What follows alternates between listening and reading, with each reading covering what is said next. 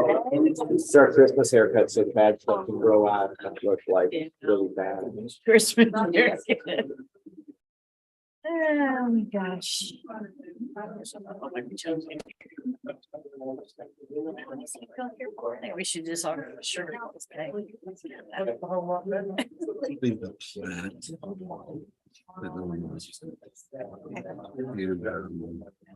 Oh my God, Ken Kite's here. I haven't seen him. He needs to come do my air conditioning. He's retired lady. I know. God, he had such a group setting. I think that's like he does. Probably those three. Right? I know. I'm gonna go run away and never come back. I'm gonna leave Sunday to Rural Rock or something.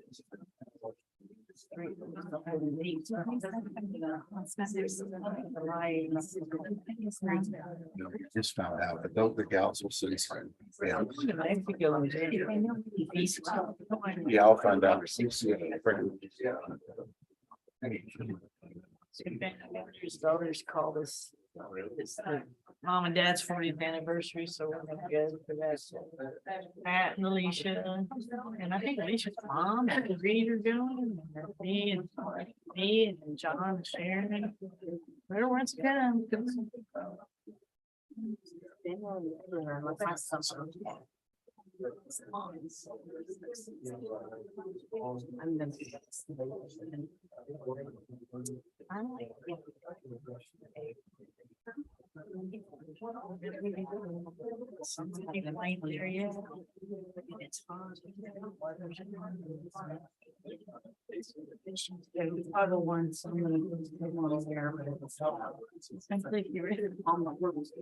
We're getting ready to start, so.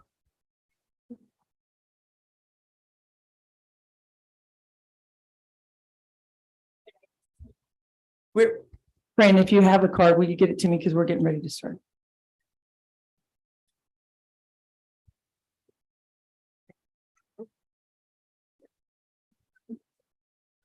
Okay. 5:02. City Council regular meeting Thursday, December 15th, 2022. First item is a call to order and a pledge of allegiance. Please rise. Yeah.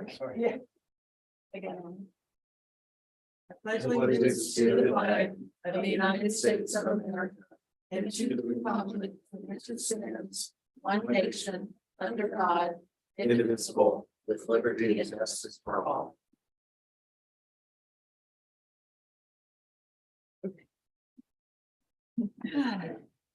Hey. Let's pray. Father, we come to you today, thanking you so much for our community and the town we live in. Lord, we lift up our leaders. We ask that you would give them divine wisdom and direction. Lord, we pray that they would be instruments of justice and equality. Lord, we love you in Jesus' name. Amen. Amen. Thank you, Pastor Campbell. It's okay.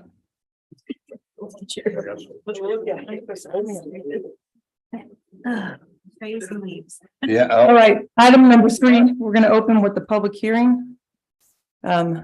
Before we start, there's many of you signed up for public hearing and citizen comments. And so we are definitely going to hold to the 3-minute rule, not only because there's many of you and I want everyone to have their opportunity, but because our agenda items go all the way to Z. Okay. And it's Christmas time and I'm still recovering from an injury and I really don't want to be here till 10:30 at night. So let's all be respectful of each other and get through this so everyone has the opportunity. All right. So we're going to start public hearing.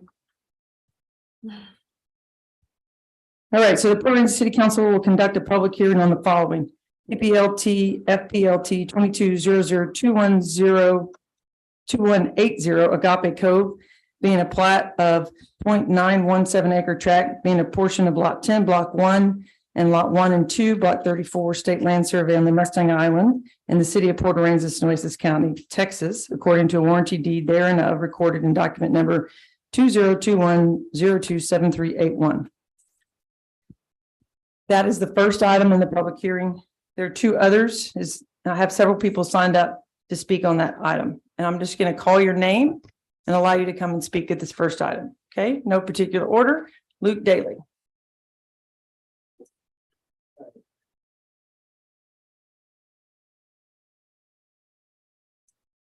Hi, Luke Daly, Lucia Daly, 619 East Avenue B. There's multiple reasons that the city council should deny the plat application for Agape Cove subdivision. First, this hearing was not publicized 15 days before being held, as required, only 7 days in the South Jetty and 12 days online at the City Hall. The second and most important, this plat, more important, this plat includes a zoning change not mentioned in the public notice, and without any notices being sent to property owners within 200-foot radius of the parcel. In addition, the applicant falsely stated under drainage note in extremely small print that the parcel had portions zoned TR1 and R1, when actually there's actually also zone R2 in there. His application tries to include zone R2 in the zone TR1, which constitutes a zoning change. In addition, let's see, his intention to include that R2 section, yes, constitutes zoning change was not properly revealed to planning and zoning or to the public. Third reason, application was incomplete when submitted. Deficiencies were noted by the city engineer in a letter dated November 15th. Developers' responses and corrections to that were not available to the public or presented to planning and zoning commission members until well into the November 29th meeting. Fourth and most important reason to deny this plat application are the serious substantial questions about the effectiveness and downslope effects of the proposed drainage plan. Without a building permit, the developer has already graded and filled the property, altering and impeding the natural drainage and increasing the flood risk to other properties. His own engineer admitted that the drop or fall to the existing stormwater system was skinny. In addition, this plan would add runoff to an already overloaded line that routinely floods properties at Lantana and 11th Street. Neither does it seem to address drainage to Avenue B and 12th Street from driveways, slabs, roofs, and other impervious surfaces as structures are built. These shortcomings in the process and the plan itself are alarming to neighbors who would be adversely affected. It is important that council protect existing properties by denying this plat until zoning and drainage questions are settled. Will community members with opposition or concerns please stand or raise your hand as each issue is mentioned? First, the failure to notify property owners within 200 feet. Second, the failure to properly publicize a public hearing. And third, concern of the adequacy of the drainage plan. Okay, thank you, Luke. You, neighbors. All right, next is Cecilia Fox.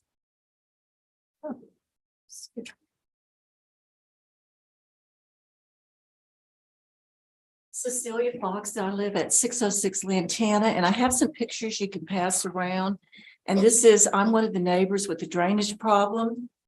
And this problem has occurred because the lack of enforcement of codes that have been on the book about building up your neighbor's property. Everybody's put in a pool and they've taken the sand and they've filled in their yard, and they have raised their yards in some cases 2 to 3 feet. And the one next to me, 1.5 feet. They just put the sand in their yard. So this is what I am forced to do. I have dug trenches in my yard, on the outside of my fence, behind my garage. I have to put in pumps. And this is because of lack of enforcement of codes that are on the books and that have been there, and previous council members and zoning or whoever it is has not done their job. And we have suffered for it. And this is nothing to do with the new development that's going to go in, that's just going to make it 10 times worse. I don't know what we're going to do. I guess my house is just basically just going to float away because there is inadequate drainage. It has not been provided for by the city. The infrastructure is not there to allow these developments to keep happening. And they're breaking codes. They're breaking city laws. When is it going to stop?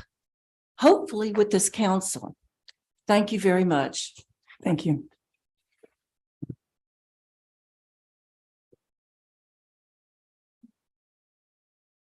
All right, William Welder.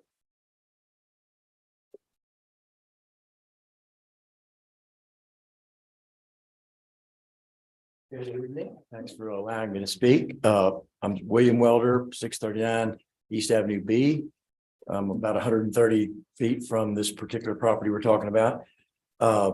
So, you know, the things that I'm going to say, you've heard lots of times before. By the way, I go by Smithy if anybody wants to shake my hand after the meeting. So what I see, this area was ephemeral at one point. Obviously, it took care of itself. And, you know, most of the water that we've been hearing people talk about, the drainage, is going to be exacerbated, I would say, because of the concrete and rooftops and gutters and whatnot that come off the property. But I have a brother that lives on 12th, where the curve is before you meet B there. He's got a little garage and a little apartment there that last year got 2 inches of water in it just from one of our heavy rains that we get around here. We're going to have more of those rains, but 2 inches of water in there with the nature of the way that it is today. Now, when we put this, if this particular property gets developed, I know for sure that the water's going to run off faster. And I don't have an issue so much with whether the water will drain. What I have a problem with is how quickly it can move out. And as you heard my neighbor here speak, it's going to eventually drain. We know that. But what's going to happen in that interim period before it actually does? And so I know from my background in ranching and drainage and all this type of thing, I'm not a professional engineer, but I can tell you that this is going to be a big problem for us. I've seen water stand in that street out there for, 3 weeks, just the way that we are today. I don't know what's going to happen later on, but I do know that water's it's going to have a very difficult time being, and it has to travel a long ways. From what I've understood, it's got to go out to Lantana and then down station to drain. And that is a very long trip for water to go if we're getting a lot of rain at one time. The other thing I'd like to say is in the last meeting, I came to the planning and zoning, and a lot of items were submitted to that group right before the meeting. And some of those items were passed in that meeting. And to me, I appreciate everything that you guys do. You offer a lot of time up. The planning and zoning does the same thing, but those types of materials to me are very, very important. And I think they need to be considered at more length before they're voted on in such a short amount of time, especially for the members themselves, but also for the people in the community. You guys do a lot of work. We appreciate that. But, at the same time, we would hope and expect that all these items were carefully reviewed, before. And this particular one, I hope a lot of care is given to this, because we have an issue here that by all means, you can tell it's a big problem for our neighborhood. So thank you for your time. Thank you. Appreciate it. Thank you. Betsy Churguy.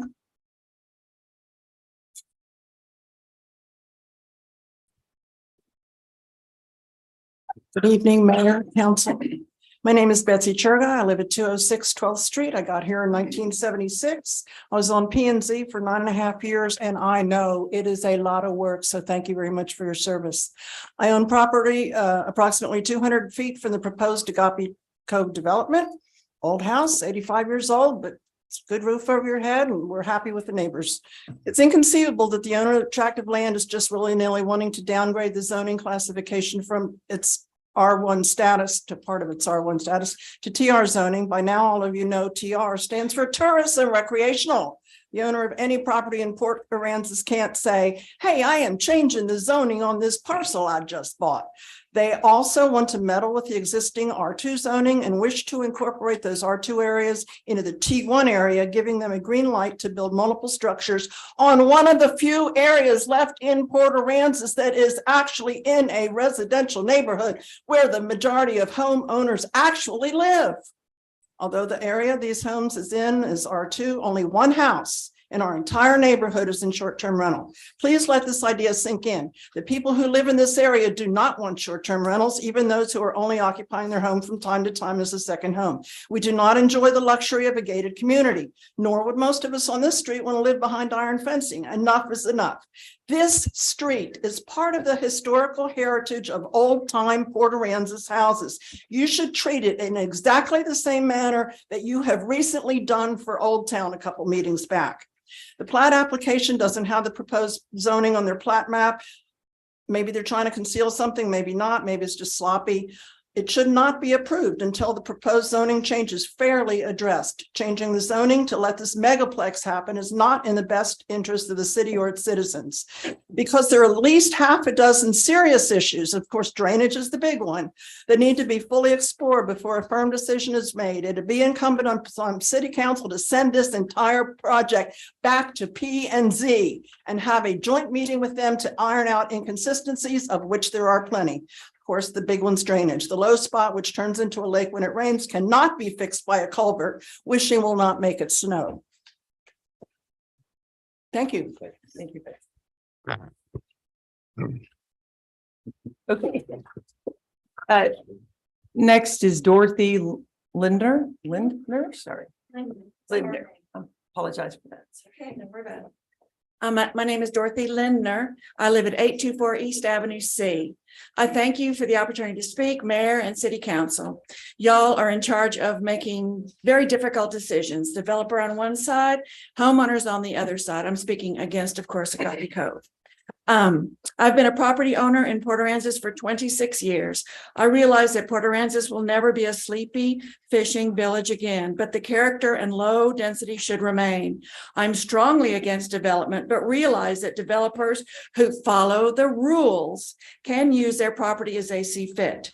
You on council are tasked with making sure the rules are followed. Please intensely scrutinize these plans, the plat application. Don't be satisfied with the easy path. Go the extra mile. I am frustrated by high taxes here in Port Aransas, but it's okay if I know that my taxes are going to investigate, confirm, and enforce city development laws. I fully support any elected official who takes a stand against overdevelopment of this little island. Port Aransas is very special. Once again, I thank you for your time, and that's all I have to say. Okay.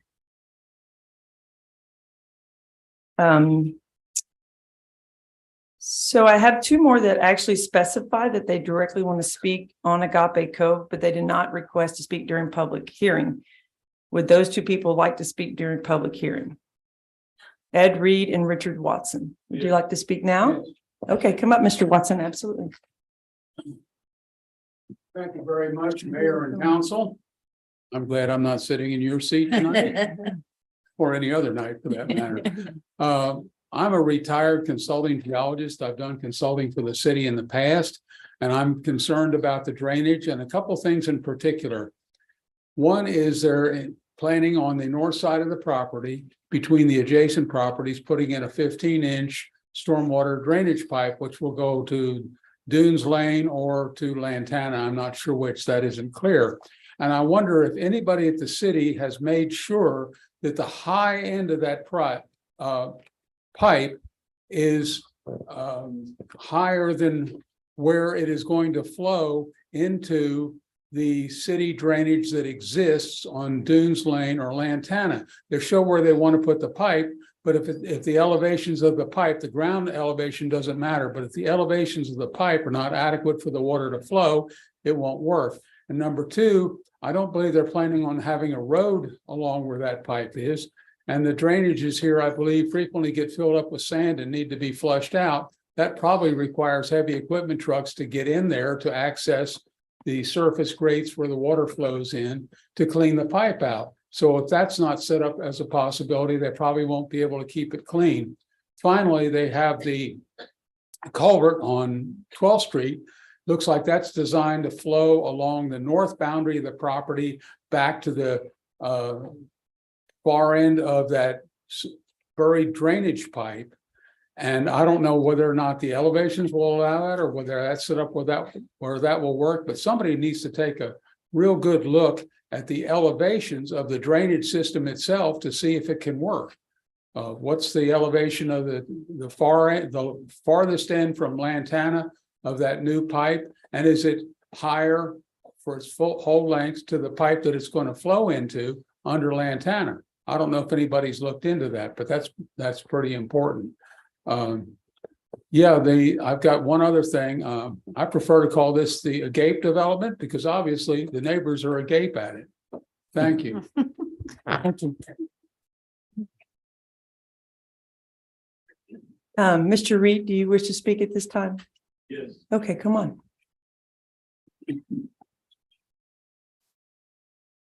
Hi, my name is Ed Reed. My wife and I live at 644 Lantana, and the Agape Cove development abuts our property.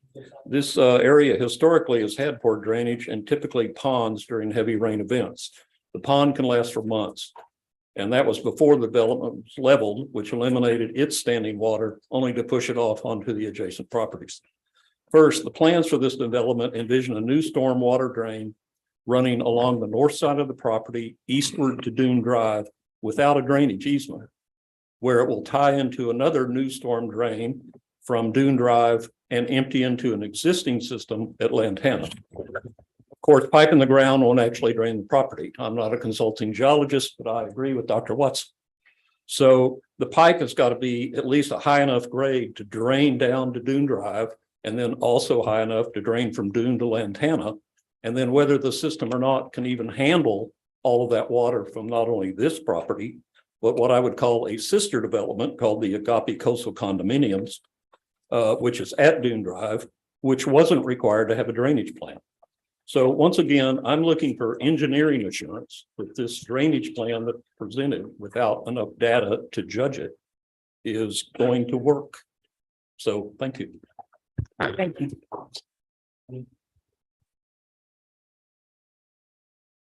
All right. I have two cards that say public hearing. Kathy Fulton, do you want to specifically speak on this item? Or is it something else in the public hearing that you'd like to speak on? No, yeah. This one? Okay, come on up.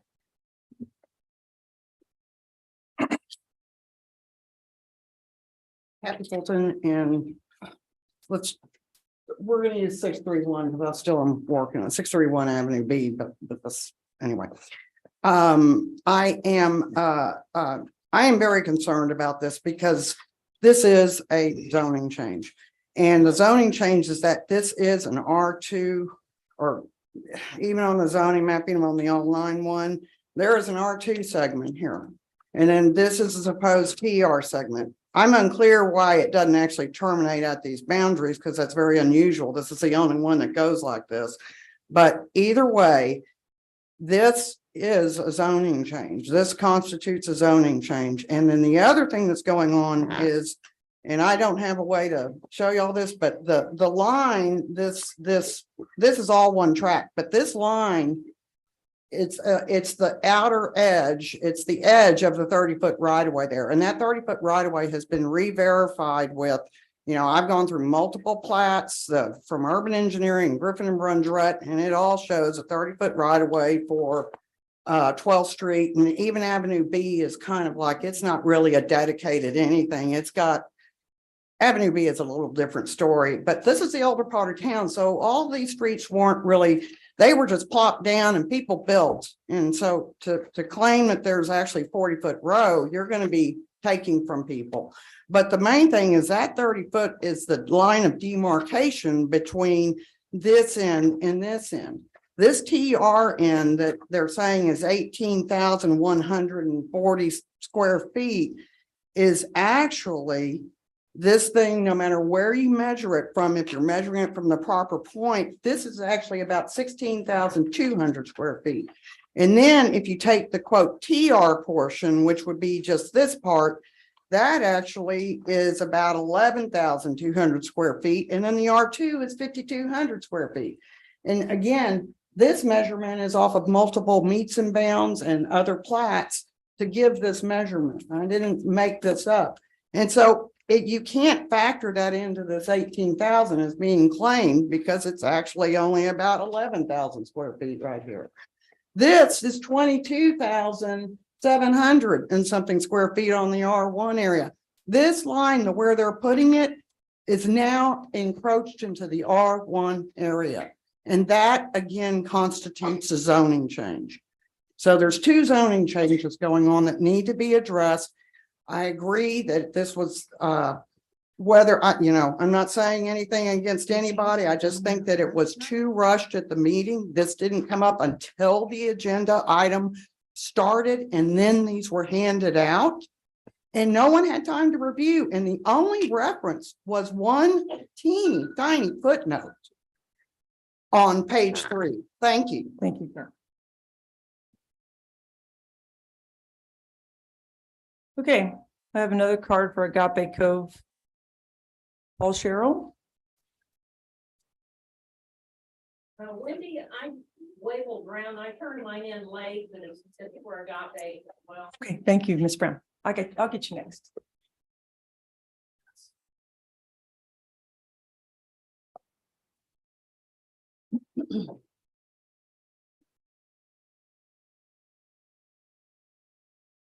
I'm Paul Sherrill, and I live at 726 Lantana, and my property actually touches this property.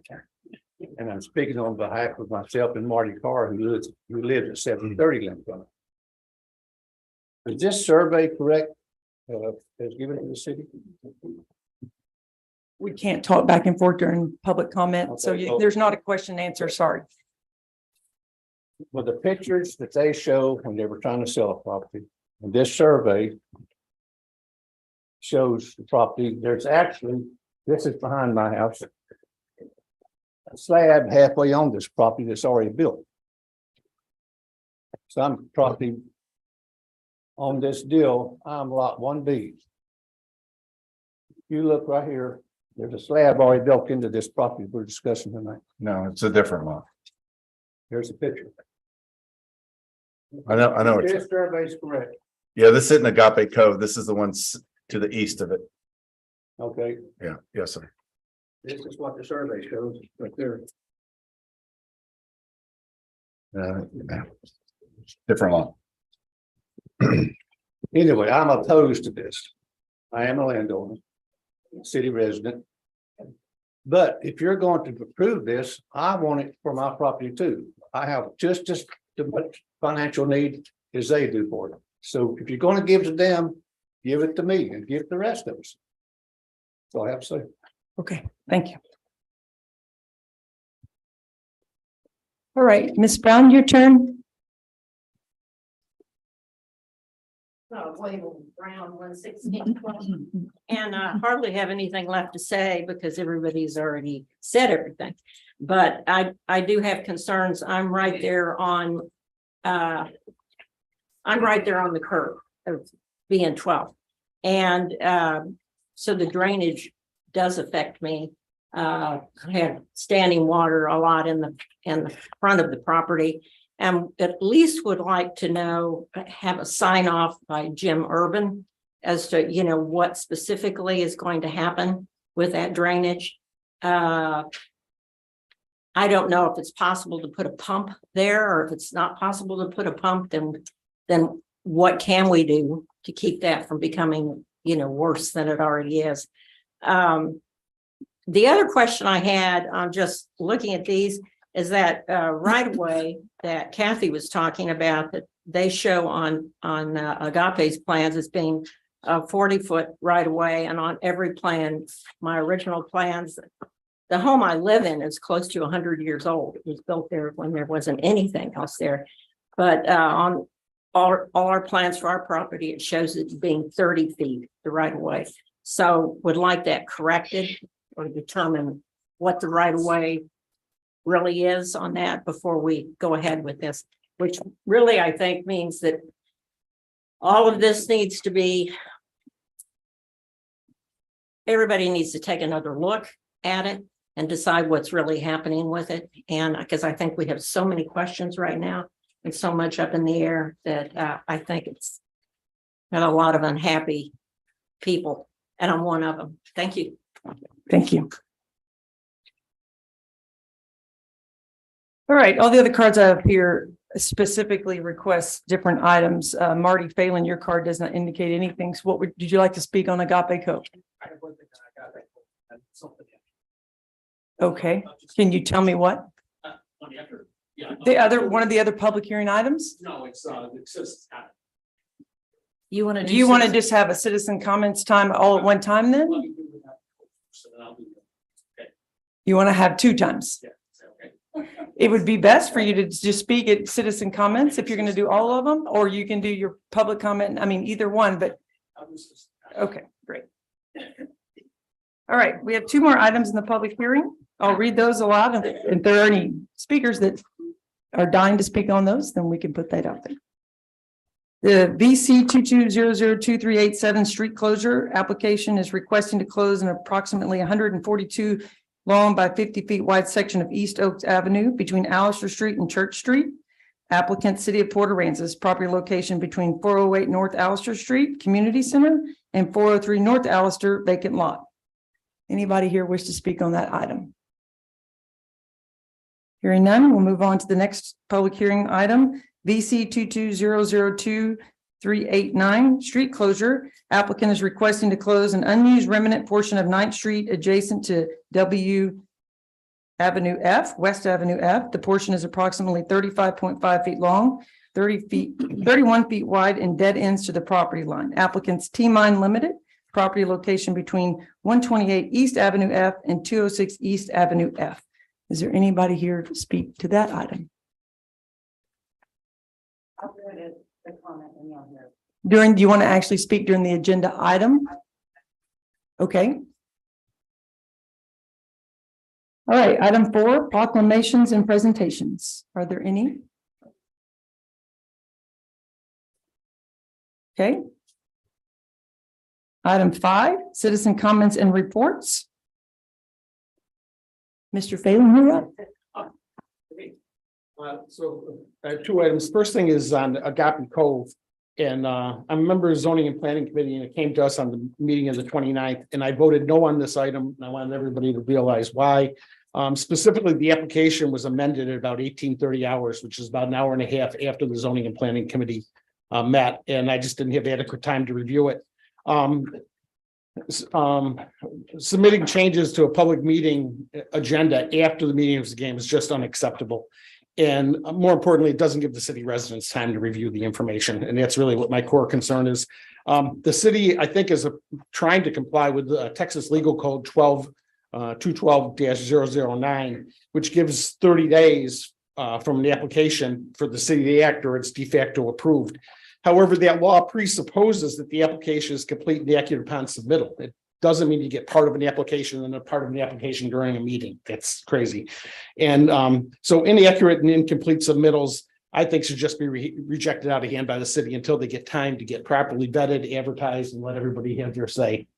The second one I voted no on was this dune permit on the Judson property. At first look on this, it says it's a single family house. It's not a single family house. It's a duplex. And what's missing is a countertop in the second unit kitchen, which probably takes about $500 to put in. Also, in accordance with this coastal management plan, it's right in the plan that if for any reason the applicant cannot demonstrate the ability to mitigate the adverse effects on the critical dunes, the city of Port Aransas is not authorized to issue the permit. So it's the obligation of the applicant to demonstrate compliance. It's not the other way around. And even when you get into mitigation, any applicant has to demonstrate that it's not having an adverse comment or adverse impact on those dunes. And at that point, the city may grant a permit, but with conditions, right? So it's incumbent upon the applicant to demonstrate compliance, and these applications are coming in without it. At zoning and planning, there was a lawyer came in that represented the neighbors. They have several areas and items that could have mitigated the impact on the dunes, and none of that stuff was submitted within the application. And then there were people present that represent the city that went to the neighbors of the Judson property and asked them why they didn't grant an easement through their property so that people wouldn't have to have a dune permit. It's not the role of zoning and planning people or city officials to advocate for applicants. It's the responsibility of the applicant to come in, demonstrate compliance to our codes. And when they do that, they get approved. And when they don't, they get rejected, and they have to be complete and accurate information submitted. Fair enough? Thank you. All right. Okay, so I have 4 others signed up to speak during citizen comments, but I'm going to give you the opportunity to speak during the agenda items. So I'm going to go through real quickly. Just tell me if you'd like to speak now or you'd like to have 3 minutes or less during the agenda item. Cliff Strain. I'll speak now. Okay, come on.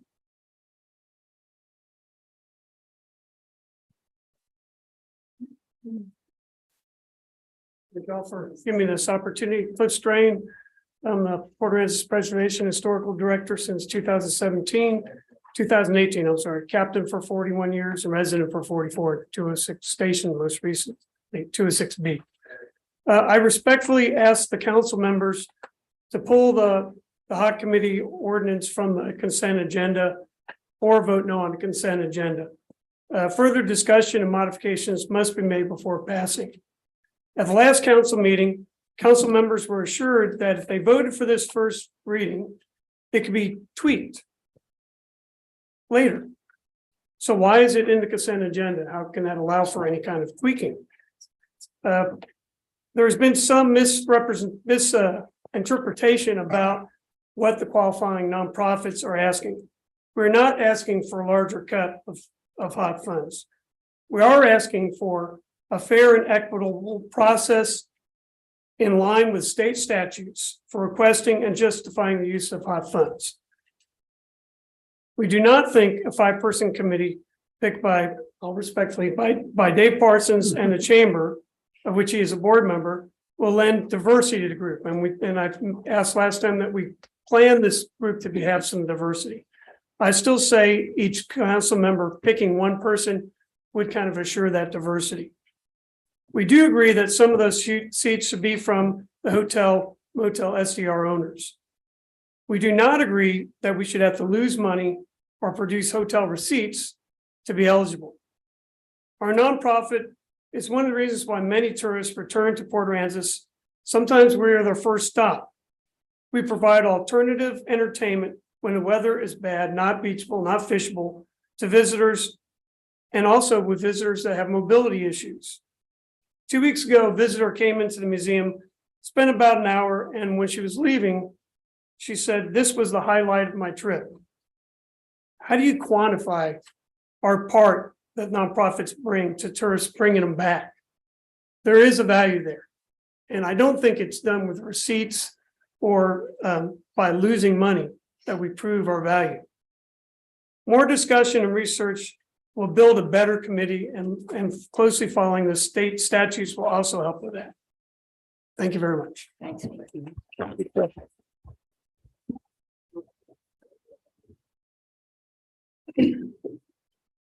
Okay. And just so you know, it's not in the consent agenda. So you'll get some time to listen. All right, John Morris, you're next. Would you like to speak now or during the agenda item? Okay, come on in. Good evening. My name is John Morris, and I serve as the president of the Port Aransas Art Center Board of Directors. And I thank you for the opportunity to speak on behalf of this important community organization, a 501(c)(3). On behalf of the Port Aransas Art Center, first, I'd like to thank the City Council for including funding for the arts and for historical preservation nonprofits in this year's budget, and specifically the $50,000 provided to the Port Aransas Art Center. I sent each of you a more detailed description of the importance of the hot tax funding and the positive effect it has on visitors and residents of Port Aransas. Also included were 3 relevant documents associated with the distribution and use of these funds.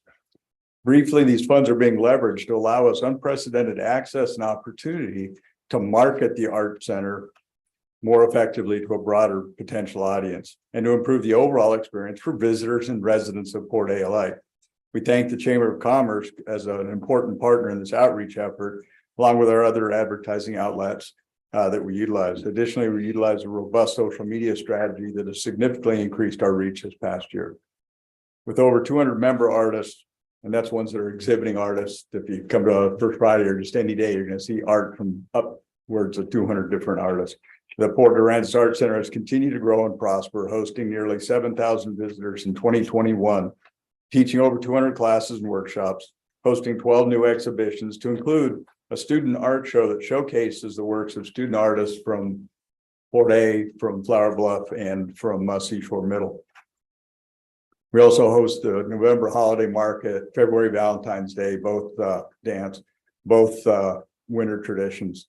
We're again poised to significantly exceed our overall visitor numbers this year, as well as our class workshop and event attendance numbers. These are things that you can't quantify with some weird measurement per se of effectiveness of what we're doing. People are coming in, it makes part of their overall, visit to Port A more enjoyable. As you study and discuss the relative merits of the HOT funds being allocated to nonprofits such as us, I'd like to emphasize that the decision to truly thrive or simply survive rests with you, our elected leadership, and we hope that thriving is what you believe the community deserves. A recent article on the South Jetty initially characterized the nonprofit's letter to the editor as a request for more money. That's not what it was. And they did correct that article, and I appreciate the Jetty's journalistic integrity to come back and revisit an article on short notice to get into the next week's paper. We fully support a plan that requires accountability. We don't expect a blank check. We're not going to just spend money. But the most importantly, as Cliff also mentioned, we ask the city's policies simply be consistent with the HOT statute and with the available interpretation guidance and nothing more. We also ask that you include us, the nonprofit stakeholders, in that. Oh, well, I missed two lines. Thank you very much. Thank you very much.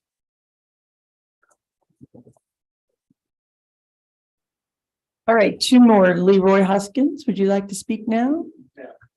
Okay.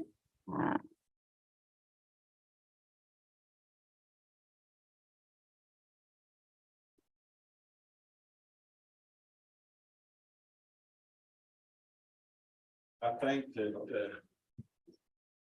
a lot has been said about what hot tax money is and how it's supposed to be spent. And I don't expect you to take my word for it. I'm going to give you a document that delineates exactly what the money's supposed to be used for.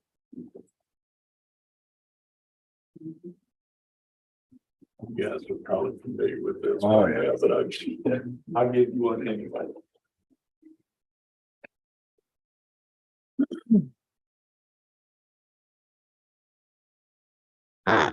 Madam Mayor and council members, Leroy Hoskins, I own the Tarpon Inn, 200 East Cotter in Port Aransas. I wanted to speak as one of the people that generates this money that everyone wants to talk about. I think there's not enough of the people here that generate that money to give you their perspective. This, a little of the history. The hot tax was created by the legislature to generate a very specific scope of where the money's to be spent. The common term that's been used is putting heads in beds, and that's pretty well sums it up. That's what it's designed to do. As I understand it from the people that are involved in running the state of Texas, the city is really the fiduciary for the hotel, motel, and short-term rental industry that generates this money. The whole concept was to come up with a way that the visitors paid part of the cost of creating the things that the visitors came to see and to expand upon those. That being said, no one talks about how much money. It's 6% on top. Let's say it's $100 a night room. 6%, $6 goes to the state. $7 goes to the city. A total of $13, 13%. $100 a night room costs that out of town person $113. A $200 room costs $226. $1,000 room is $113. those people are generating the revenue that the city becomes a fiduciary for. I think it's very important that what I just handed you tells you exactly how the money's supposed to be spent. It's a two-part process. The very first one, every expenditure must directly enhance and promote tourism in the convention and hotel industry. That is the first thing you have to comply with before the other 9 even enter into the picture. The second one, every expenditure of the hotel occupancy tax must clearly fit into one of the 9 statutory provided categories for expenditure of local hotel occupancy tax revenues. The first one's funding, establishment, improvement, and maintenance of convention center and or visitor centers. The second one, paying the administration costs for facilitating convention registration. Third one, paying for advertising, solicitations, and promotions that attract tourists and convention delegates to the city. The next one, expenditures that promote the arts, which is spot on for the Arts Center. Okay. That was Funding historical restoration and preservation programs. That was your 3 minutes, Leroy. Oh, I'm sorry. It's okay. But we appreciate your. I'm dead. I don't hear it very well. It's So, okay. thank y'all. Thank you. All right, Pete Edquist, would you like to come up now? Thank you. You're welcome. Come on up. I won't take much of your time. First of all, Merry Christmas to everybody here. So, and I'm support John, Cliff, and Leroy, what they had to say. Want to bring to your attention, there's a talk show host that maybe some of you are familiar with.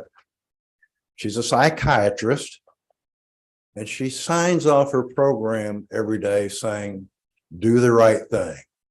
That's all I'm asking. Thank you.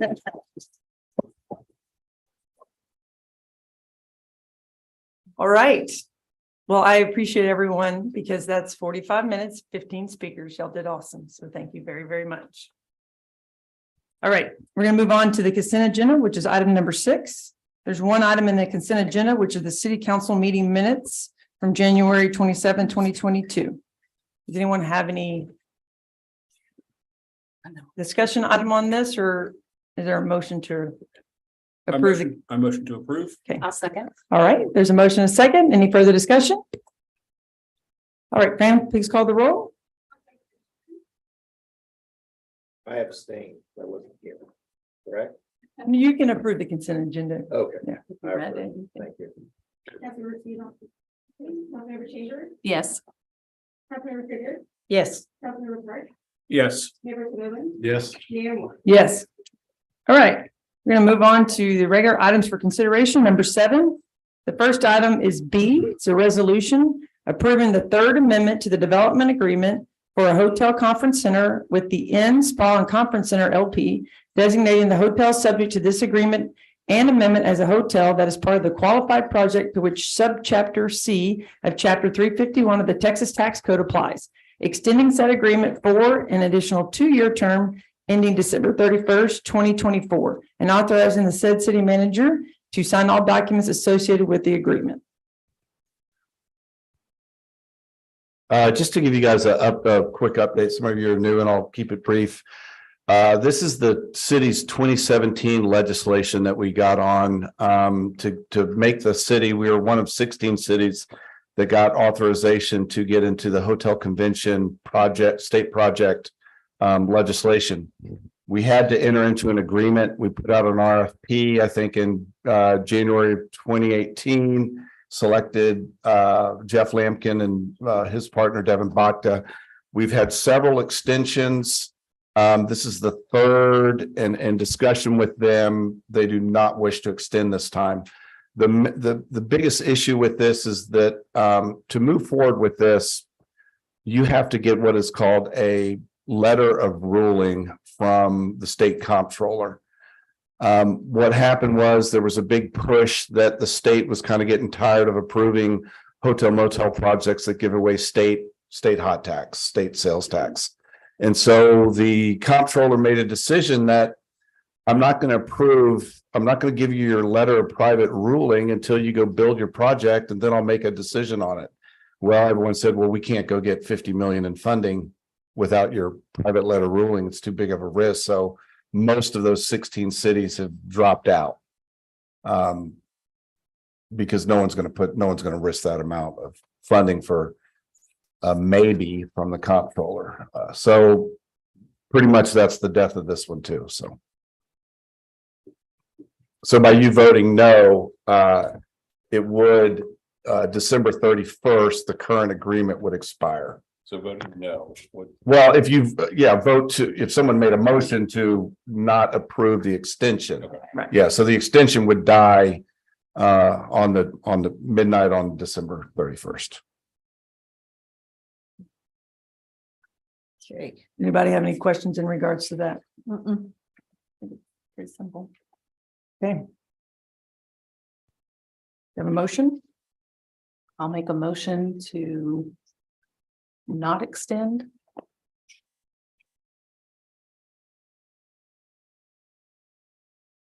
Okay, is there a second? Luke, I'll second it. Okay. Any further discussion?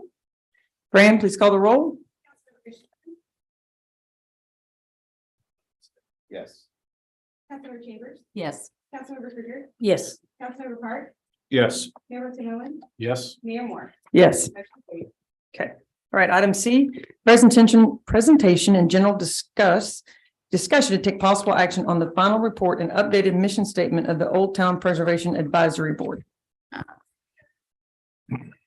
Pardon me, I'm not the best public speaker. So, at the October council meeting, we presented the final report for the Old Town Board, which you guys took. You advised for them to meet again, to come up with a revised mission statement. They did so, voted unanimously on it, and that was what was in your packet. If you want, I can read it. Okay. So the Yeah. revised statement of the Old Town Advisory Board is they've submitted this as their revised mission statement to encourage preservation and rehabilitation of the historic and unique resources of the Old Town area, and in carrying out that task, encourage neighborhood stabilization, all of these in collaboration with the Port Aransas Preservation and Historical Association.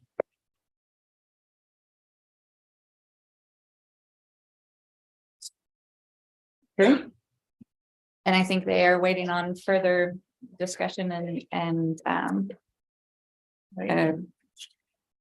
response from you on how they should proceed. All right. So the council action item for this particular item is to accept their final report. And then. We just brought the same agenda item from October Okay. forward because you guys tabled it at that meeting. Right. Right. Okay. So We do have Can they- have three members from the Old Town Board here in Yeah, attendance I tonight. was gonna say, can I speak to the I guess what it was when y'all came up with this final report and they wanted another meeting to see the final report before it came to council. And they Sure, did there not wasn't gonna get be that. enough. I'm sorry? At the meeting, when we came up with the final report, we did discuss that we did have to come up with a final report at that meeting because the following Mhm. meeting did not give us enough time to get everything into the packet agenda. So we had that actually a special meeting Mhm. to have that, to come up with that final report. It was voted on unanimously again by the group, and we Right. wrote it in accordance with that. So in July, they came up with a motion to send to council just the boundary map. Sure. And we never got that. Because the boundary map is an ordinance, we can't really accept anything without an ordinance change. An ordinance change requires quite a bit of effort and work, and so we discussed that as a group too.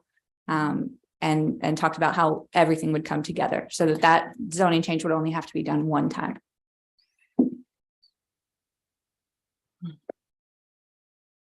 So we can't, but yeah, approve a boundary map. So is this advisory board going to continue as it has been? I think Or we're waiting on that we're direction waiting, for okay. you. Okay. Right. I believe that the mission that you gave them at the last meeting was to come up with this revised statement, and then you guys would discuss it further. I would like to see them continue as an advisory board, but in different terms. Maybe not as an extension to the city, taking up city staff time. I know those have been long meetings, but let them continue as an advisory board kind of on their own, like another, just not an extension to the Sure. city. I mean, you guys are the boss. You tell I us what to do understand. and we'll do I it. understand what you're saying, and I don't think they wanted to put all these restrictions in there. I mean, I don't think that was their true action on that. So, Dave, Yeah. That's my thought. how could they meet? I mean, it has to be an advisory board, or it could be, I mean, without. It really depends on what you guys want from them ultimately. If you look at their new mission to encourage, that right there tells me that we do not have encouragement in this book. Right. To encourage is it's Papaha, it's the Garden Club, it's KPAB, it's some of the really great organizations we have in the city. But we don't direct those organizations. They go do great stuff on their own. Sure, they do come to the city sometimes for partnership or hot tax, or we work with KPAB and Republic Services on getting dumpsters. So we interact with them, but we don't codify any of their missions. We don't have a garden club boundary district. We don't, so to me, the encourage preservation, to me, ultimately their biggest success, the way I see it, is that they are a Papaha, they're a garden club, and they can go do everything they want and be as successful as they can be as a private sector. I'm not saying they have to be a 501c3, but a private sector entity that doesn't rely on the city. Like, we don't run Papaha's boards. We don't run. So that's my thought, is that if their mission is to encourage, they are not on level with the airport board, the nature reserve board. Those are all boards that are monitoring city funds, city departments, and City assets. codifying city codes like the marina or city buildings and parks and assets. So that's my thought, what they are or what they should be. And then they wouldn't be bound by open Right. meetings That's what requirements. I'm They might be saying. able They to get don't more done. Have as that way. many restrictions. There's so Correct. many things that they want to do that we're not able to give them. So I don't know. By the revising this, I mean, it mentions Papaha. Are we requiring them to go to that, or is that between the two of those two organizations? Well, Not us. I worked with Papaha in the very beginning. Okay. I did. Okay. I worked with Frank Morgan and Cliff. I've always spoke with them. I spoke with Ashley. I've spoke to Pete. Corky Moore is on Papaha and he was on the board. So, and Cliff we were trying to get him on the board also, but he was ill at the time. He couldn't make it. So we have always worked with Papaha. Okay. I just want to make that very clear. We always have. And Kathy reaches out to them, and Pat and Mallory, they've all worked together already. We just made this advisory board thinking that it would work like that. But I think we wanted to make the boundary, but we didn't want to put all the restrictions in there. So which is not the way the ordinance currently reads. right. So Which creates a problem. And so my feeling in reviewing this, because I don't want to take back or walk back any efforts of any group that's done work for any amount of time. But I'm going to agree with David in that I feel like every other advisory board that's created underneath the city's wing, if you will, manages city assets, airport, and I don't say manage is not even a good word, but it's an advisory board to an asset that's owned by the city that has a departmental budget. Airport board, marina board, nature preserve, library. And so those groups, when they meet, they are guided by the city. They are guided by staff because those assets are city assets that the staff has to be involved in. So I think, and I wasn't here, I didn't create the ordinance, but I think when the group was created, the intent was for them to do good work, but they got under the wrong umbrella. And I don't mean that in a negative way, but that's what happened because they became a city ordained group that led them to have lots of limitations on what they can do. And it clearly created, you know, a lot of back and forth and maybe some confusion and the inability to really do a lot of the things that they probably wanted to do. So I feel like that we can accept the report. I think their mission statement's fine, but I feel like we need to remove them as an advisory board to the city, let them form their own group, have 150 members if you want to, and do the good things that I know you have already said and talked about. You know, you've done so much research on so many things that pertain to what you're trying to do. And today's point, go out there, be like some of those other wonderful community-led organizations that have partnered with the city to do great things. And I think you do that, you create whatever programming, whatever enhancements, whatever initiatives, whatever tax incentive ideas, you know, bring that back to us and then give the council some really good things that we can work on that aren't tied to, well, we have to meet once a month and we have, it's just different, right? To me, what you want to do, what the group wants to do is different than what the other boards are charged to do. That's my personal preference. So I think that as far as this agenda item goes, you know, we take action, we accept the report, and then we need to move on and determine if we direct city staff to remove the current ordinance so that the group can continue your good work, but not under the city umbrella. And so I'd like to say too, also on the vision statement in our city vision statement, it has historical culture, assets, and arts. The community enjoys active and rich cultural life. It has historical museums that celebrate local history and display local artifacts. It is a host of performing and visual arts events, as well as a variety of festivals. The city supports preservation of historical buildings and site, as well as historical education efforts. Associations and clubs continue to impact a wide range of social, recreational, educational, and business interests. They are a source of community pride. So I appreciate everything y'all have done. I think we just, like Wendy said, we're under the wrong umbrella. What do y'all think? I think that Mallory couldn't be here. Number one, she's out of town. And so she had kind of contacted each of us separately and said, please go take the firing range. And I just want to say that I am in agreement that this is, it's been a difficult to do. And I'm not necessarily in agreement with that final report, because I do believe that we never got a chance to review some things that we wanted, that we thought we were clear, but that's neither here nor there. I would agree that it would be better to come up with a different program.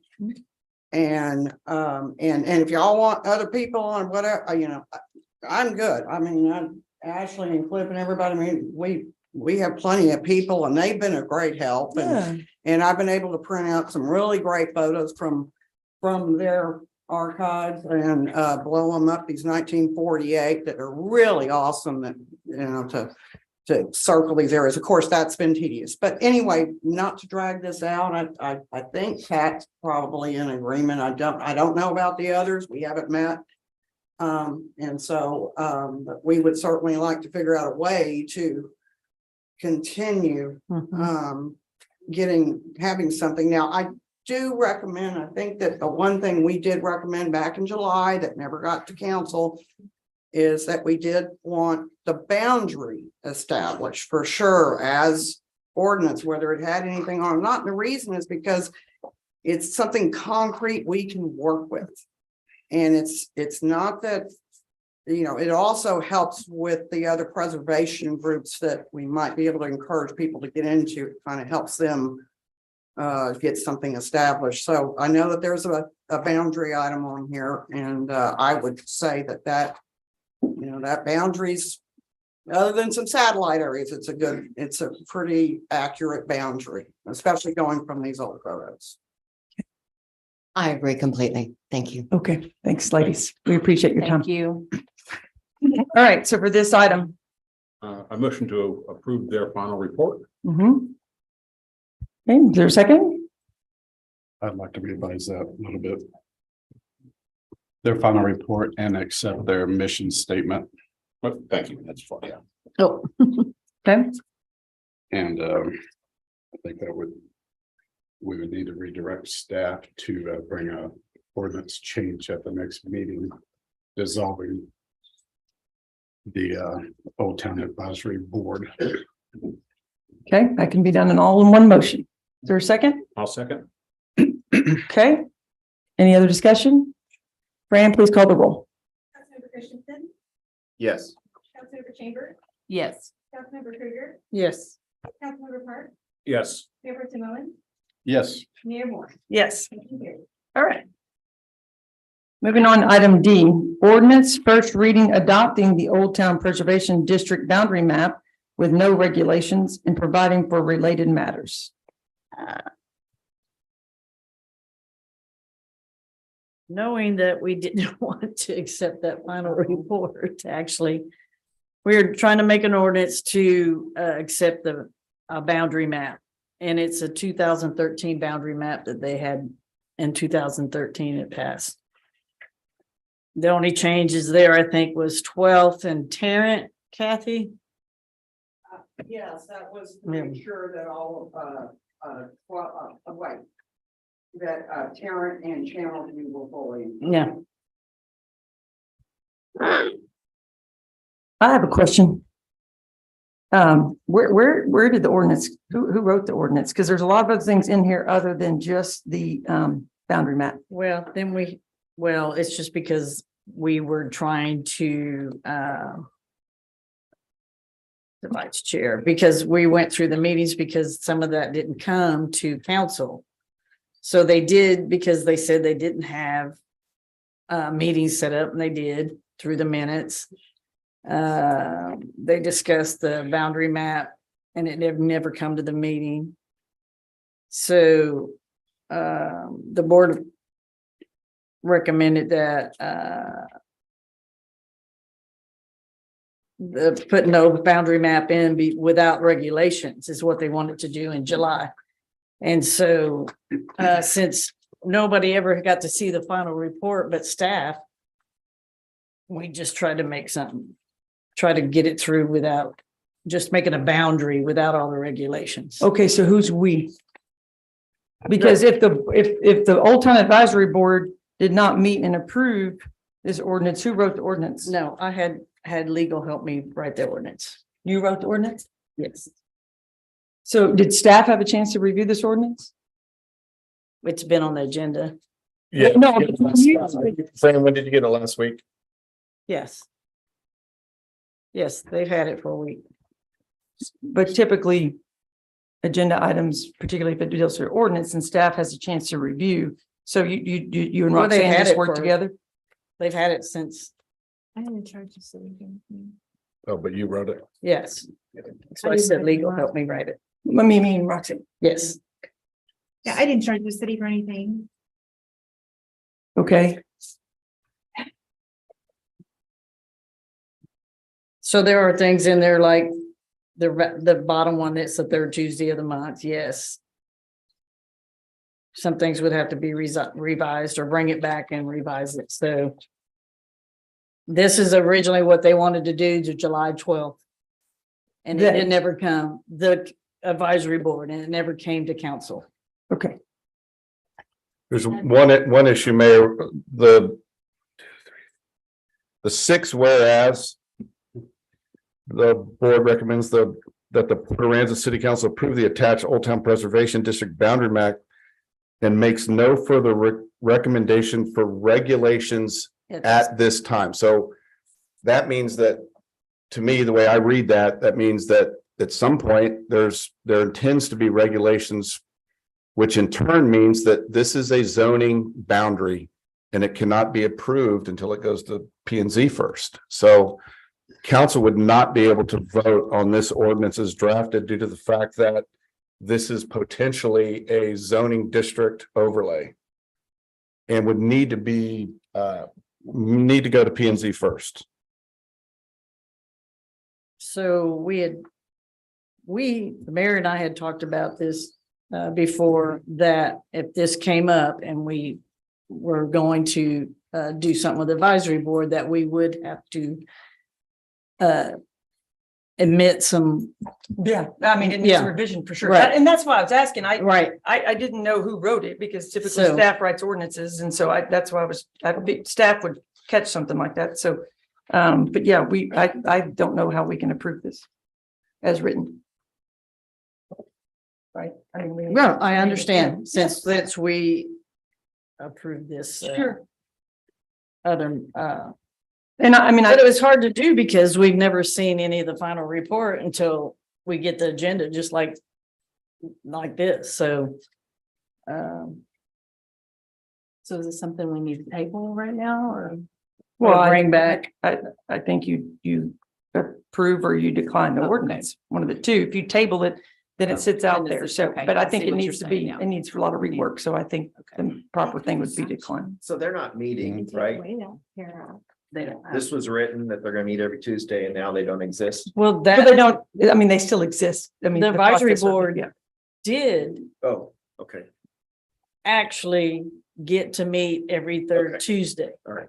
When they made the advisory board, they got to vote on that. But, okay, but we're not gonna go back and vote something that should have been in existence in the past, meaning taking this as written Well, is false. Well, we It's we not- can't. for can't. now. Or it needs to be It's added. not. Or needs to be added or revised. rewritten, correct? Okay. Well, it's got quite the last whereas, I mean, you guys just basically dissolved the Old Town Board and said, go be a nonprofit, but then in the last whereas, it says the board will continue to meet. Okay. We shouldn't be telling them when they meet if they're not a city board anymore.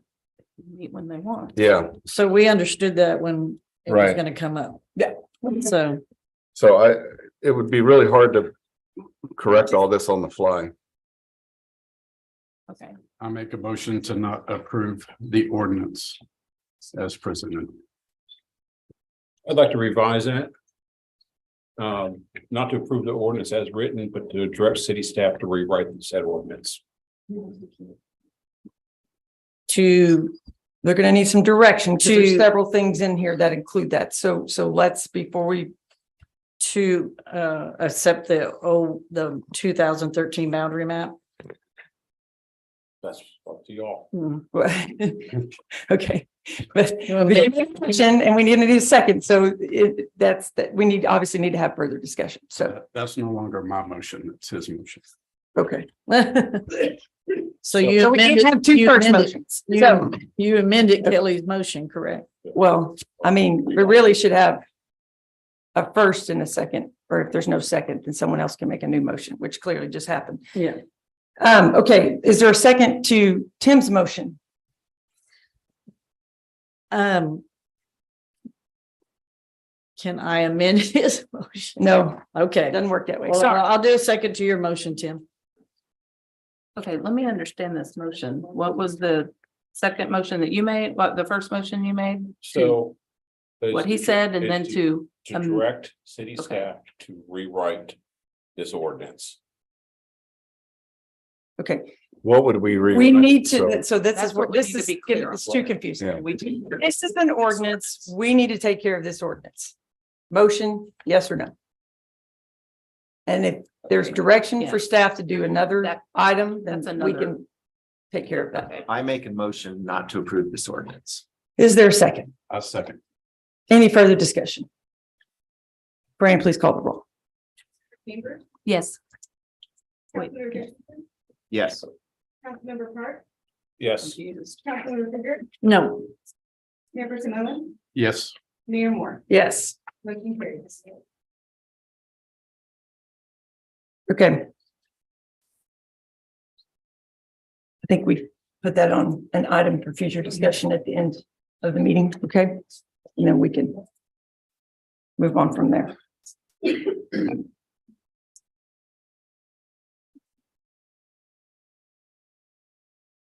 All right, item E.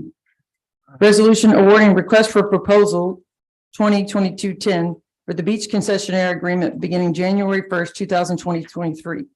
Granting terms and renewal dates, setting locations of service, date and time of operation, equipment and rental rates, concession percentage, payment to the city, collection and sale of beach parking and camping permits, and directing the city manager to sign any and all contract documents associated with said agreement. All right, Darla, you want to help us out with this one? So our beach concessionaire contract comes up every 2 years. It's been going on for quite a while.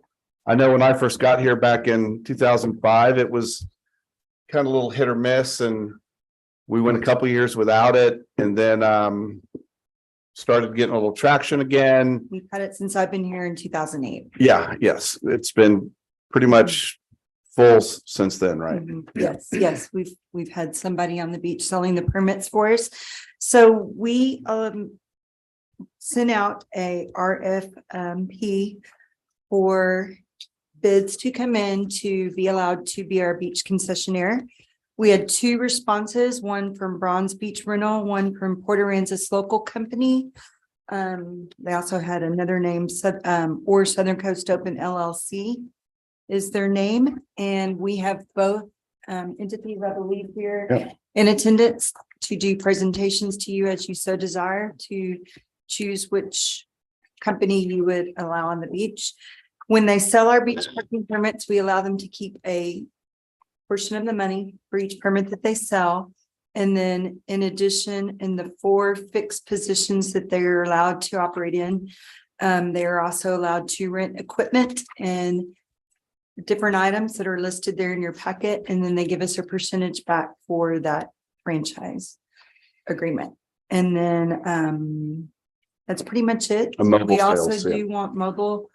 They Was part of the RFQ. was part of the RFQ for them to sell permits mobilely, which would be a golf cart going up and down, or a small truck or something going up and down the beach. Mark selling permits to people if they do not buy them at the fixed location, they have that opportunity to buy them mobilely. So they are both here to. Would both applicants like to come and make a short presentation? Give you both the opportunities. And, okay, we'll start with Port Aransas Local Company. Southern Coast Open Local code is the DBA. is the DBA. Gotcha. Okay, all right, welcome. How is everybody? Is this what we already have in here? It is what, it is the fact. Oh. Yes, we have that. Yeah, we have. Yeah. Save your pick. Okay, no, we got it. Thanks. It's okay. We appreciate you trying again. Oh, better printer than we do. So I think if you have seen it, I'm not sure if you've all had time to review it or not. But I mean, after 6 days spent on the presentation, I'm not sure if we need to speak to you all about it, especially with the injured mayor and whatnot. It's okay. You can make a pitch. That's loud. Basically, we would like the opportunity to be the exclusive beach vendor. We've as you see from the packet, we put together a business model that not only promotes Port Aransas and in an inclusive way as far as the city and the Tourism Bureau has set out, but it also kind of it enables our guests to have a more welcoming time on the beach than previously provided. We've also created a test in the past where we put our cabanas out there. They're very sustainable. They're mobile. They're built out of large planter boxes with posts with shade spots. We ran a program where we rented those locations on the beach to people that bought online and requested a location, much like the mini bonfire companies or the 4-Day Pizzeria would deliver a pizza. So we've kind of tested it already. We already have experience in the beach vending section with previous vendors. You know, there's a number of items in here as far as what we feel we would be adding to the city from the branding on the beach. Welcome to the beach is kind of our tagline, while at the designated areas that you would pull up to, we would have our vending locations. We think we have a very fair percentage allocated to the city as far as the percentage of sales. As was mentioned, at the on-site sale of the beach parking permits, the $1 that is allocated to the vendor. We would like to donate that. If we were awarded the vending permit, we would like to donate that back to the Port Aransas Animal Shelter. So we wouldn't take any profit from the beach vending permits. The parking permits, excuse me, yes. Surely you're here to make money. We're definitely gonna take a percentage from that. Leave works for free. Yeah. Yes, sorry about that, Lee, we just changed it. But yeah, that's kind of it in a nutshell. I'm not sure if anybody else has anything to say. That's, 14 pages and 45 seconds or so, but yeah. Any questions for us, or you guys have anything you'd like to add? I got a question on page, I think it's 10. I don't know which page it is, but we have like 4 different pages. It's where it talks about vendor bid beach parking permits. You have a line there. Port Aransas local company requests to leave mobile sales of beach parking permits to the city. That is a pretty big part of this, what we're looking for. Sure, and we do understand, and I believe it says in there, I know exactly which line you're talking about. Upon request, we would be able to do that. We do know from experience that interaction is not It's hard to not be pleasant. No, we know it's visitor, nor that's why we want you to do it instead of and we completely get that. I would say that the tickets written would be more than the value of a beach parking permit, though. That's just the business side. But we would absolutely and we are absolutely capable of it. In that case, then of course it would be much more manpower and a vehicle, like was stated, a truck or a golf cart. So we would have to, of course, take percentage, the $2 or whatever the full amount would be, because then we have extra employees and a vehicle and extra insurance and so on and so forth.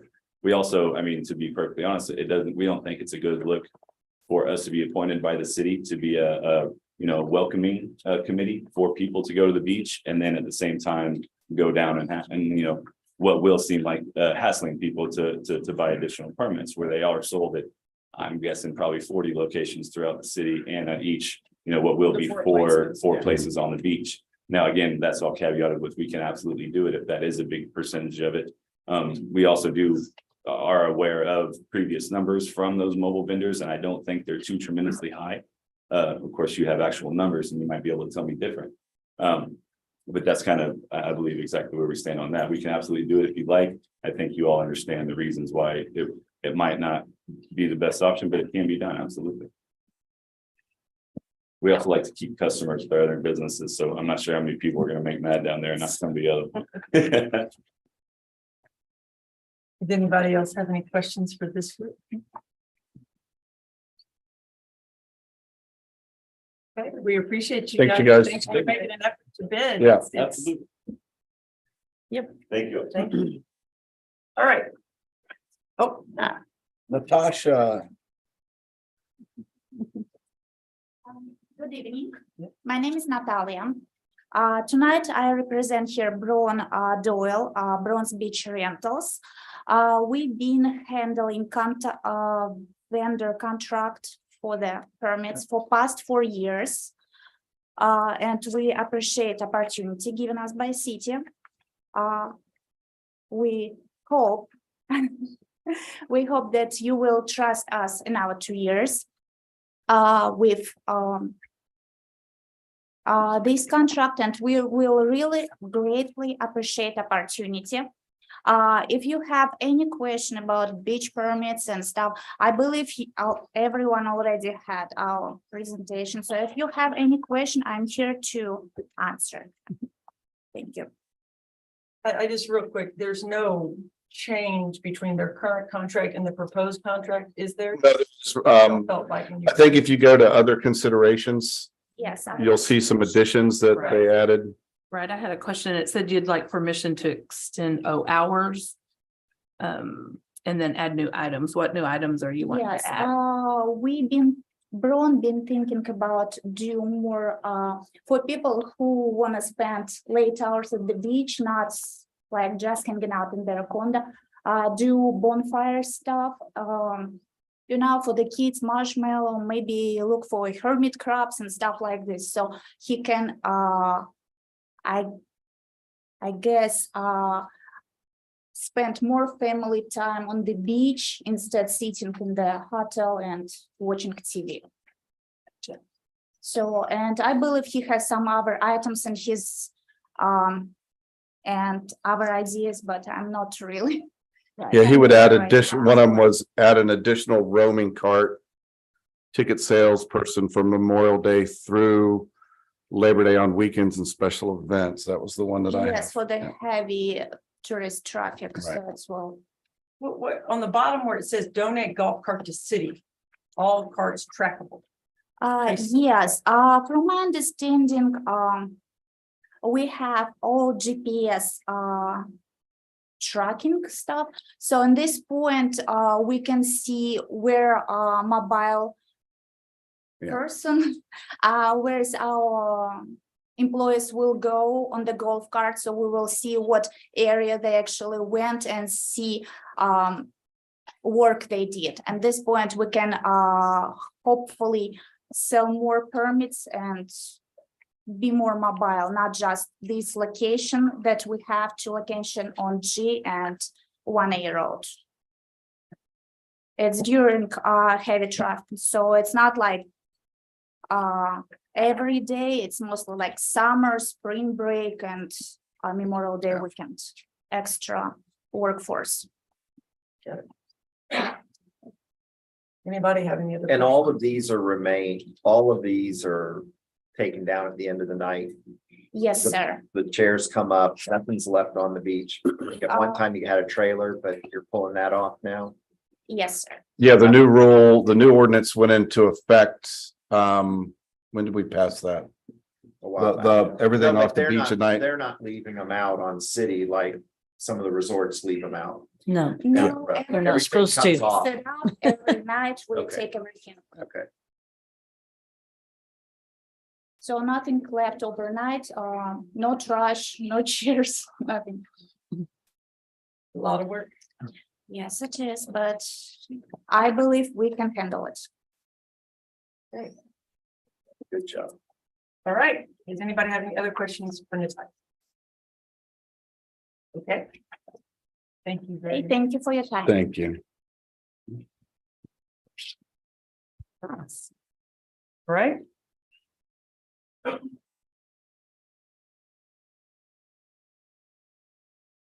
Anybody have any motion?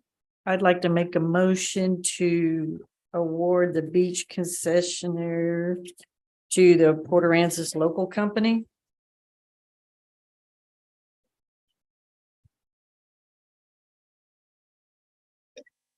Okay. I'll second that motion. Okay. Any further discussion? The only thing, so now let's open discussion. Yes. I think it is important that they do have at least one mobile sales unit of some sort. What did the RFP say, Darla? Do you have the RFP? It's not, I don't think it's in there. It's not in here. Does it say that? Let me flip the contract. There's a portion that mentioned the additional payment for mobile. sales. Yeah. And again, in our proposal, we would ask that we said that we will, it's can. Sorry. No, that's fine. No, I mean, that's. Does that change the proposal that came from them, though? I mean, does that does that change the RFP if? They did not specify anywhere.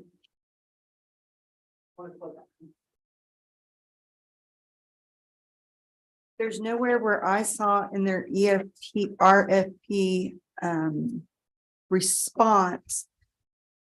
They stated that the dollar that's able to be kept, they would donate to the Port Aransas Animal Shelter, and I don't know what that means because there's the Friends. I don't know if they're still in existence anymore. No, I don't think 501c3.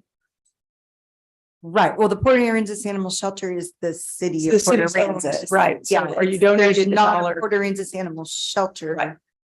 there's the city, you could designate it for the animal shelter, but it's kind of shifting, I don't know. I'm We need to confused clarify about that. But Can I you did clarify not that? see Was your anywhere. intent to donate it to the 501c3 group or to back to the city? Back to the city. Specifically, Port Aransas Animal Shelter. It says Port to Aransas Animal that Shelter. budget item. And then the mobile sales, that's a set fee, right? It's an extra $1 for. They keep an extra $1. Right. So, right. Yes, Mobile right, yeah, units, you get keep two. $2 You versus keep two, yeah. In the last portion of that page, I believe like 10 or 11. It says beach park improvements. They do say they have mobile units available. Right. Mhm. And I could pull up, let me pull up the contract. So that's what I'm requesting in this, is that they add one mobile unit. It says beach park improvements, so the mobile units available Okay, on city request. Did you ever But- find the contract, Darla? Yeah, because the contract states They have. how often the mobile unit has to be in Yeah. existence. You can't just like run it one weekend and then Right. call it good. I think anybody would have it So- every day. Yeah, we did it, it I got would be- the last contract with Right. Bronze Spirit. And I don't have it printed out, but I have it on my laptop. So I'm gonna look at period and times of operations, hours of operations. Shall be from 8 AM to sunset, weather conditions permitting from May 1st through August 31st during spring break of each year. Each year, and then you've got the designated time. That's for the The mobile. mobile, well, that's your fixed locations. And then. Sorry, I'm looking on a screen. I should have put in. And there are 2 contract. locations or 4? There are 4. They're authorized for a total of 4 sites, but they have to have a minimum of 2 operational during those periods. We prefer the 4, but a minimum of the 2 of the 4. And then mobile.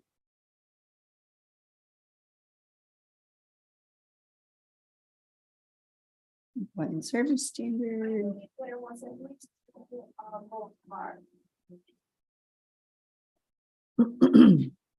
Yeah, I think that's right. I think it's. Concessionaire percentage payment, payment tweak, into secure payment.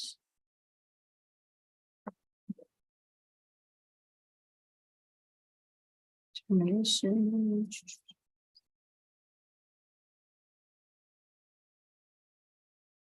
So it is in the contract that they do have to have a mobile unit, correct? Is that- Yes, Okay. yeah, I think it's multiple. So then basically all I'm saying is that it has to meet the minimum city requirement for a mobile unit. okay. So your proposal requests that you laid that to the city, but you said that would be via mobile units, that you would do it when you stood up. Okay. Having said that, if that's a requirement to the contract, was that going to change your proposal? You wouldn't have to modify anything about what you presented to the city as far as financially having, because you made, and I'm only asking this, Winston, because you made the comment about if you did that, it would cost a lot more money and a lot more people and time, and which I completely understand. So if you need to, I mean, I believe when you were up here, you did state you would want to keep the $2 That was in reference for to each that. mobile. We would donate the standalone from the actual location because those employees would be doing everything. But if it's dedicated mobile, we will need that $2 to pay. cover all those expenses. Okay. All right. I just want to be clear about, So basically, as long as you are willing to abide by the city contract, then I believe that we should award it.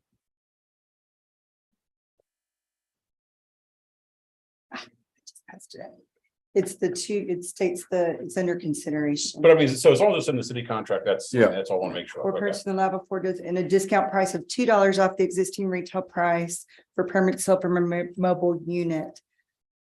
I just don't think it states when the mobile unit has to. From the research I've done on that same contract, it doesn't say when.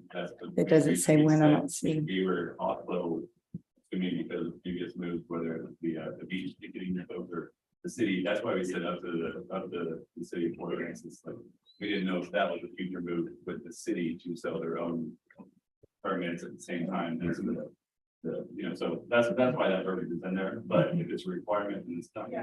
Yeah, typically we've inherently assumed that you're like doing those 4 locations, you do at least 1 mobile unit. And you would have online booking May where need to- people can book whatever they want, surfboards, boogie boards, wherever they That want will be fully built and out. delivered. Okay. And then I just want to to clarify, both vendors are aware there's no retail sales on the beach. Okay.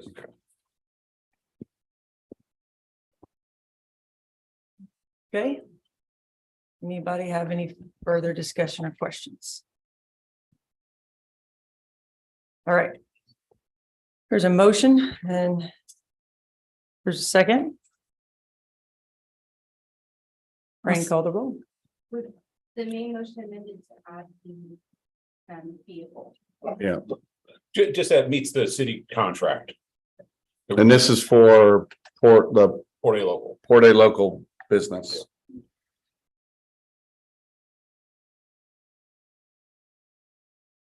Okay. Councilmember Christensen, No. Councilmember Chambers, Yes. Councilmember Krueger, Yes. Councilmember Park, Yes. Mayor Pro Tem Owen, Yes. Mayor Moore. Yes. Motion carried. We take a 2-minute break. Yes. 2-minute break. Okay, well. 2-minute break. 2. Should have wore your diaper early on that. I would love a water, please. Kelly. You're my best friend. Nah, make it quick. For the conference, does that mean that you'll kind of come through and stuff like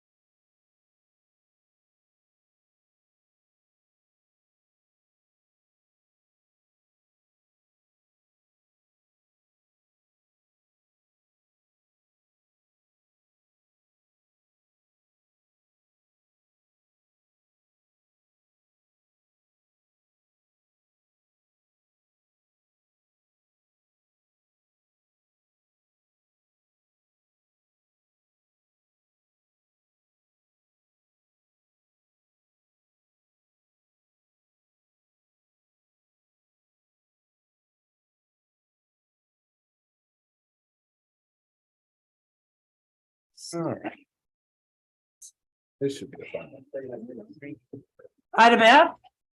Discuss and take action on PPLT and FPLT 22002180 Agape Cove being a plat out of 0.917 acre tract, being a portion of lot 10, block 1, and lot 1 and 2, block 34, state land survey on Mustang Island in the city of Port Aransas, Nueces County, Texas, according to a warranty deed thereof recorded in document number 2021-027381, official records of Nueces County, Texas. Applicant Kelby and Rochelle McCann, property location 100 block of 12th Street.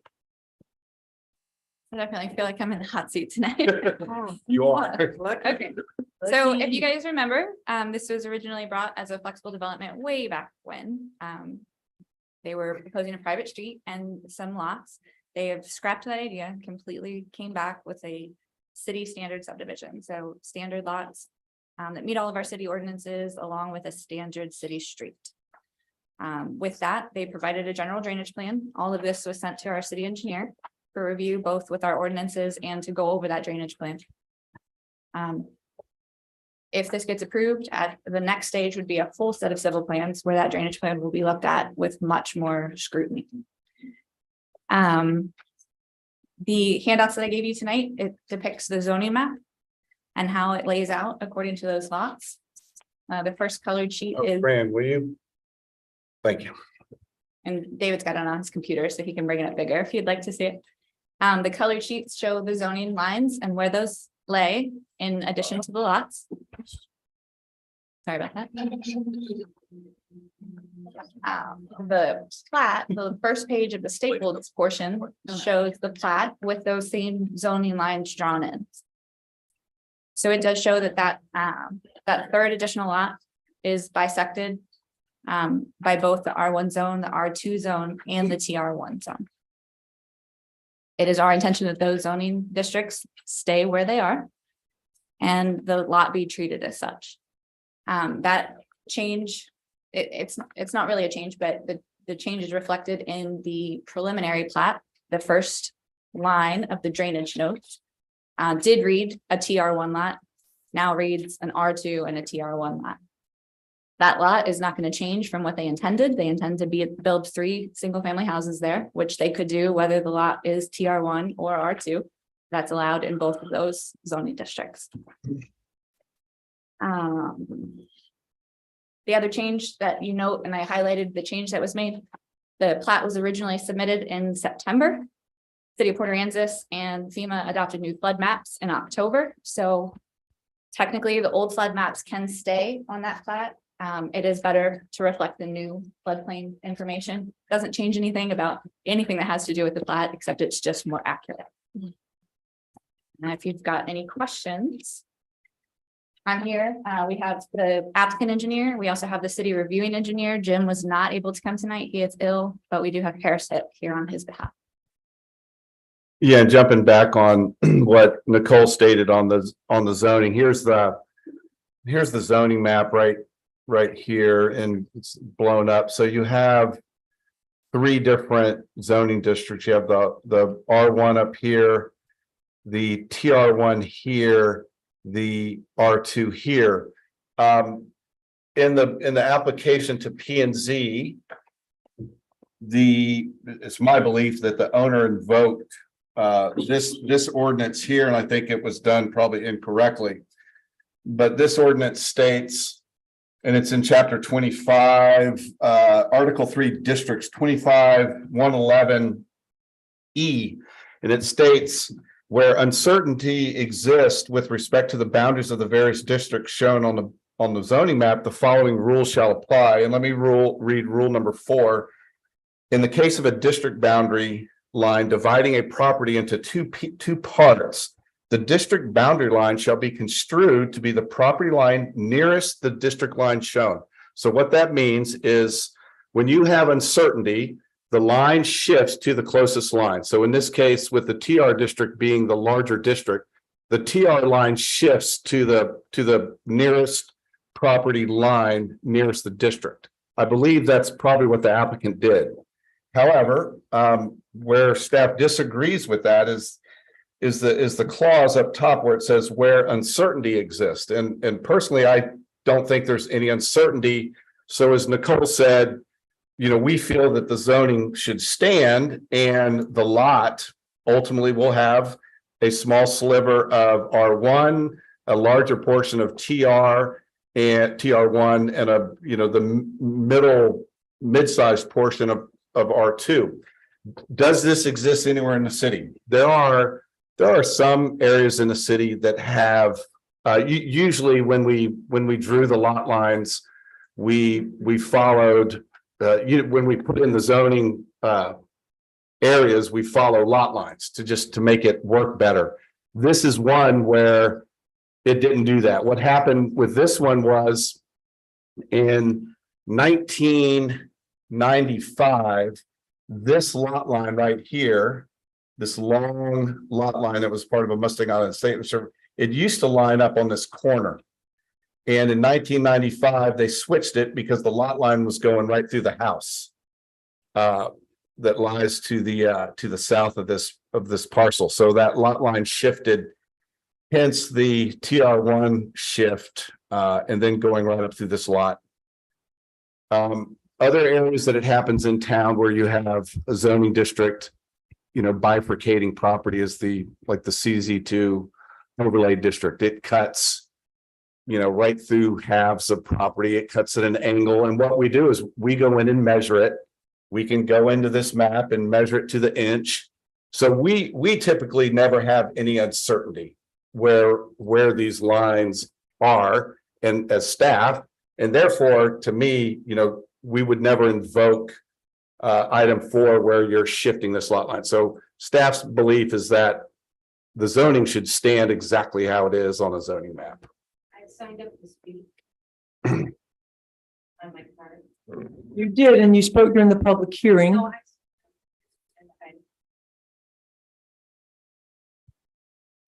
Right. just so you know.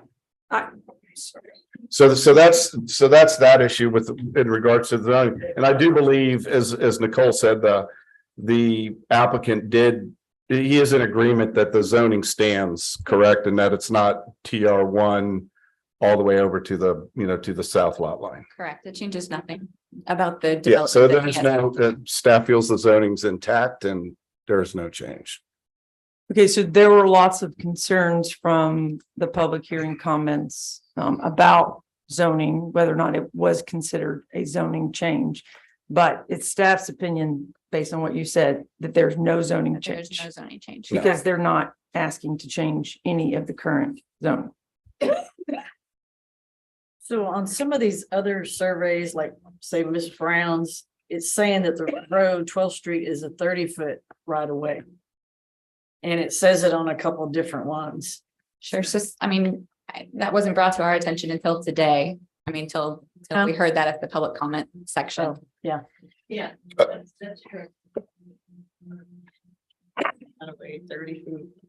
They show a 40-foot right away instead of 30.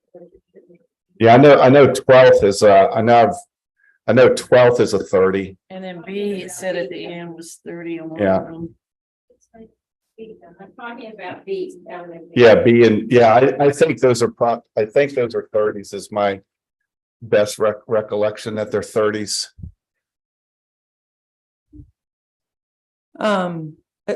Just a second, Ms. Daly. Yeah. We're in the middle of a discussion with staff on the Yeah, item. I I think will there's give you a 30s. minute to speak, but if you'll just be patient with me, please. Okay, all right. You did, and I gave everybody an option whether they wanted to speak during the public hearing or during the agenda item, and you came up and spoke during the public hearing. I'll give you a minute in just a second, all right?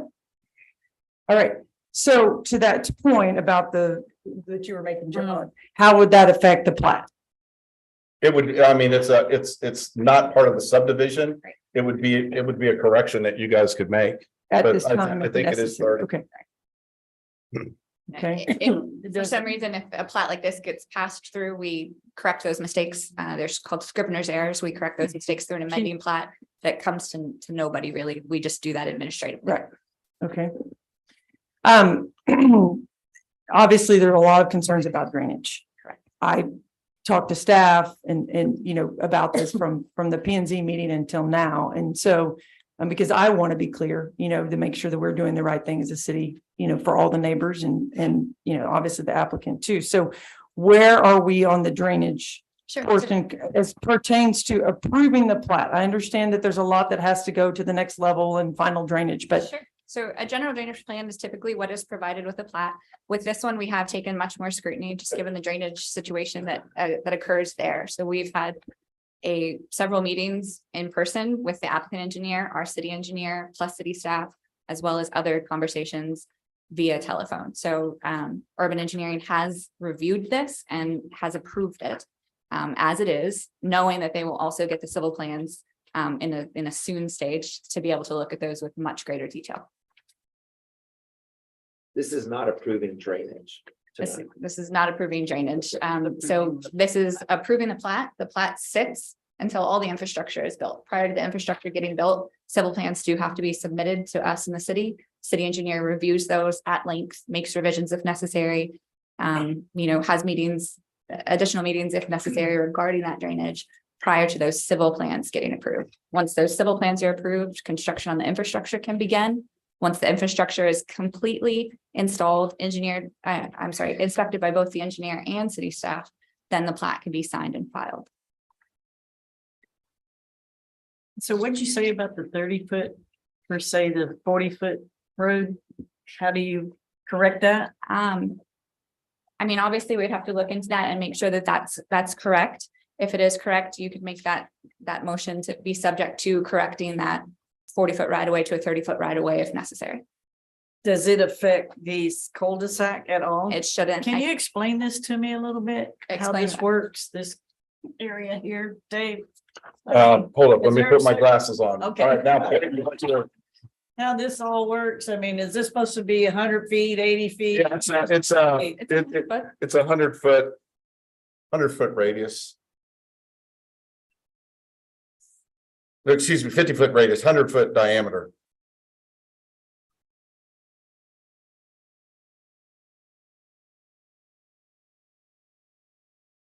So Is it 80?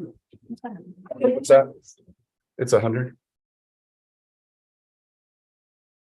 why? That was the change it was made. Oh, yeah, They're- yeah. why would they make it 40? Excuse me? I mean, why would they make it 40 foot? Would that give them a? Well, they're not making the road 40. They just, I mean, Avenue B and 12th Street, which are on the outside of this subdivision.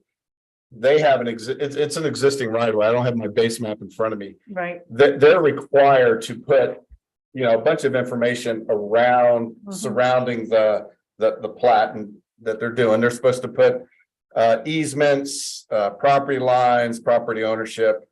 You know, so that's one of the requirements that they're supposed to put. Their engineer mismeasured that, is my guess.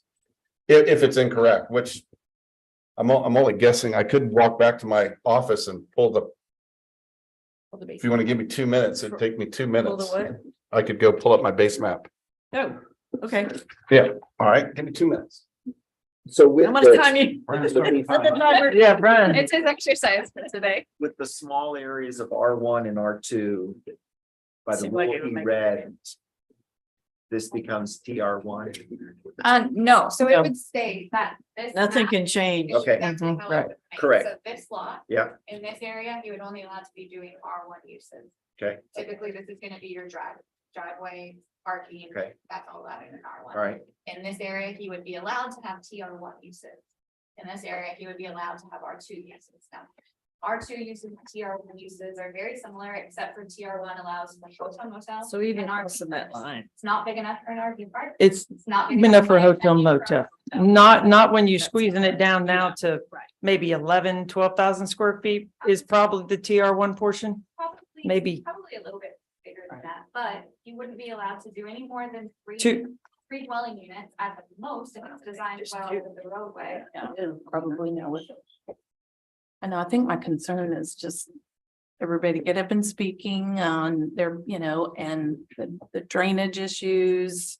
It's obvious that all the neighbors are against this, and I understand there's, you know, property rights. I know this land is going to be developed.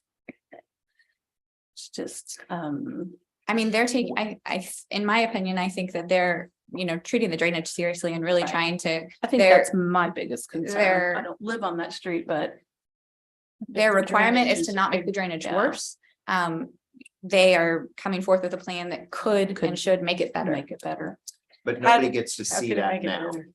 They get to see it in this general way, and if you look at it, I mean, there was a review done by urban engineering on, I'm not an engineer, so I don't know the Well, Harrison's terms, Harris, Yeah, come can on. you help us in this I area? did it twice. Maybe you so can I'm shed just some wondering what light. the heck's going on. Drainage was Harris, representing urban engineering.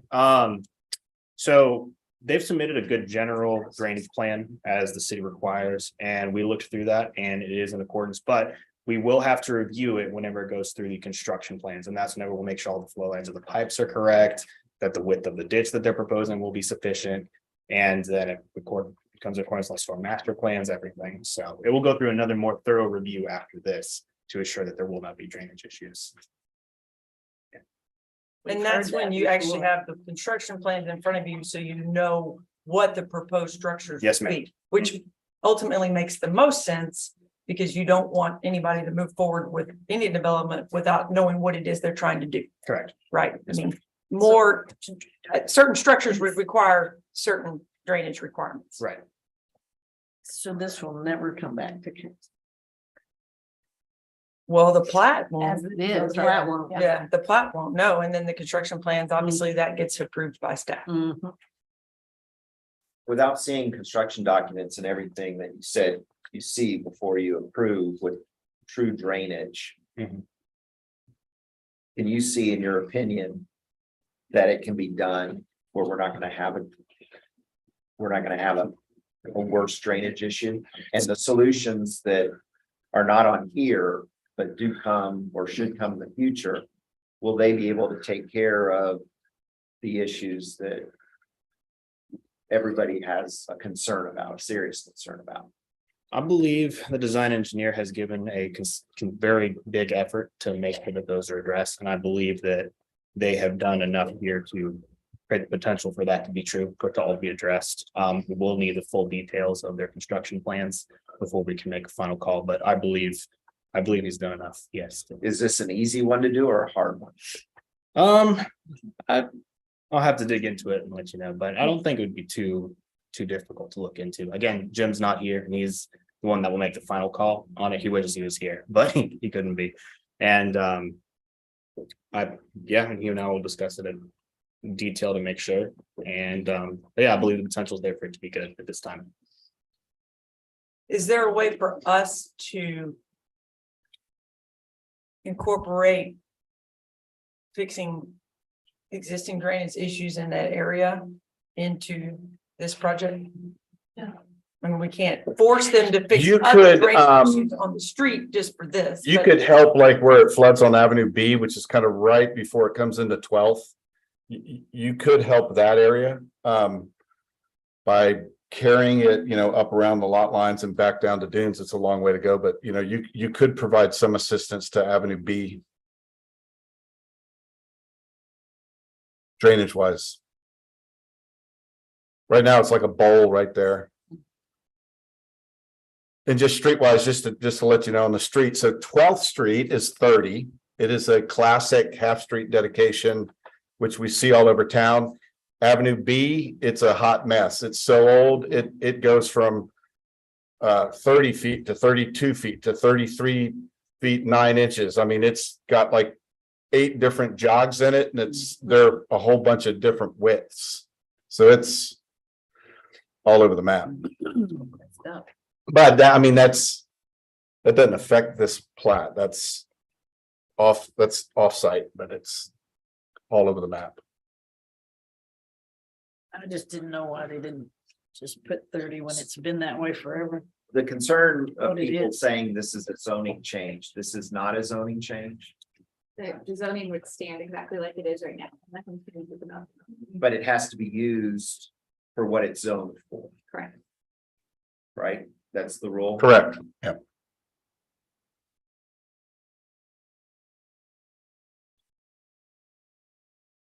Okay, if y'all will, provide, we're gonna provide Ms. Daly a minute to come and make a comment, and we might have further questions for you guys.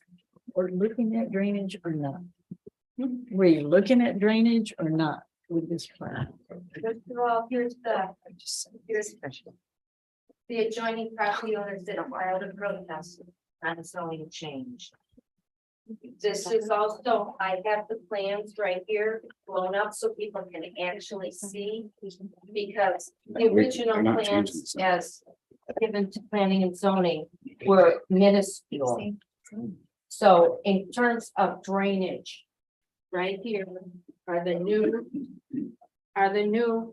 national flood hazard zoning maps. And you can see that this property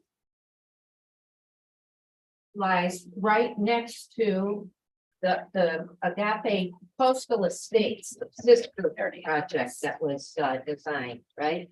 Is in AZ, which is a special flood hazard area. And Agape Cove falls into zone X.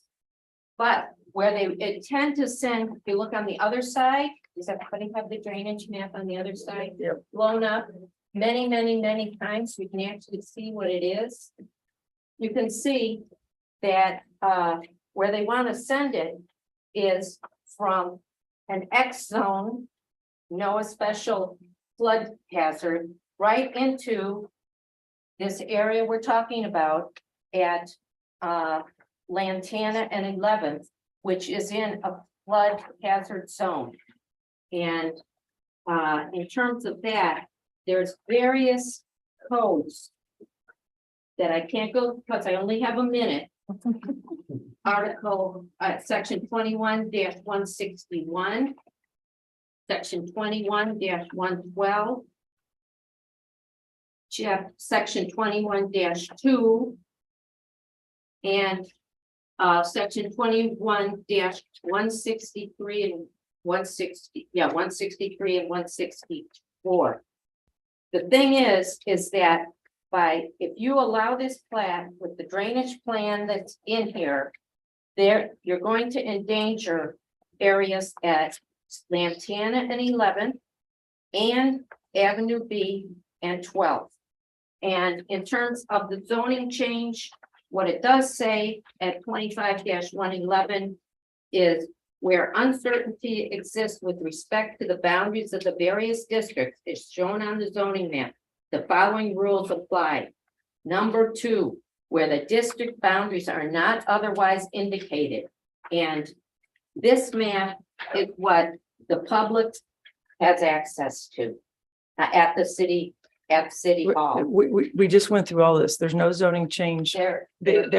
That's all gone. I mean, we've already settled that. And I understand your point, but we just settled that there's not a zoning change. Okay, but. And that we're not letting that rule apply. The TR1 is not larger than the R1 district. That's important. But we're not changing it. So Okay, so that I rule's not think gonna that apply. I think that if you need to see this larger, you'll see there is no intake down here at what they're calling Agape Cove Circle, Avenue B at 12th. And they want to send this drainage, all this drainage that's going to come off all the driveways, all the slabs, all the roofs into this area. They are going to send it down here, but I see no intake to get it into the culvert that's listed here. That's supposed to run it up here, over here, and then down Lantana, right into where the people are already. Not really. Okay. Where Mrs. Fox told you that her first floor, it used to flood once every 3 years. Now it floods over and over and over. Okay. So I hope thank you very much for listening. I just wanted to give the cheers. side of the story. I guess what she was, Just want to say really quick, number one, that is one whole track. That is not actually, that is just an imaginary line. Yes, this isn't split up. That is not, it's all one track. That's number one. And Correct. number two, and I'm sorry, I hate to say this, but point of order needs to be raised because this property does have its loan through American Bank. And I'm concerned about that also, but it does constitute a zoning change because that imaginary line is supposed to be 100 feet by 100. It's supposed to be 100 by 162 feet on that far line. That line has been moved over into that R1 area by 111.6 feet, which then means it's now encroached into the R1 area. And I have done these measurements multiple times, multiple months. Thank you. Okay, is the applicant here? The engineer's here. Wonderful. Good evening. Michael York, York Engineering. I'm the applicant for or engineer for the applicant, excuse me. Couple of things just to address. Most of it's been covered. Thank you. Very thorough. On the zoning change, there is no zoning change. I think that's been made clear. The only reason the zoning's even mentioned there is for drainage purposes. So when we're calculating the existing conditions for the drainage, it goes by land use. Best way to go by land use is what it's zoned by if there's no use there today. That's the only reason that was there. We were made aware, it was just an oversight, by the way. We weren't trying to trick anybody and slide a line over, do anything.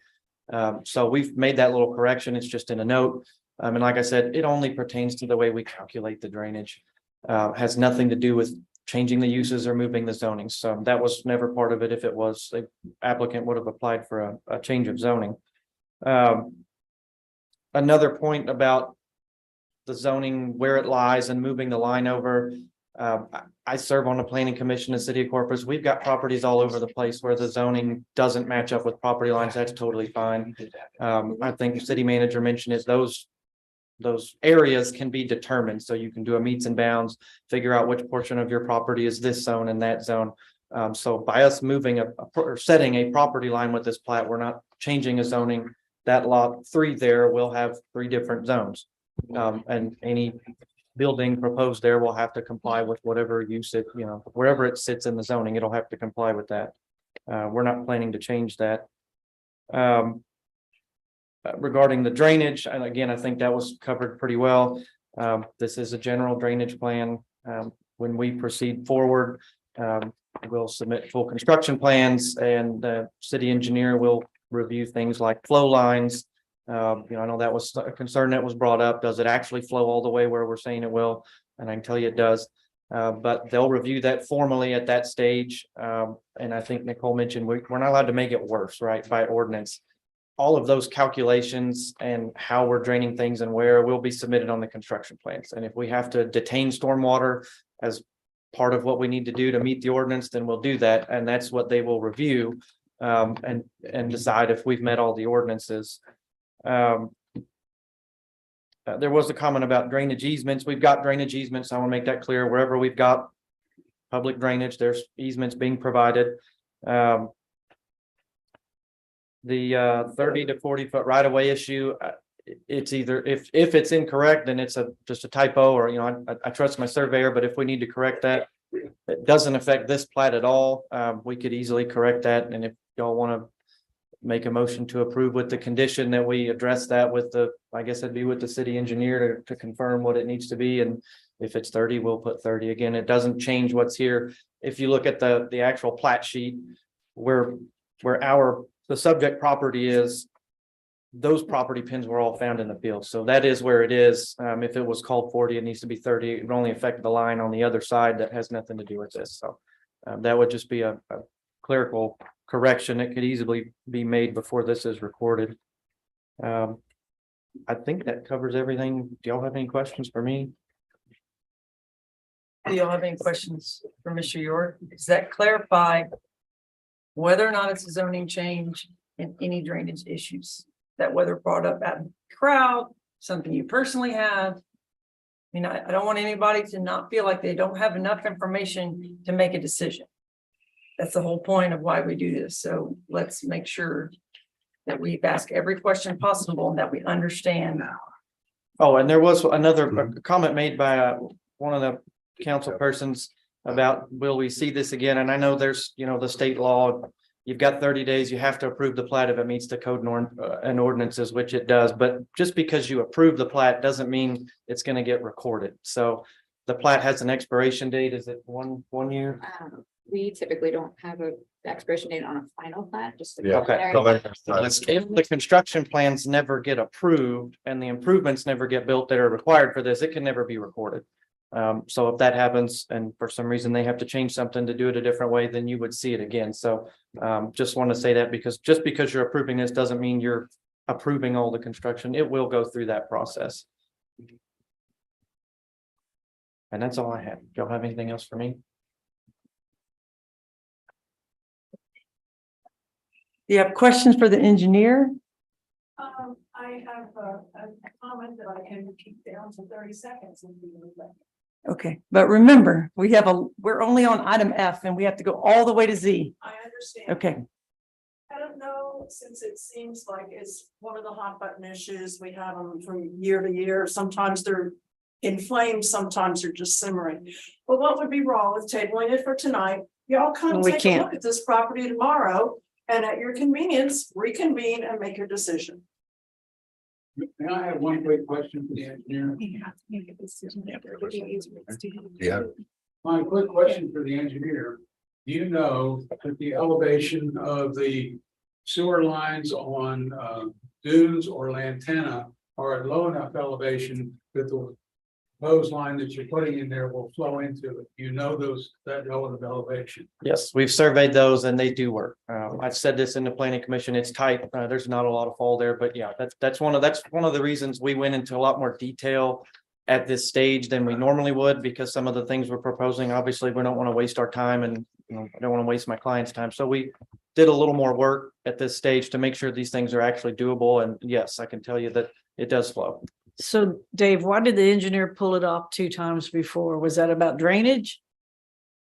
The city engineer, I mean, It's pretty typical for a plat to come in to go for review. They send a comment letter back, revisions are made, it goes back to them for review and. but it wasn't about drainage? I. The city engineer? Apologize, I would have to go pull those extra comment letters. All of those issues were addressed. And they then sent a letter that said that they took no exceptions to this plat, which is an approval. During the planning and zoning. Yeah, I have a question. I can answer a little bit about your, the drainage plan really hasn't changed since we met with city staff and presented that. A lot of the comments we received had to do with the way the utilities were presented, the right of way and things like that. So we had several changes to make and maybe that's why it was delayed a little bit. When we talk about a 15-inch storm culvert at Beverly B and 12, is that an open curb or is that an enclosed culvert underneath the Agape Cove Circle? You're talking about the storm pipe under the cul-de-sac? Yeah. Yeah, that'll be it's a culvert pipe, but it's an underground storm pipe. It'll be under the pavement with, safety and treatments on either end. And why is there no intake for that right here where everything's going to come in? There's no intake labeled right in here where these arrows start. They end up going all the way around So the property. it'll flow around the curve and that'll be shown in the construction plans. It'll flow to either side and flow under the, But there's no intake. There's no intake structure or storm water structure or storm or great. It's a swale, right? It's natural drainage. there are, can't see it on this, but there are, and they're labeled up there. There's storm inlets. Where it says new culvert, it's open on both They're sides. parts. They're up here. They're on the north line. There's none here, down here on the south line. There are no storm It'll be drains. open on this end and on that end, so the water can flow through. Yeah, but there's nothing to get it into here. It's gonna drain over the surface and then to the side and go under. So it will go, there will be an intake right here, Correct. but it's not labeled, just so you know. Well, typically a culvert. And culvert is open on both ends, but again, all of that will be shown in Great detail in the next phase.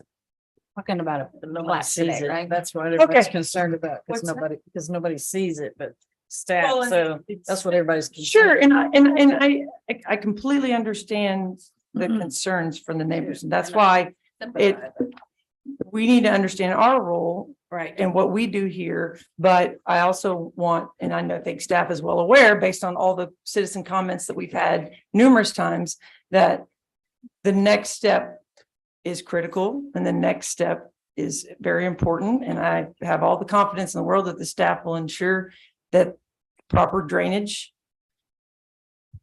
is done. Absolutely. So those civil plans get approved. Or else plat all these goes- people are going to be up here in your office every day And to make it get right. we're So- happy to let anybody come to our office and look at these plans and go over any concerns with the plans with us at that time. Nobody typically takes us up on that offer. I think. Didn't you do the Trojan Street, right? The Trojan Street for Mr. Shore? We approved that plat with stipulations about the drainage, I think, on that one too. Plat hasn't been filed yet. Yeah, so. So plat hasn't been filed. Or what are we talking about? Yeah, I'm sorry, I'm just I don't- asking him. I'm fairly confident that that plat has not been filed yet. Oh, really? Yeah, It's still under. right. Okay. Okay. Any other questions or discussion? Question, real quick. Real quick. The elevation on B as it is on, the difference between the elevation on B and curve and dunes. You know the difference in that elevation. No, we know it. We've surveyed that whole area. The time that I looked at it for every was about 6 or 8 inches higher on dunes than it is with B. I don't know off the top of my head. I was interested in that. We don't know that. That This is super good. should be certainly addressed. Surface drainage is what the elevation will be on the pipe that matters, not the surface, so. Yeah. And it's not that he doesn't know that information, he just doesn't know that sitting before he's right now. The information is available in there in the plan. He just can't remember all those numbers. Okay, any further discussion?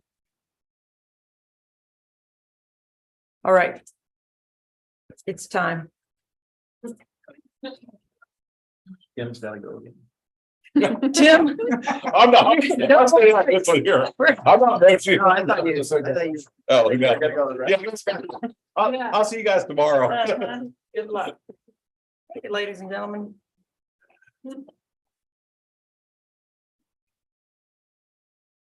Item F. On that too then.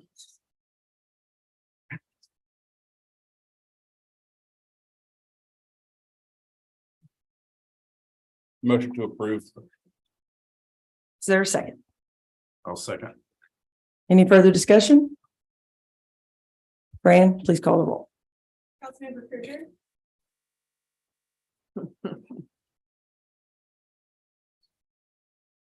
No. Councilmember Chambers. Yes. Councilmember Christensen. Yes. Councilmember Park. No. Mayor Pro Tem Owen. Yes. Mayor Moore. Yes. Motion carried. She can't vote. I can vote. Yes. Can't vote. Out of order. Yeah, you're out of. You're out of order. I do not. I do not. I'm not the applicant. Absolutely out of order. Next item, G. First reading finding that the street closing request VC 22002387 and approximately 50 wide and approximately 142 long unimproved street being between and adjacent to Brundret Survey number 7, lots 29 and 30, block 1, and Joe Allister Survey number 5, lots 7 through 9, block 3, 408, 430 North Allister, and within the city of Port Aransas is not necessary for public use as a thoroughfare, providing for the vacation, abandonment, and closure of the unimproved alley, and releasing any and all public rights, title, and interest. It's a little friendlier topic. This is the portion of Oak Street that's in between Allister and Church, that is in between where the museum, community center property is, and what we always refer to as the old computer center property, which was the property that we purchased from the county. This request was made by y'all to close that street in between to connect those properties better. It was sent to all of the utility companies. The gas department and the water department both request that an easement remain there so that those utilities don't have to be moved. But that was it. There's some typically you only send it to the property owners that are directly affected. We decided that it was a better idea to send it on everybody on the full street of Oaks. You have the responses in your packet. There more yeses than nos. There were a couple of nos in there.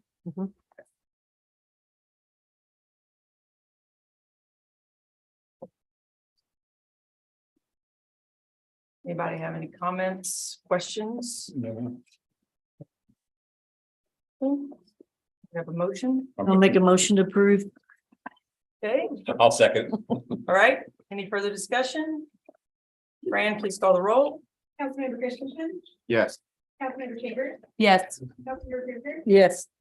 Park, Yes. Chairperson Owen, Yes. Mayor Moore, Yes. motion carried.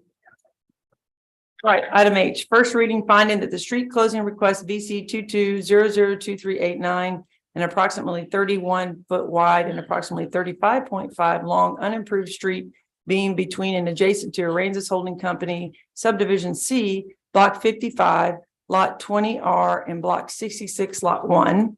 And within the city of Port Aransas is not necessary for public use as a thoroughfare, providing for the vacation, abandonment, and closure of the unimproved street and releasing any and all public rights, title, and interests.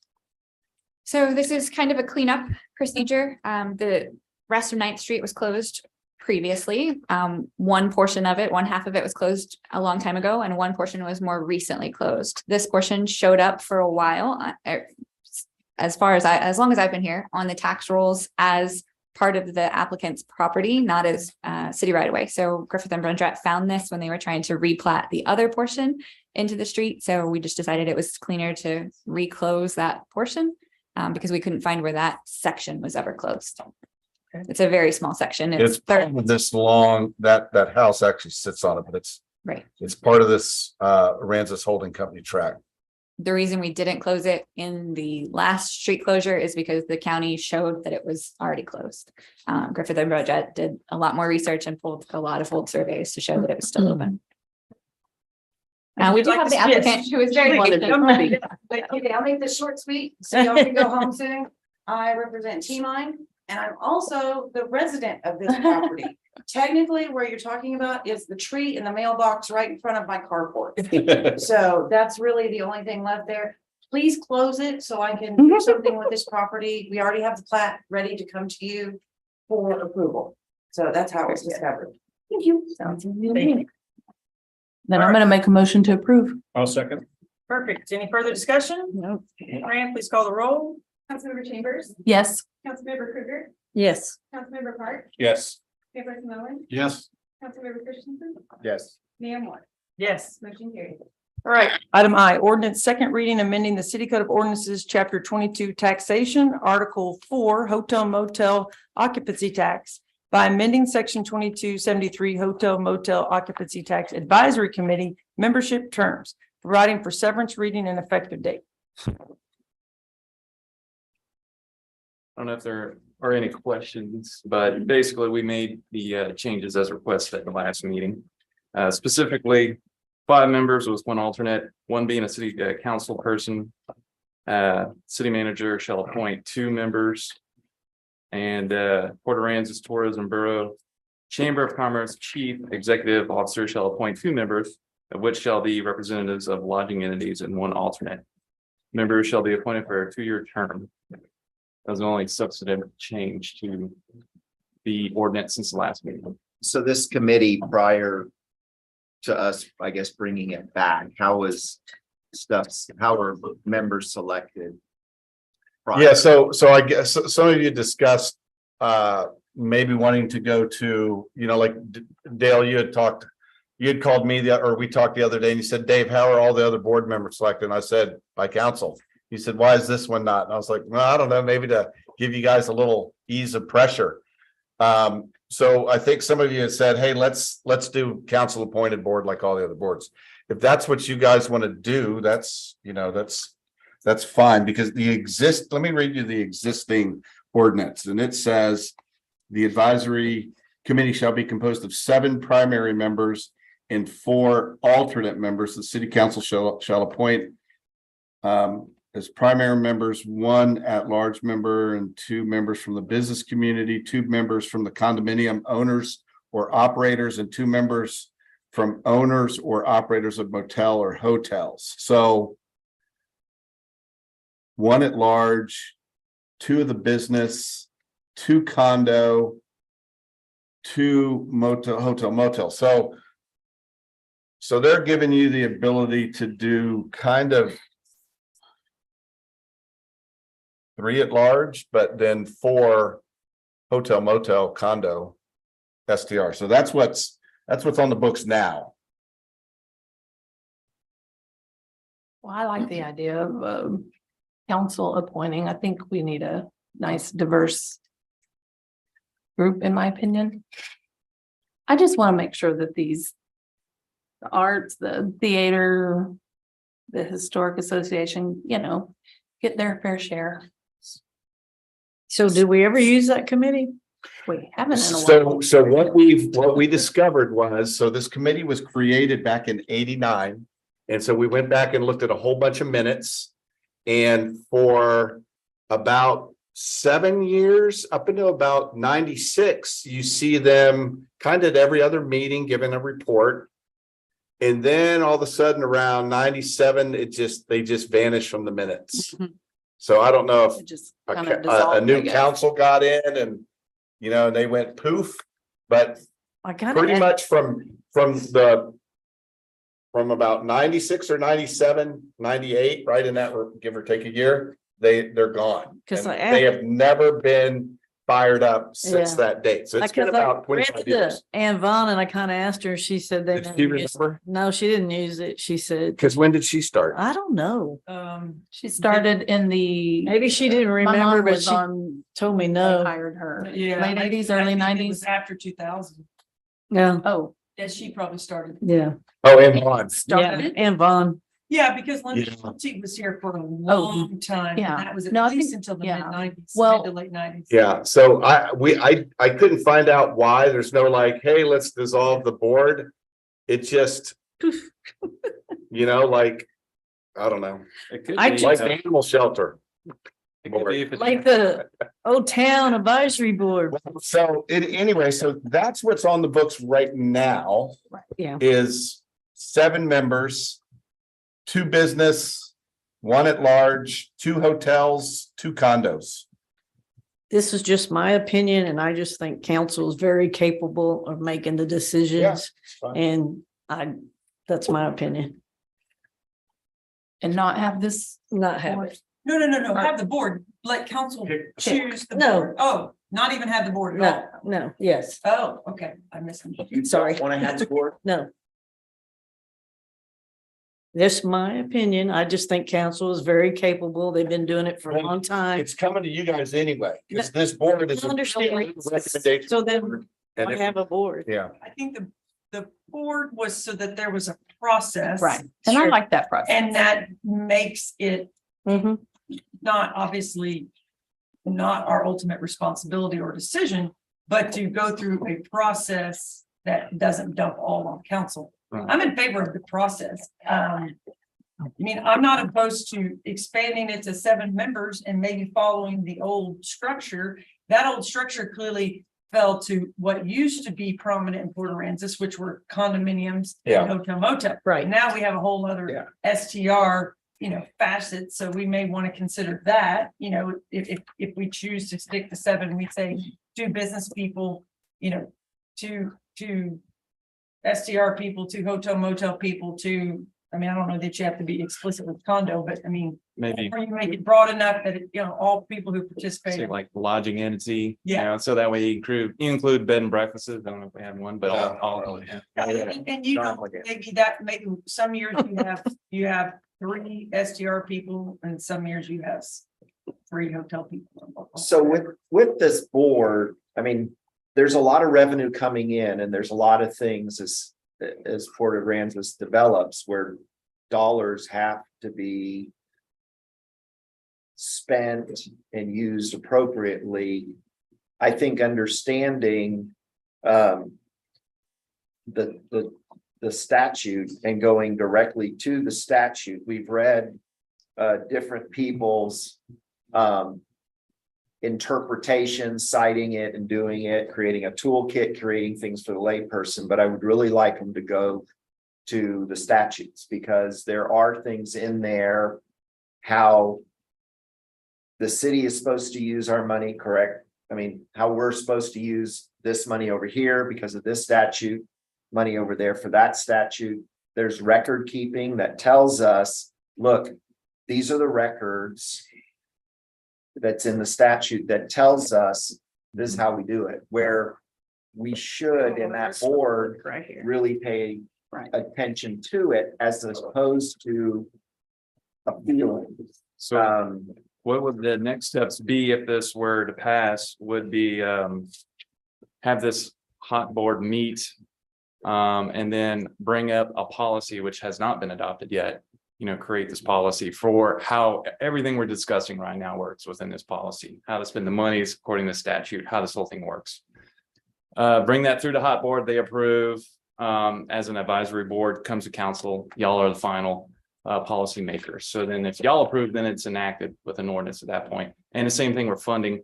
The hot board would exist for any applicants, outside applicants, external, not from within the city, right? Because you guys approve the budget, you just approve hot funds within the budget for city use. Outside applicants will come to the hot board, present their application, what they're searching for. The hot board will review according to the policy adopted, how that all operates, and then give a recommendation up to council at that point for that final hearing. At the summer workshop, yeah. Only outside or even have an understanding of how it works in the city and where it goes so that, as the money continues to grow, hey, there's a reason we're doing the beach patrol and beach security. Why? Because it's referenced in this statute so that people understand this was the dollars used, not just the outside, but understanding when you go and you give to the tourist bureau. We give to the tourist bureau because these are the rules that the city plays by. We look at because there is accountability and what could be used. There's direct and indirect stuff, but really this is becoming one of the biggest revenue sources for our community to do things with. Well, I think each of these nonprofits are aware of what they can and can't. Right. I believe they've presented, papers and they understand.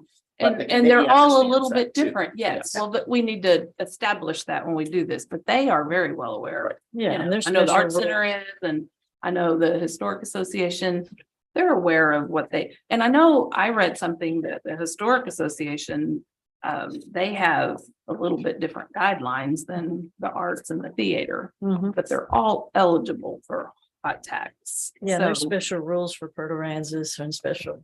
Well, not necessarily sections. for Port Aransas itself, but. for No. the- No, there are. There are special Yeah. rules for Port Aransas. Yeah, we're a- It's in this, it's in Well, this. yes, Coastal. No, yeah. Yeah. Okay, I'm like, It's wait a in this minute. You know, yeah, And there's several Right. different, there's special rules. Ashley, Right. come on.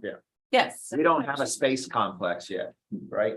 yes, I mean, it's all in there. right. And So I've read this, but yes, if you, So- if you read through this, there's all kinds of cities in here. Yeah. And they put Right. this, different cities have the special rules.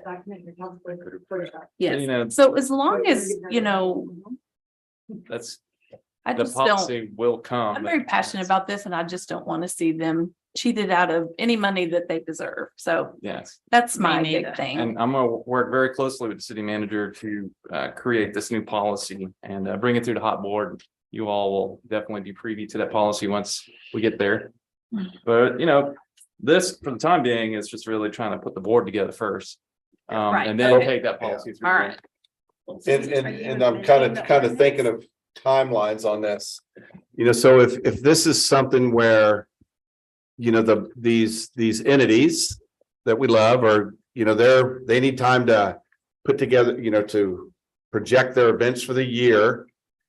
You know, they're gonna have an application, if we go this route, there's an application process.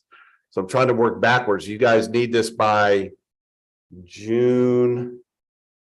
Probably the summer school workshop. You guys would need a finalized product from the board, like, okay, here's our final song and dance from everyone.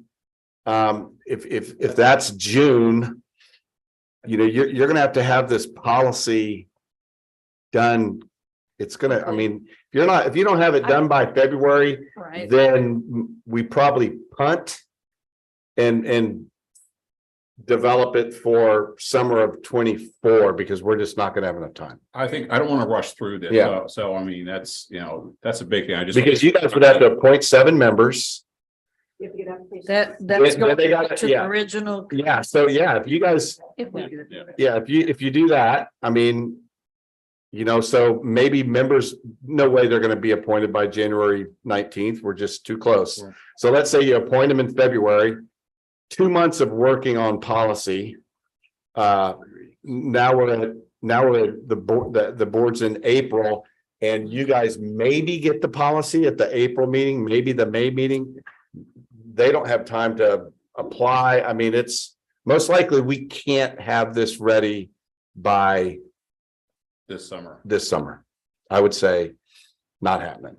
But we can move forward with the process. You can move forward with the process. I just want to let you guys know that we probably do not, there's too many steps that take. They're council meeting steps. Appointing board members could be very problematic. Don't you think, Fran? Yeah, that could be March. So most likely, so just to put that in your head, we're likely looking at summer of 24. And that next summer, you guys would wing it like you did the last couple of years.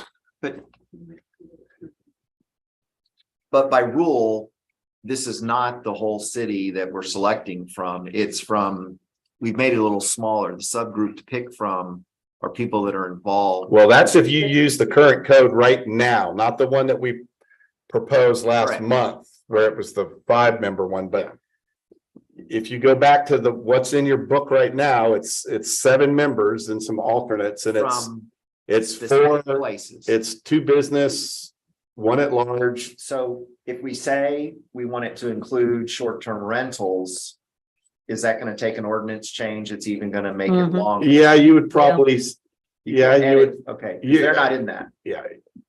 Yeah, you would probably change the, you know, it depends on what how you wanted the makeup. You could just say, get rid of the condos and hotel motels and just say 4 people in the STR lodging industry. Okay, but the second reading for what we proposed, why can't we just propose those changes in the second reading or the third reading and keep moving down the road? You could, but I'm still saying. That would save you time. You could keep moving, but okay, so you would adopt the ordinance in January. You're probably not filling that board until, I'm still saying you're not gonna make summer of I 23. understand that. We got to get started sometime. Yeah. Right. Right. So just so you guys, you know, aren't saying, hey, Dave, where's the board? Yeah. No, but I No. mean, I think for We're tonight, not. the action item is approving the second reading. Do we want to approve it as stands? Do we want to make changes for the third reading? I don't want to That's approve it as it stands. So as a thought, I'm just guessing to solicit applications, applicants, and then the board puts that on the agenda, who the applicant is at that point. Is that what we're saying? Is that what we're thinking? Or approving that applicant to be that appointed person? No, I think that the change, I'm guessing that based on discussion, that the changes tonight to this second reading would be that we change depending on how many members we want, and that they're not appointed by city manager of the chamber, that they're appointed by council. And then once that board gets approved, then we would take applications like any other board, and then we would appoint those people, and then you would The board wouldn't bring application to us. We would put those people there. So it'd be just like any other board then, basically. Yeah, is that what you were asking once? I don't know if there is an application process right now to get on the board. Yes, If there is. Yeah. Okay, Yes. so that's what I was wondering. I Yes. guess. We would come up with the rules of who those people are. They put in an application, then I guess, does it go on the agenda at that point for approval? Yes. Okay. So does anyone want to change this current ordinance the way it reads? Those are suggestions. So Like I'm to change it. recommending that council, just like every other board, selects some members. I'm good with that. Okay, so And do you guys Is that want them what to that's come what from a it is? certain Yes. industry? I think that's what we need to decide. Two Yeah. people from here, two people here. Is what we need to have in there specific. So, I mean, I'm good with the kind of division that's in there. Like one at large, two business and four STR members? Something like Yeah. that. okay, so number one, they're council appointed. Yes. Number two, 7-member.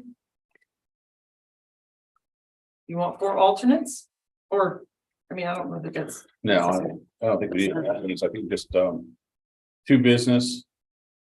4 STR and what was the other one? One at large. One at large, yeah. So we're going back to. And one council. Which is- Oh, one.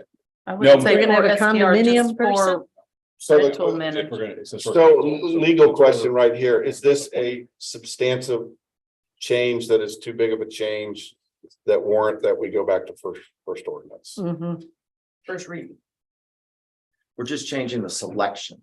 No. No, you're changing. Well, you went from Dave and Brett Right. appointed to council appointed, Right. so, Change the numbers too. and you're changing the number, so is it Yes, such a we're adding change that one. is large enough? Well, of we a already change have to that warrant- on the books, don't we? That's Right, you already do have it on the our- books. It yeah. exists. Yeah, I mean, but if you They wanted, changed you would need to tweak this too, and it would be but is first that reading. is that a similar tweak? This is a smaller tweak. Okay. I don't know. Right. How do you guys want to proceed? What, Roxanne, is it a too big of a change that warrant going back to first reading? It was substantial changes from the first to the second, and it's a substantial changes now from the second. The to third. motion, I listened to the meeting before rewriting this ordinance. Twice or 3 times. And the way we wrote this second reading was by what your motion was for first reading. Which was what? 5 members. Yeah, Yeah, so we're One changing it. alternate, We're with adding one one. being city council meter Me. member, the city manager appointing 2 members. Port Aransas Chamber appointing 2 members, which were representative lodging entities Yeah, and 1 alternate. That was what y'all said you wanted brought to you for second reading at your motion last. which is, meeting, this is second reading. Which right? this is second Right, reading. And now we're tweaking. I listened to it 3 times on Monday. Right. No, that's okay. To make sure that I got But it's- written there it's- exactly it's what okay you to said. tweak an ordinance a certain amount at a reading, Dale, but once it becomes a Okay. substantial tweak, it really, Pushes it back. it kicks you back to first reading. So that's the question I had for Roxanne is, does she think, is it a substantial? I mean, there's think not it much would to this not have been ordinance. Substantial had you done the first reading in the third version, Okay. but it's substantial from the first version to the second version to the third version. Which goes back to the first version. Which goes, Yeah, But we still have that. We didn't kill that. right, we did not. Well, this is current ordinance. This is Okay, so in we place. yeah, I'm sorry. the first Yeah. version Is your first Right. amendment, Right. your first reading. Right. It was different than the Right. original ordinance. So Oh, there's an we were original, That on first, Sunday. a second. So we're and a adding, So can I have Dave's pick? Well, here's an idea to save a little time. Can I have your pick? You could use this right now to go out to advertising, right? And you could at least start getting your members because the board exists, right? And then it would give you guys time as we get applicants over the next 2 months, then you guys could tweak it exactly how you want it. To where it's, that's you know, what we 4 said last STR time, we people. could tweak it. Now we're not. Well, yeah, but tweak it. you can do little tweaks. It means tweaking You the can't- original. Okay. You Yeah. can't Yeah, you change can the you ordinance. tweak what's in the book. Oh, okay. What's the current code? Now, that way you can at least apply. Right. Right now, you could go out for applicants. That makes sense. To be part of the sport. Yeah. But we can And then by the change it time you're to- finished, then you can appoint your applicants. Well, you can appoint your. And it could be the same people that you and Brett wanted, but at least. city Well, I council don't know. got- I mean, it's, you guys are gonna appoint it. Huh? I'm out. Yeah. Thank you, I'm out. So he does. Are you okay with that? So I want. Are you okay with that being out? Okay. Trying to help. All right, so what do we need to do to? We're not approving the second reading. So, right. Yeah, I think. Okay. City council hereby establishes the committee for the purpose of, okay, so that's good. We'll go back to. We're gonna tweak item B in the books to make it, 2 business members, 1 at large, 4 STR industry people, right? We're gonna do that. And so I don't think that really, Direct staff to come back with Okay. it's I a wanna go back. 2-year term. We're keeping it at 7 primary. The only thing we're gonna tweak that we're gonna bring back to you guys is the meeting. The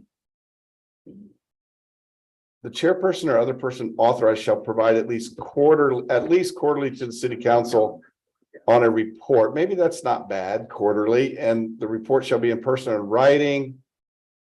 I mean, I don't think that's too bad. I don't know. I mean, it's almost like the committee gets to set their own, When you add C, you quantify time and you don't allow the board to meet more sooner in anticipation.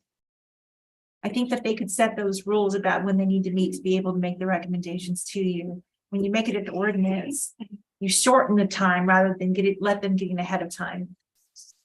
If you change it to at least quarterly, will that allow them as much time as they need? Right, I was talking about shall meet in the spring. I don't think that you should have shall meet in the spring. I think you should let them be able to meet in the fall for the next summer. I'm just qualifying that when you put words like that together, you box them in. So it may not be necessary to say that, but other than just meet quarterly. at least quarterly. At least quarterly. Right, then the But I board think the can, reason they did that is because of the city council budget workshop. well, Prior to that. here's what I did find in my scouring of the minutes. The way they did it back in the day was that it wasn't just during the budget season that they would approve it. If you had an event coming up in December, you were allowed to submit that event in like September and say, hey, we got these events coming up in December. Will you fund them for, and I never really looked at kind of what they were funding. But, it was kind of on the fly throughout the year.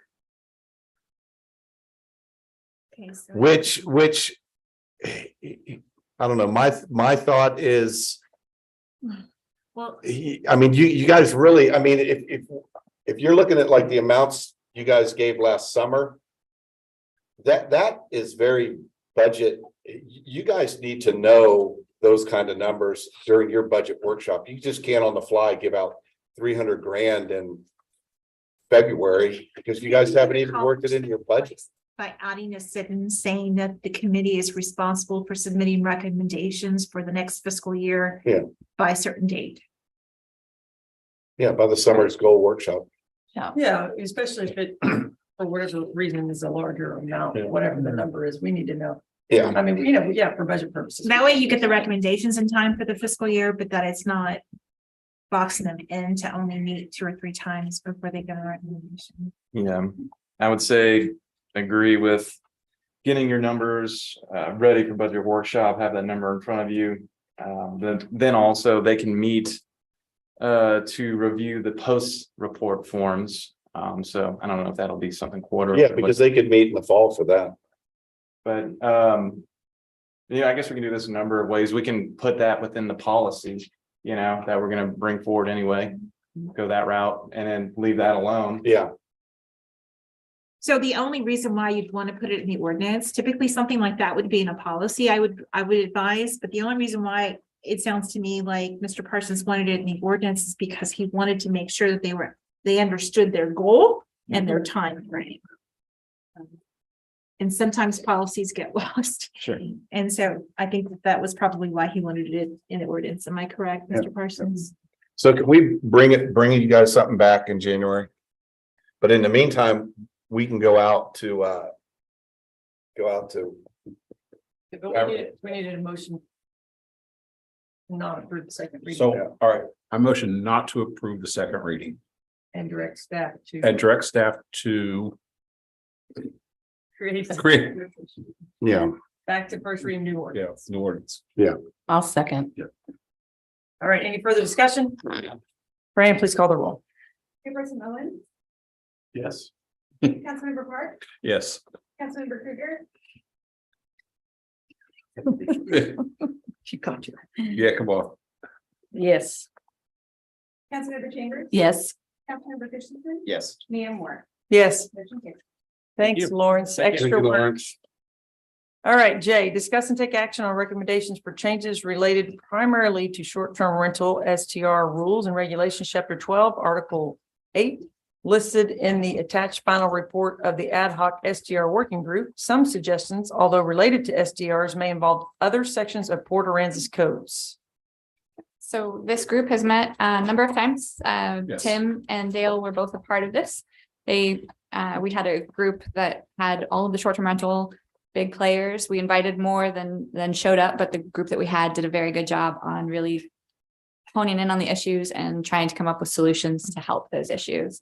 You see their report here written for you.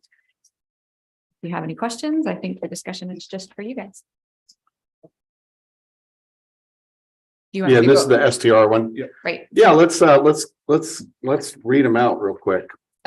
I'm gonna skip over kind of Yeah. the beginning part, but Yeah. the regulations that they're proposing are suggestions that they have are require available compliant off-street parking spaces be listed in all advertising, included but not limited to online and print. Only those legal off-street parking spaces can and must be listed. The second one is consider allowing an available garage parking space be counted towards available parking, subject to inspection by our code enforcement. And the third one is change parking requirements for all new construction, including expanded uses, to be as follows. 1 full-size space per sleeping room plus 1 additional space. Encourage or require any required parking spaces over 3 be some form of approved pervious surface, grass, pavers, aggregate, stone. Immediately red stripe those street areas recently shown to present a safety issue as agreed to by the police and fire departments. Examples might include Anchor Drive, Robert Street. And then work with the Chamber of Tourism to create an informational video from Good Neighbor campaign and make it widely accessible through QR codes or other means. So who was on the STR group? Tim, you sat in Yeah, on it. Wendy, you sat in on it. Yeah. Dale? Yeah, I mean, and I think the group is very vocal. I will say that. It was more vocal than the golf cart one. There was lots of great discussion and this is what came out of it. And I think they came with some good ideas to move forward with. So these were not mine and Dale's ideals. These were the group's ideals. So I just want to point that out. This is not, I mean. Tim that- and Dale trip. Well, Come no, on. because You're I'm- right. I mean, this was ideals they brought forward. Tim that let they- us talk. He did a very good job. Did, and there was lots of discussion, and there was good, healthy discussion. It was. Yeah, I mean, there was, so here's what we have out of this, so, We thought it I was. like the idea to immediately red stripe. Can we do that? yeah, I mean, so, Yeah. I guess, Immediately. Supposed to be. done. so Dave, what's gonna be the best way to do this? Like, we need to, direct staff on each one of these line items? Yeah, I think you guys need to, yeah, I mean, you guys need to discuss them. I know this is the first time some of you have seen them. Do you do a workshop with council? So that you guys can really hash them out? Or I mean, otherwise you guys are gonna sit here and discuss them now and give us a directive to come back with an ordinance or Wendy, I mean, I know you wanna, I know your legs hurt and stuff, so I'm gonna hear what you think is gonna be the best way to handle this. Does everybody understand them or they got questions Yes. about why? Okay, I got a question. great. Well, I don't quite understand the C. So if somebody is building a 6-bedroom house, they have to have 6. So right now. 7, Right they would now- have 7. Right now, it's required to have 6 parking spaces that are exclusive of garages. So garages don't count for those parking spaces. This would require an ordinance change to change that section of the code to, instead of requiring just one per bedroom, it would be one per bedroom, plus they would add one more. So a 6-bedroom house would need 7, a 5-bedroom house would need 6, and so For forth. when you and your wife bring 2 cars to your vacation home. Or you rent a golf cart, or you Yeah. pull a boat trailer. Stick 4 people in the living room. Yeah. I mean, the question. The grass pavers aggregate was trying to, Limit the amount of Concrete. concrete, yeah. in some respect. Yeah. I mean, if you make a place to put your boat trailer or park a golf cart. As opposed to somebody's got a 6-bedroom and wants to throw down 6 parking spaces and now the whole front. Is there. I mean, don't build your house so big. Leave some room for some green or something. The whole idea was to get people off the street.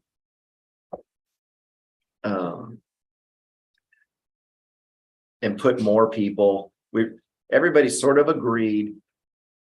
6 people coming to Port A from San Antonio don't need to bring 6 vehicles and rent 3 golf carts, and 2 people bring their boats and wonder where they're gonna park them. Never gonna That, change that was I know, but Yeah. to be proactive as opposed to reactive. And saying, look, you don't have parking for 4 vehicles, you have parking for 2 on premise. And that's what you got, and that's the way you advertise it. And if you bring a boat and you bring a golf cart, now you're down to 1 vehicle or something like that.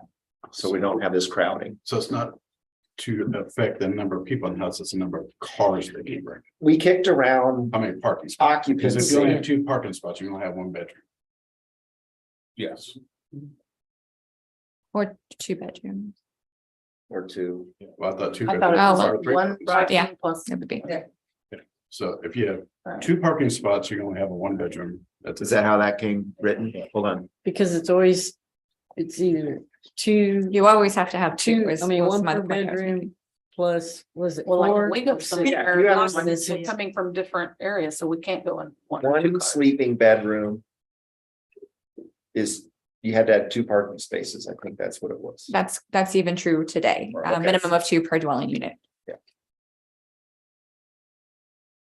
Encourage and require. I mean, I think that Or 3. there are some good ideas here that obviously need discussion, and we haven't had this in front of us very long. Yeah. We could easily have a separate meeting, or we could not take action, but discuss amongst ourselves, and then try to see if any of these want to be proposed for January or permanent. So Changes. in the interest of time, why don't we call a special meeting in January, first part of January. To discuss this and the golf cart one, do a workshop, whatever we'll call it. Hash it out, get it done. I'm just a thought, I mean. Sure, no. Just to see if there's any changes we want to make Yeah. to ordinances. Yeah, Do we want to do that on a special day, or do we want to say before the January meeting, we meet at 4 o'clock and have those discussions and direct council at the meeting?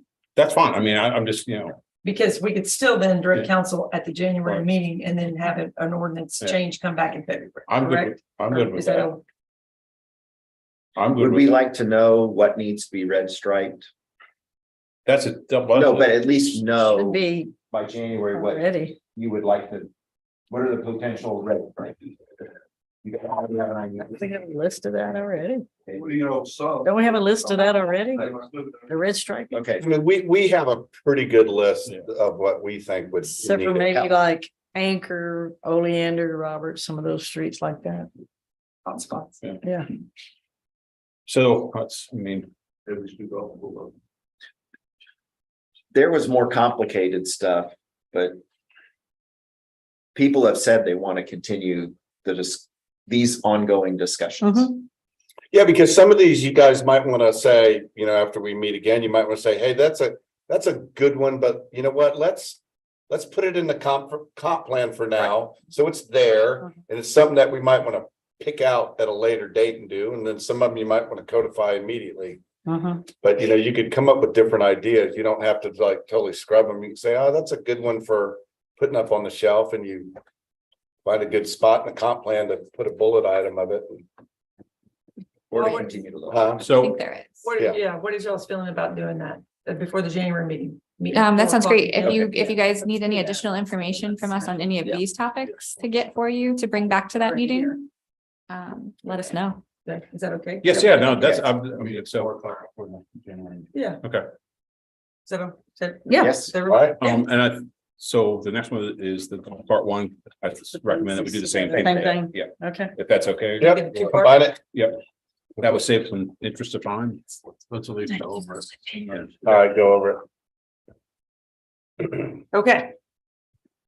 Item J, discuss and take action on recommendations for changes related primarily, short-term rental, I'm sorry. Item K, discuss and take action on recommendations for changes to the golf cart rules and regulations, chapter 23, article 8, listed on the attached final report of the ad hoc golf cart working group. Okay, so this is the same as the previous one, except this is their topics with golf carts, and we had a good group with that too.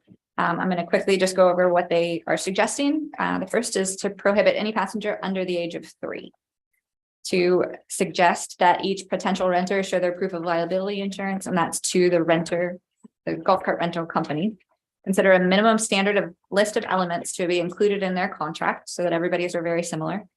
To revise the rule sticker that we have and incorporate a city map with an off-limit area of roads. Brett is already working on this. We've looked at some suggestions from him and it looks really nice. Consideration for more visible signage on feeder roads, possibly incorporating lights, and these are the roads that go onto the highway to hopefully prevent that. A semi-professional universal video of the do's and don'ts of golf cart use, ensuring individually owned carts held out for rental are securing the equivalent commercial insurance as the fleet rental companies, and that's the individual short-term rental houses that have golf carts available with them would have to have the same kind of commercial insurance that the golf cart fleet companies have.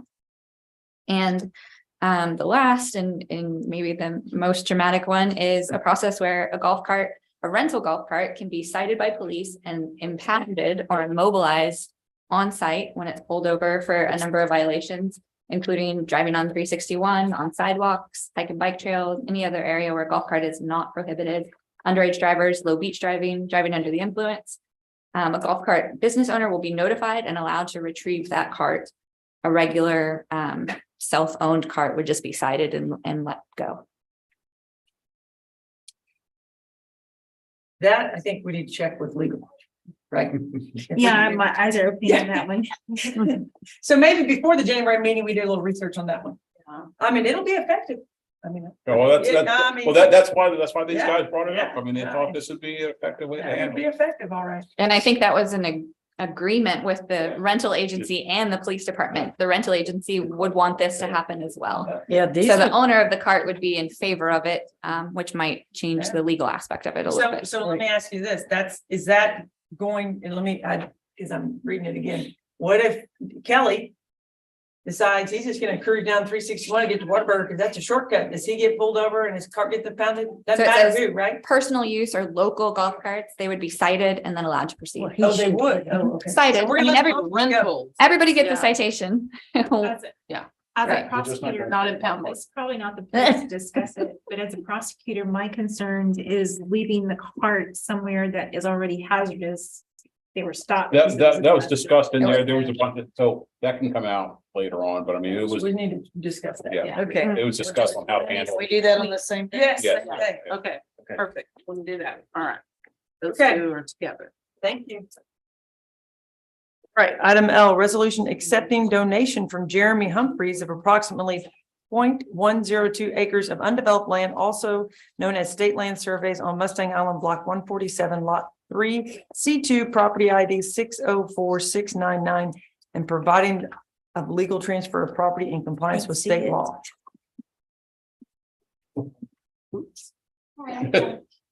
Nicole, you should stay. So Back this again. typically is not my lane, but this gentleman bugged me enough that I just wanted to help him and not have to talk to him much on his own anymore. He was very nice about it, though. He recently replatted a piece of property on Ross Avenue that backs up to the nature preserve and doesn't need the last part of his buildable property and wanted to donate it to the city.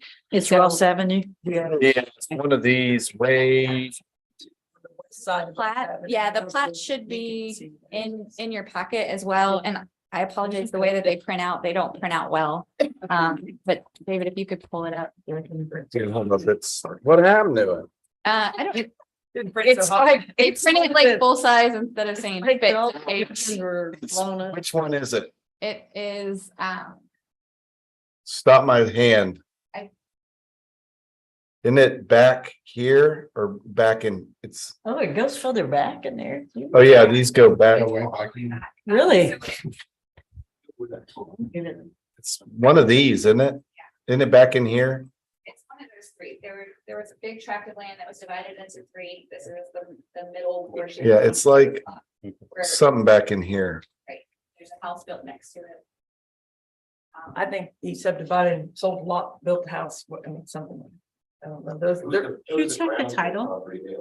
He's giving us, what is he gonna give us? Proof of a clear title. I think they called it an abstract. Abstract? They're gonna prepare all of the special warranty deed information. Yeah, then we'll send it to Roxanne. Is that just so he doesn't get taxed on the whole lot or something? Probably. Yeah. It's great. It's a pretty big, I mean, it's a, 5,000 square foot portion that backs up to a nature preserve. And we've been collecting them in the past. Yeah, what are you gonna do with it? I mean, I'd be afraid to build it. Yeah, there you go. I heard that. That'd be kind. Okay. Might as well just put them out there in cages. Yeah. And come and get them. We wouldn't need dog walkers. That's right. That's not why I said. Okay. I make a motion to approve. Motion to approve the resolution accepting a land donation from Jeremy Humphreys. I'll second. Right, any further discussion? Fran, please call the roll. Yes. Councilmember Bridger, Yes. Councilmember Chambers, Yes. Councilmember Christensen, Yes. Mayor Owen, Yes. And Ooh, yes, we're making it to M. Okay, all right, thank you. Resolution entering into an interlocal agreement with the Port Aransas Independent School District for the School Resource Officer Program, setting responsibilities of each entity, term, fees for service and reimbursement, and miscellaneous provisions, and directing the city manager to sign and said agreement. Good evening. About 2.5 years ago, the police department and the school district got together. They were wanting a school resource officer. In most cities, the school district pays for the officer. But we decided, since we have the same tax base as the school district, and because the recapture, it's about 5 times cheaper for the city to fund it than it is for the school district. The city funds the SRO position, and then in the summertime, we get to use the SRO to supplement our patrol division. And this is just a renewal of the existing program. Nothing, the only substantial change to it is the first interlocal was for 2 years and this one's for 3. So we don't have to come back so often. amazing program. I motion to approve. Second. Any further discussion? No. Fran, please call the roll. Councilmember Christensen, Yes. Councilmember Chambers, Yes. Councilmember Bridger, Yes. Councilmember Hart, Yes. Mayor Owen, Yes. Mayor Moore. Yes. Okay. All right, item M, resolution entering into an interlocal agreement with the Port Aransas Independent School District for school security camera access, setting responsibilities of each entity, term, and miscellaneous provisions, and directing the city manager to sign said agreement. So the school districts purchased some camera systems that are in the hallways and some of the non-public and public areas of the school. It's a web-based system. They want to give us access in our dispatch center in case something happens at the school. The dispatchers can see what's going on from a distance and direct officers. The interlocal is written specifically that I think that it relieves us from liability if it gets too hectic and we don't do anything. It basically says that we have the authority to do it, but we're not obligated or expected to monitor the systems. They don't want us monitoring on an ongoing basis, just during an emergency or a drill or something like that. So we're not going to have it running all the time, but we should have access to it. There should be no cost to the city. The school district is going to pick up the cost for installation and maintenance on the system. Our only cost is going to be the dispatcher's time to get trained up on using it. Another great idea, I think. All right, a motion to approve. I'll second. All right, any further discussion? Fran, please call the roll. Councilmember Bridger, Yes. Councilmember Chambers, Yes. Councilmember Christensen, Yes.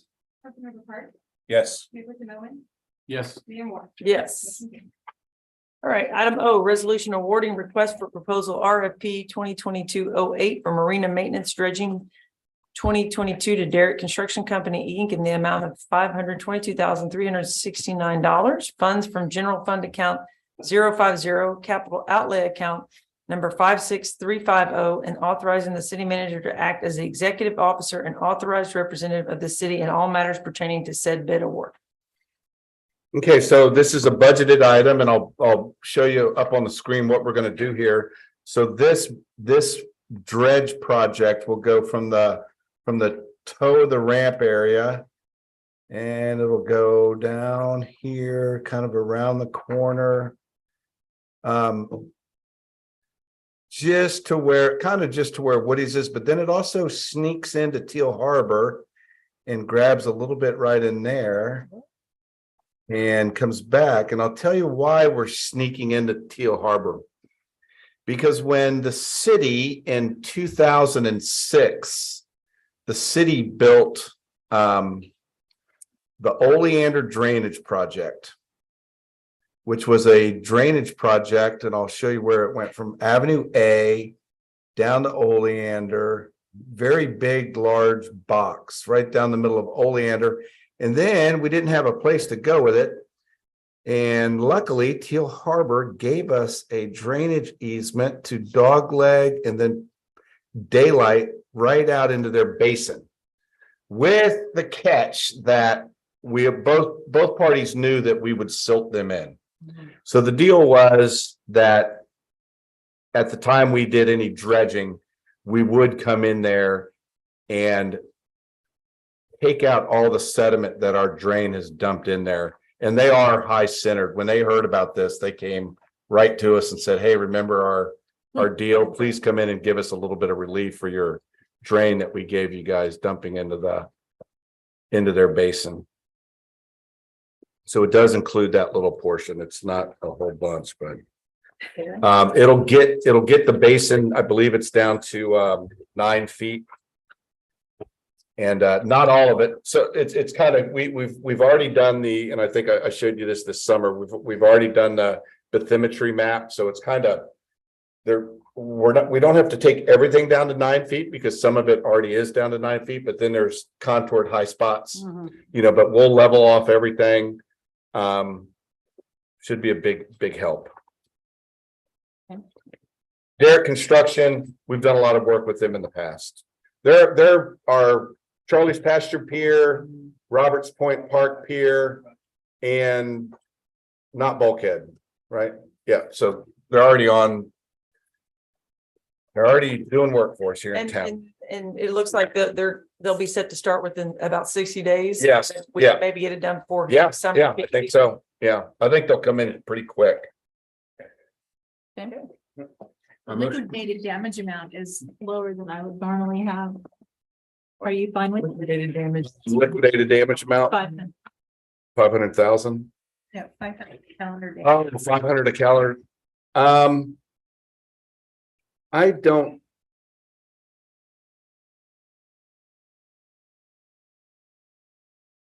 I think, Michael, what have we done on our FEMA for liquidated damages? Various projects. Yeah, 500. On a $500,000 project? Okay. I'm used to seeing higher. Yeah. Especially on the dredging.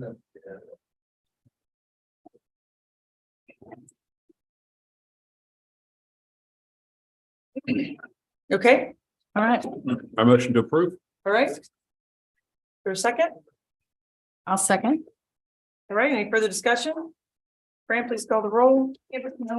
Yes. Councilmember Hart, Yes. Councilmember Bridger, Yes. Councilmember Chambers, Yes. Councilmember Christensen, Yes. Mayor Moore. Yes. Item P, resolution approving professional services task order agreement with Urban Engineering, Inc., approving amendment number 1 to task order number 12 in a total amount of $145,591.43 for the municipal marina Hurricane Harvey repairs, authorizing future budget amendments for fiscal year 2022 to 2023 budget, and authorizing the city manager to sign all documents associated with said task order agreement. Let me lay this out for Michael real quick and he can jump in. So this summer, you guys budgeted several marina repairs, and I'm going to circle those. We budgeted dock 11 repairs. We budgeted dock 12 repairs. We budgeted a ramp divider cap repair. We also, in the Harbor Master project, repaired the bulkhead cap around, where the Pollyanna used to be, dock 5, 6 to 7. That repair is in the Harbor Master project. Okay, here's 3 items that we left out of the budget that we want to add, and they are in this. One of them is another divider cap right here on the end. We want to adjust the Peggy Ann dock is all beat up, and it's this one right here on the corner. We also want to shift them 6 feet to the east and rebuild this dock, because this dock sits where we do engine haul out stuff.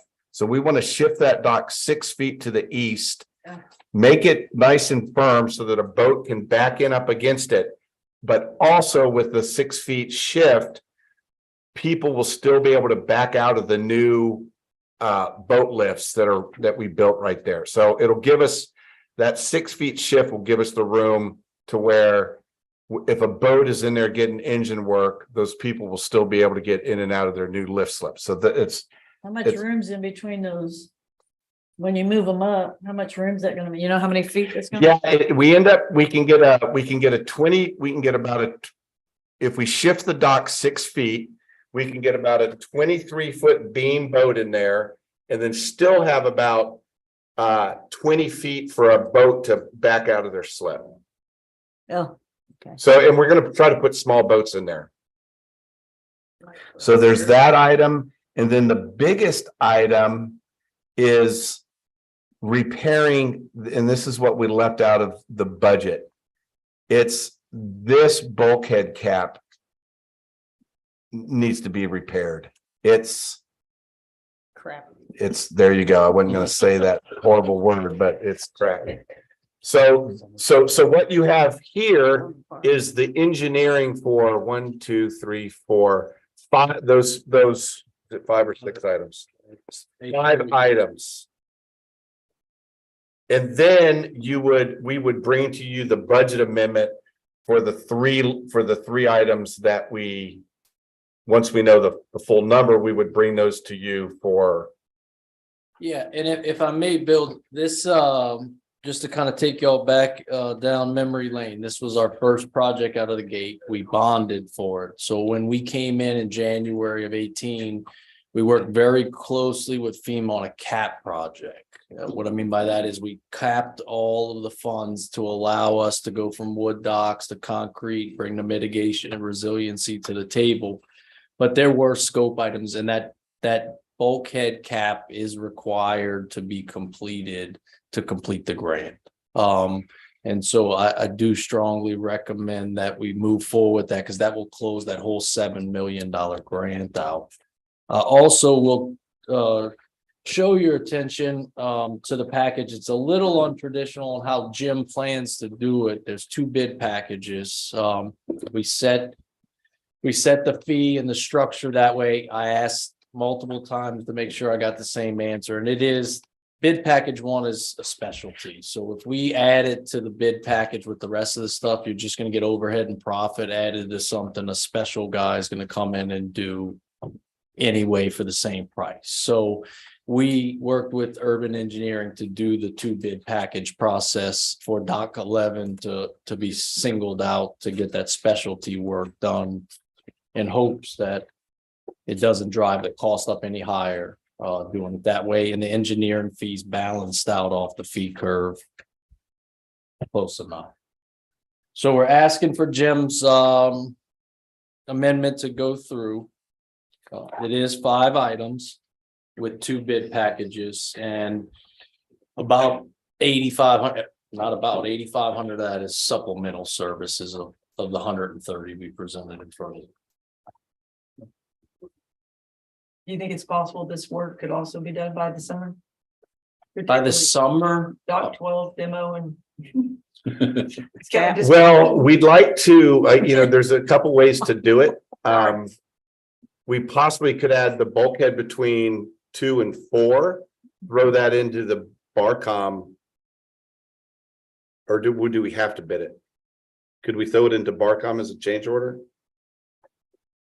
I wouldn't touch ED. I wouldn't mix them. Yeah, don't mix them. Your cap. Yeah, it might be too nasty to mix. And mix not the only that, funds. but we don't want to use that 25%. We know Dock 11 can be pretty quick. That's a specialty. That's gonna be Bellingham.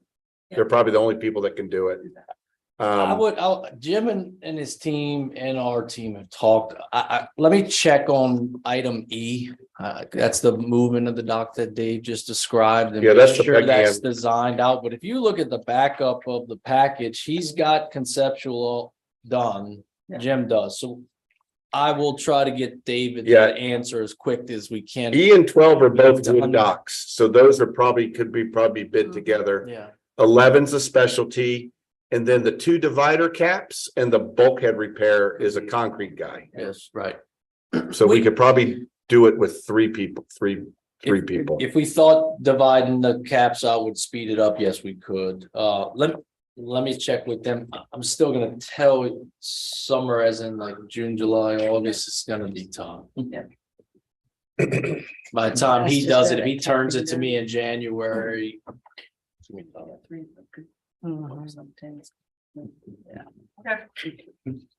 All right. All right, any questions? I'm motion to approve. Second? I'll second. All right, any further discussion? Fran, please call the roll. Yes. Councilmember Chambers. Yes. Councilmember Krueger. Yes. Councilmember Park.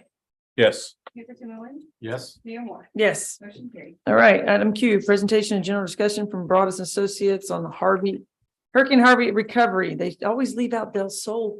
Yeah, as long as. It's a big team, big team. It is, it's not, so I know y'all been here a while, but I do want to run through some things because we have some good updates to end the year with. I appreciate Well, it. The that's- package update was Yeah. really good. I love the updates and the pictures. That's this Very group, good. so it helps me look like I'm chugging along at it, but. Public safety, if you remember, I stood up here last month, we did invite the arbitration judges down to Port A.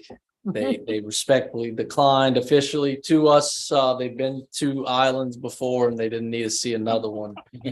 So with that being said, we'll go to our traditional setup.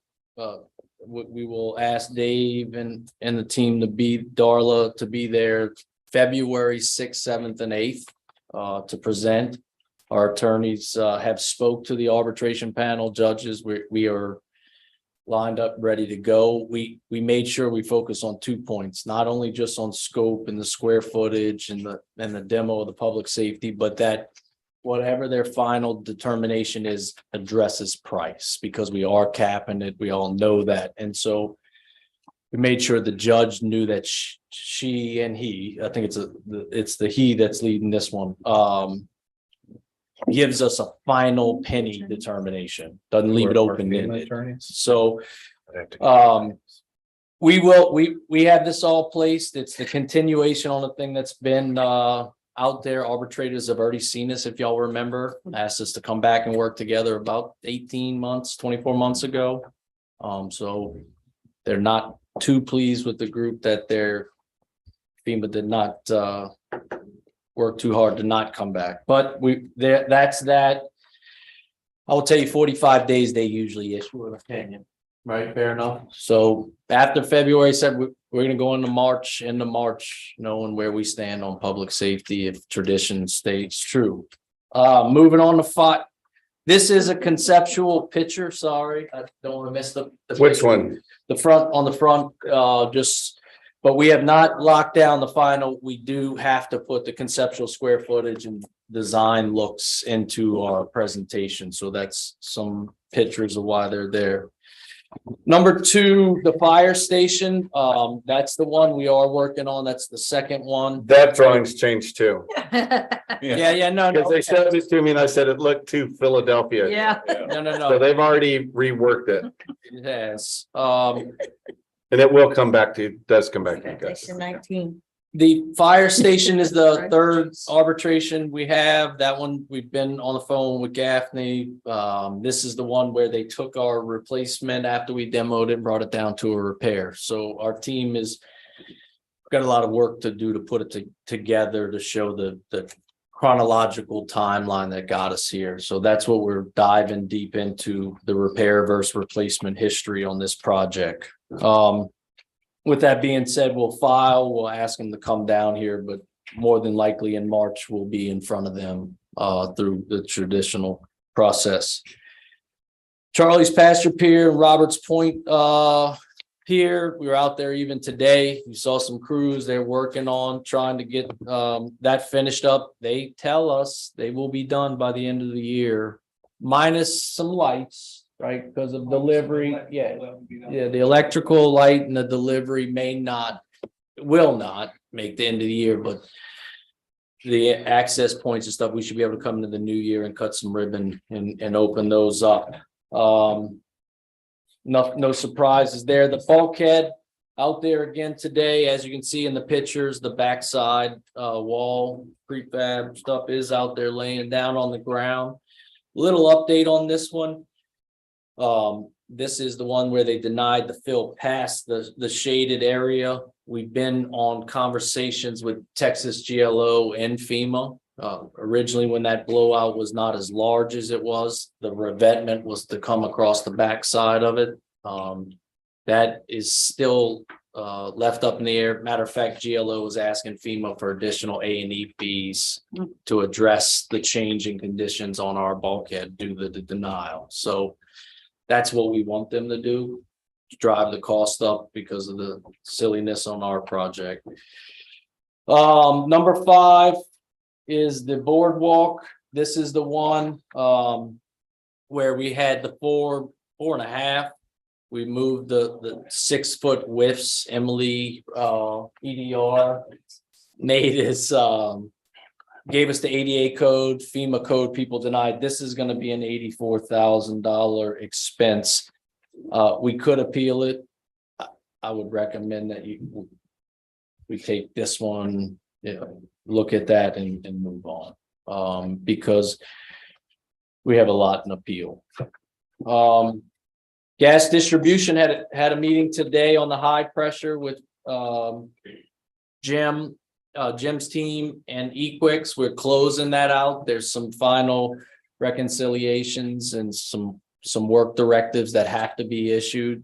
Do some details for the team to review on Tuesday. We make some recommendations before the holidays, and that should put a wrap on the high pressure distribution. We're getting invoices in, stored materials are coming in. Got the bond and insurance to protect all that. Don't have the meters yet, but we're expecting them the first of the year to start trickling in as well. And then the EDA Harbor Master, Terry did have his meeting today. That's progressing.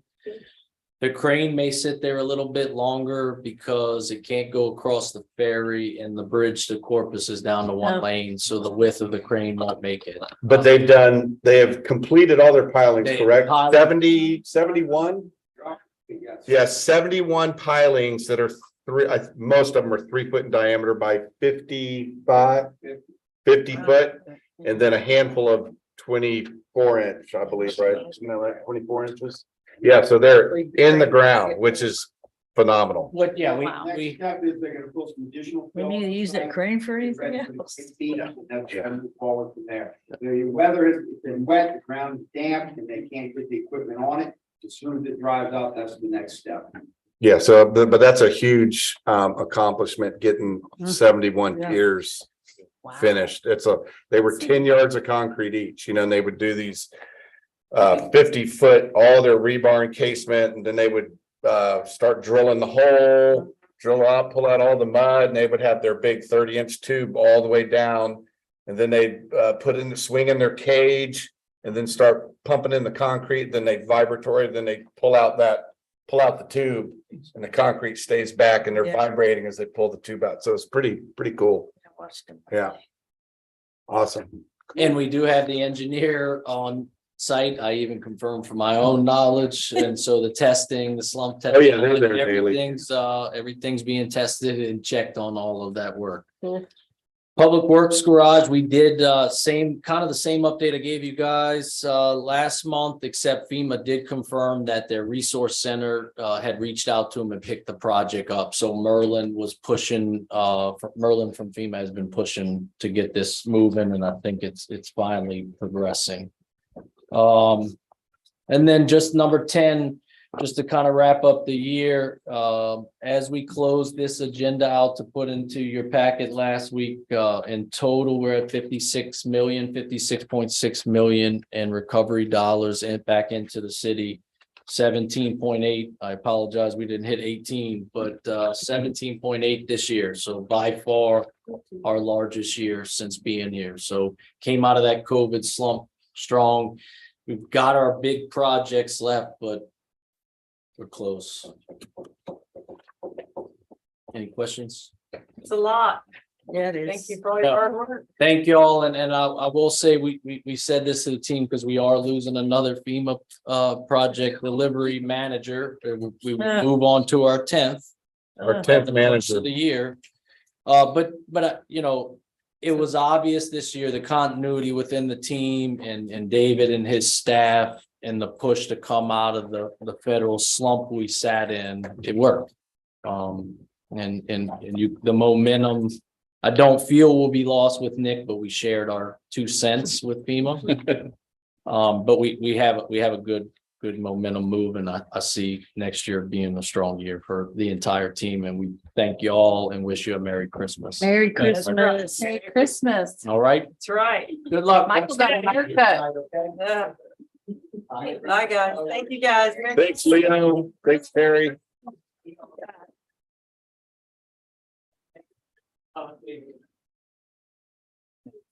Got a fan club out there?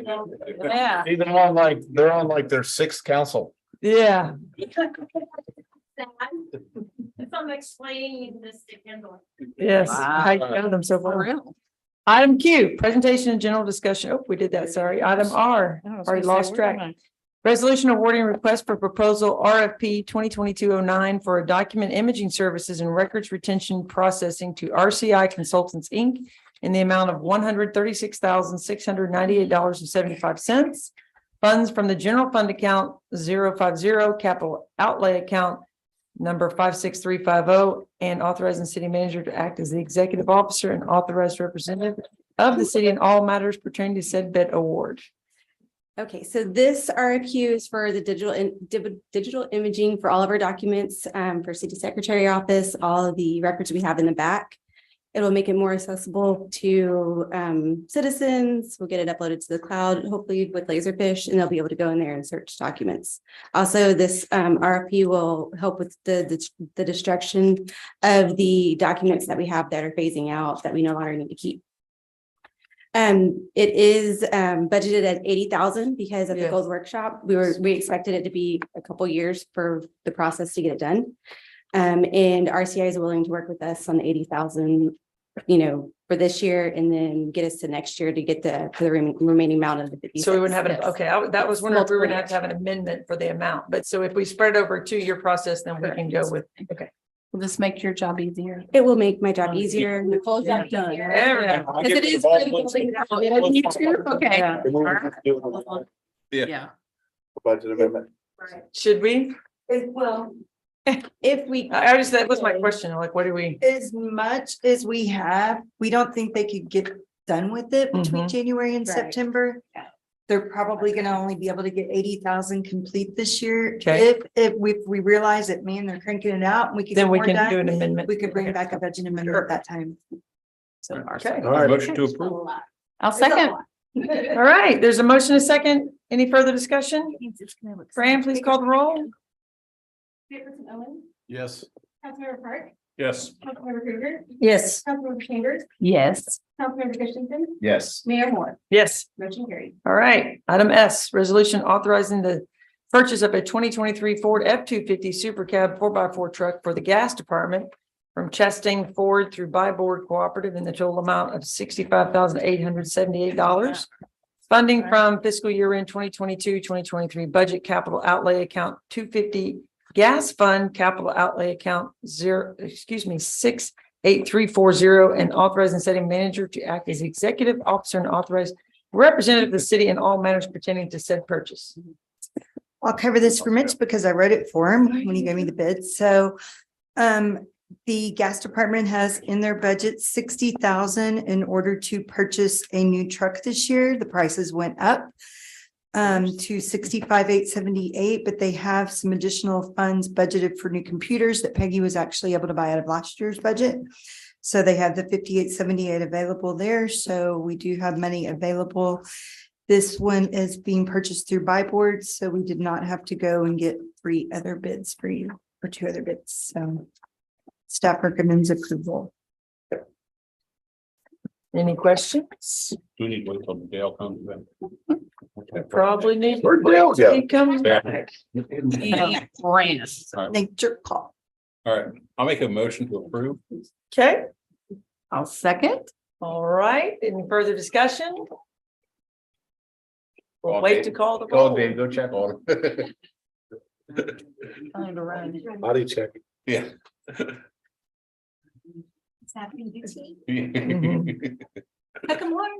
Yeah, it's my Longhorns. That's right. Little Longhorns. See, it looks like their daddy. Well, thank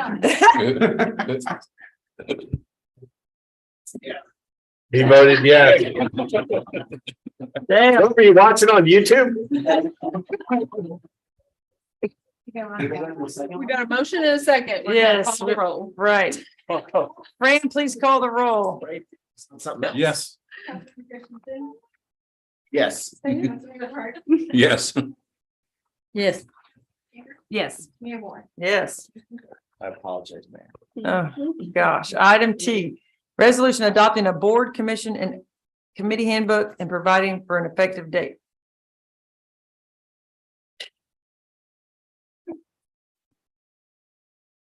Here she comes. Okay, there she is. This is. At the last city council meeting, council directed staff to send this to the city attorney for approval and review. And she's made all those changes in what you have today. That's the yellow highlights. Yeah, the yellow highlight. The ordinance will permit city secretary to make changes as long as it's not to the actual policy. So adding boards, as that section in the back for adding different boards. Do y'all have any questions about? I know the main question last time was regarding the board members being able to consult with others outside. And that was addressed and reworded by Attorney Petroni. Sorry. It was nice to work with you on. Yes, thank you.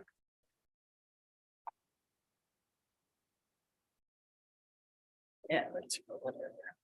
Okay, anybody have any questions? No, ma'am. All right. We have a motion, A motion to approve? a second. Okay, any further discussion? Fran, please call the roll. Captain Moman, Yes. Councilmember Park, Yes. Councilmember Krueger, Yes. Councilmember Chambers, Yes. Councilmember Christensen, Yes. Mayor Moore. Yes. Motion carried. All right, item U, discuss and take action on appointing board members to the Recreational Development Corporation. Oh, it looks like we have one spot and one applicant. Well, guess what? That I makes it- like that. Welcome to the club. Yes. Right? Is that correct? Nothing's changed, right? I mean, we have. Is the spelling of the name D E L A Y? A one. Yeah, it's- Yeah. A Y, okay, A Y. Yes. All right, Oh, Deloitte. yeah, you can, Yeah, it's Yeah. delay. Yes. Okay. okay. Delay. Okay. Okay. Yes. Do we have a motion? I motion to approve Frank Delay. I'll second. All right, any further discussion? Who was that representative? Oh, Tom Delay. Fran, please call the roll. Yes. Yes. Councilmember Krueger, Yes. Councilmember Park, Yes. Gilbertson Moman, Yes. Mayor Moore. Yes. Motion carried. All right, item V, resolution adopting an amendment to the 2022 fee schedule by amending the slip fees for the municipal marina and providing for severance and setting effective date. Let me jump in real quick. So you guys discussed this back in, I think it was the October meeting, wasn't it? Yes. Yeah, and so at the October meeting, you guys said, hey, Dave, we think it's a little low. Bring us back a low increase, a moderate increase, and a high increase. And so what we used, I initially used, so right now, a linear foot, we're about at $29.50 And I initially used a $30 increase, a $35 and a $40, but it was a little on the high side. And so I ended up tweaking a little bit and using a 30, so the low is $33 a linear foot, a moderate increase, $34 a linear foot, and the higher increase was $35 a square foot. And if you throw out there's a couple real high outliers in some of these categories, like Redfish Bay. That's kind of a scratch. So anyway, those numbers there put us in a pretty good ballpark, I think, for you guys to look at.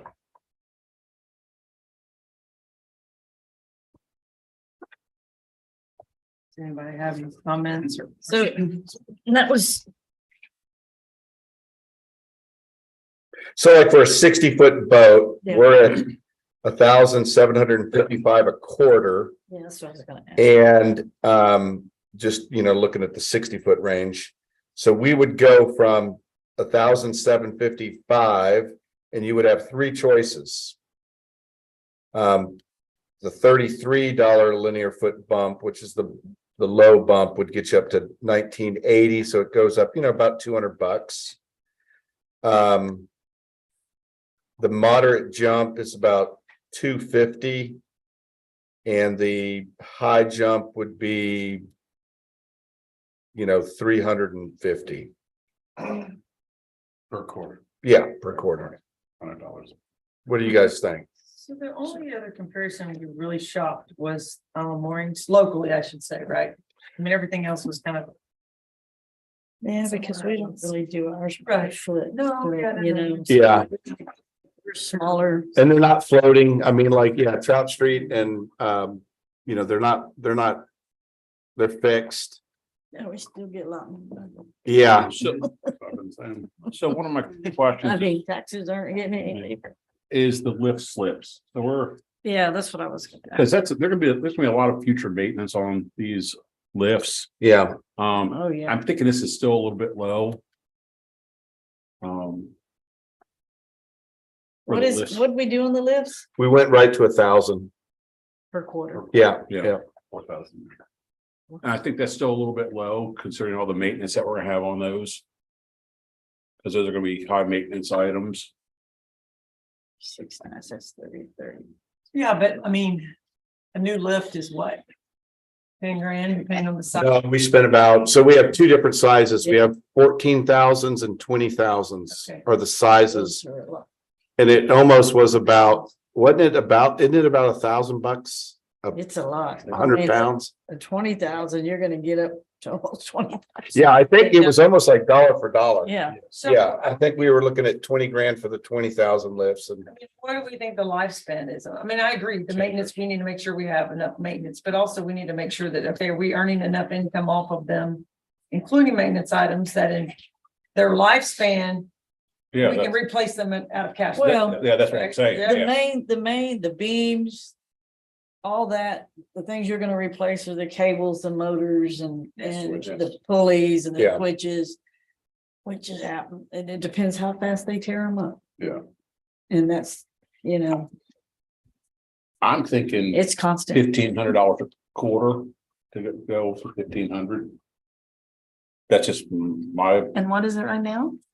well, we just raised them. 333. So we did, well, I say that they're new. So we brought them to you guys back in Right. August. Mhm. yeah. And that was the first rate, right? We set the rate at So that. you probably time. have contracts on all of them right already.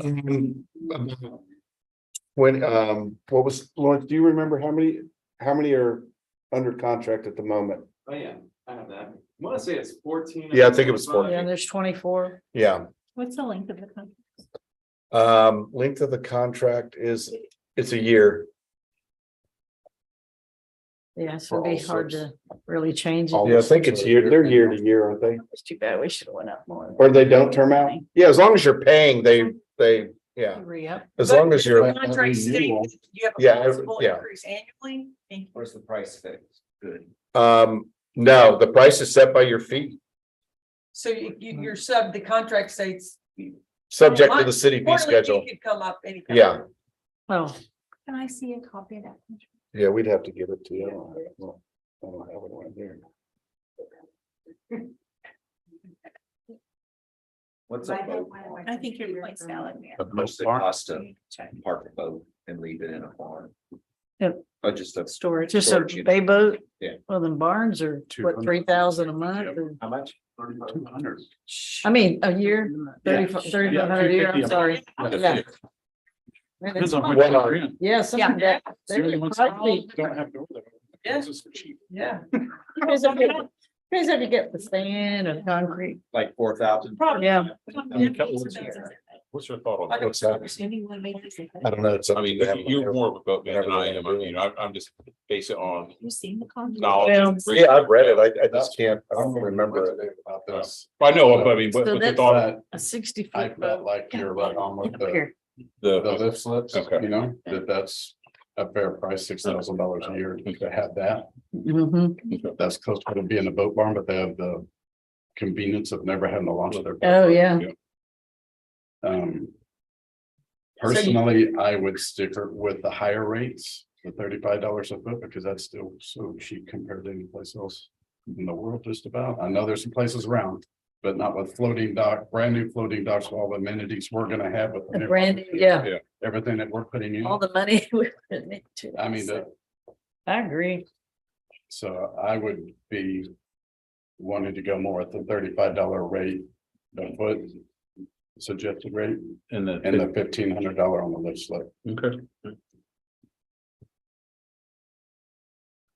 Yeah, for a 60 foot boat, that's 700. I mean, So you guys want to do the 35 a linear foot, 1,500 on the, quarter. 1,500 on the lifts, and then we'll have to see if the existing 14 are locked in at some rate or what they're subject to as far as change. Well, that renewal will just go up. Yeah. At the least. Yeah.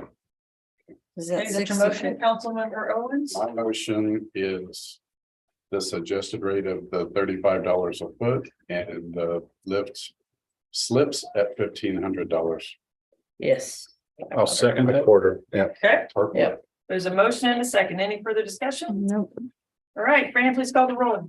Councilmember Christensen, Yes. Councilmember Chambers, Yes. Councilmember Bigger, Yes. Councilmember Hart, Yes. Still Councilmember Owens, cheap. Yes.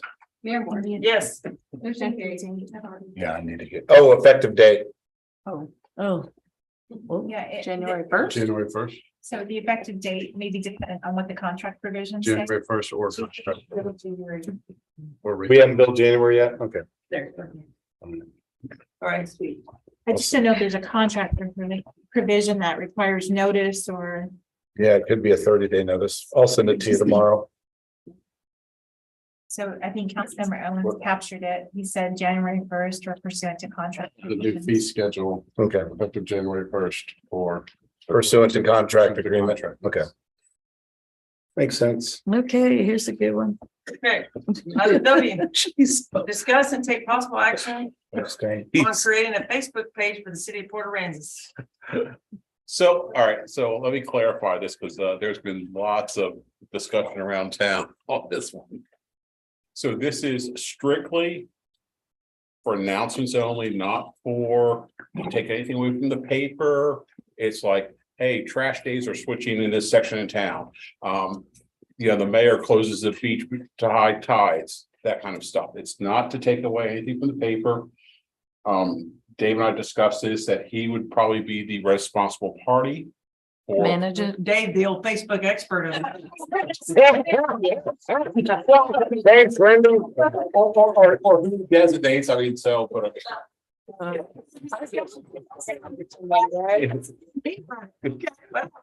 that's funny.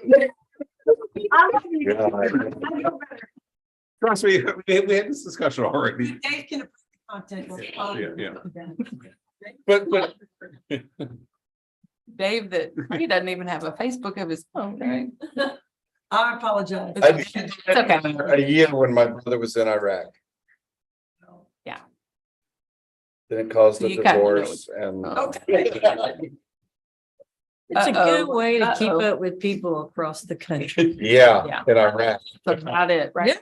And that was about Okay, it. so are we able to, I mean, just do this and not have any comments? Cause I can see this being a So big. There's some, there's some thought one way, both ways on whether the legalities or not. I think at TML. I think some of you sat in on that. Executive session to answer that question. It's a public forum. Oh, chief, you don't know that. Like. I was in that, What? I sat in those deals. Yes. Yes. Yep. What? You have to allow comments. No. No, I don't think. Thank so. You regulate the, I think you do. It's a First Amendment on the city website. well, then I don't think we should do it. Well, do you guys want to go into executive Yeah, session? We can talk about it when we go. yeah. Yeah. Let's Yeah. wait. Yeah. We can move down to executive session. Okay, executive session it is. Yeah, pursuant. Sorry, we're going to move that item to executive session. Pursuant to 551.071. All right. Item X, discuss and take possible action on creating a tier. Oh, that's right. We're doing executive session at the end. Rental registration fee. Dale. Yes. Okay, so I talked to, this was Dale's agenda item and Dale had asked this. I don't know why I'm listed on there. So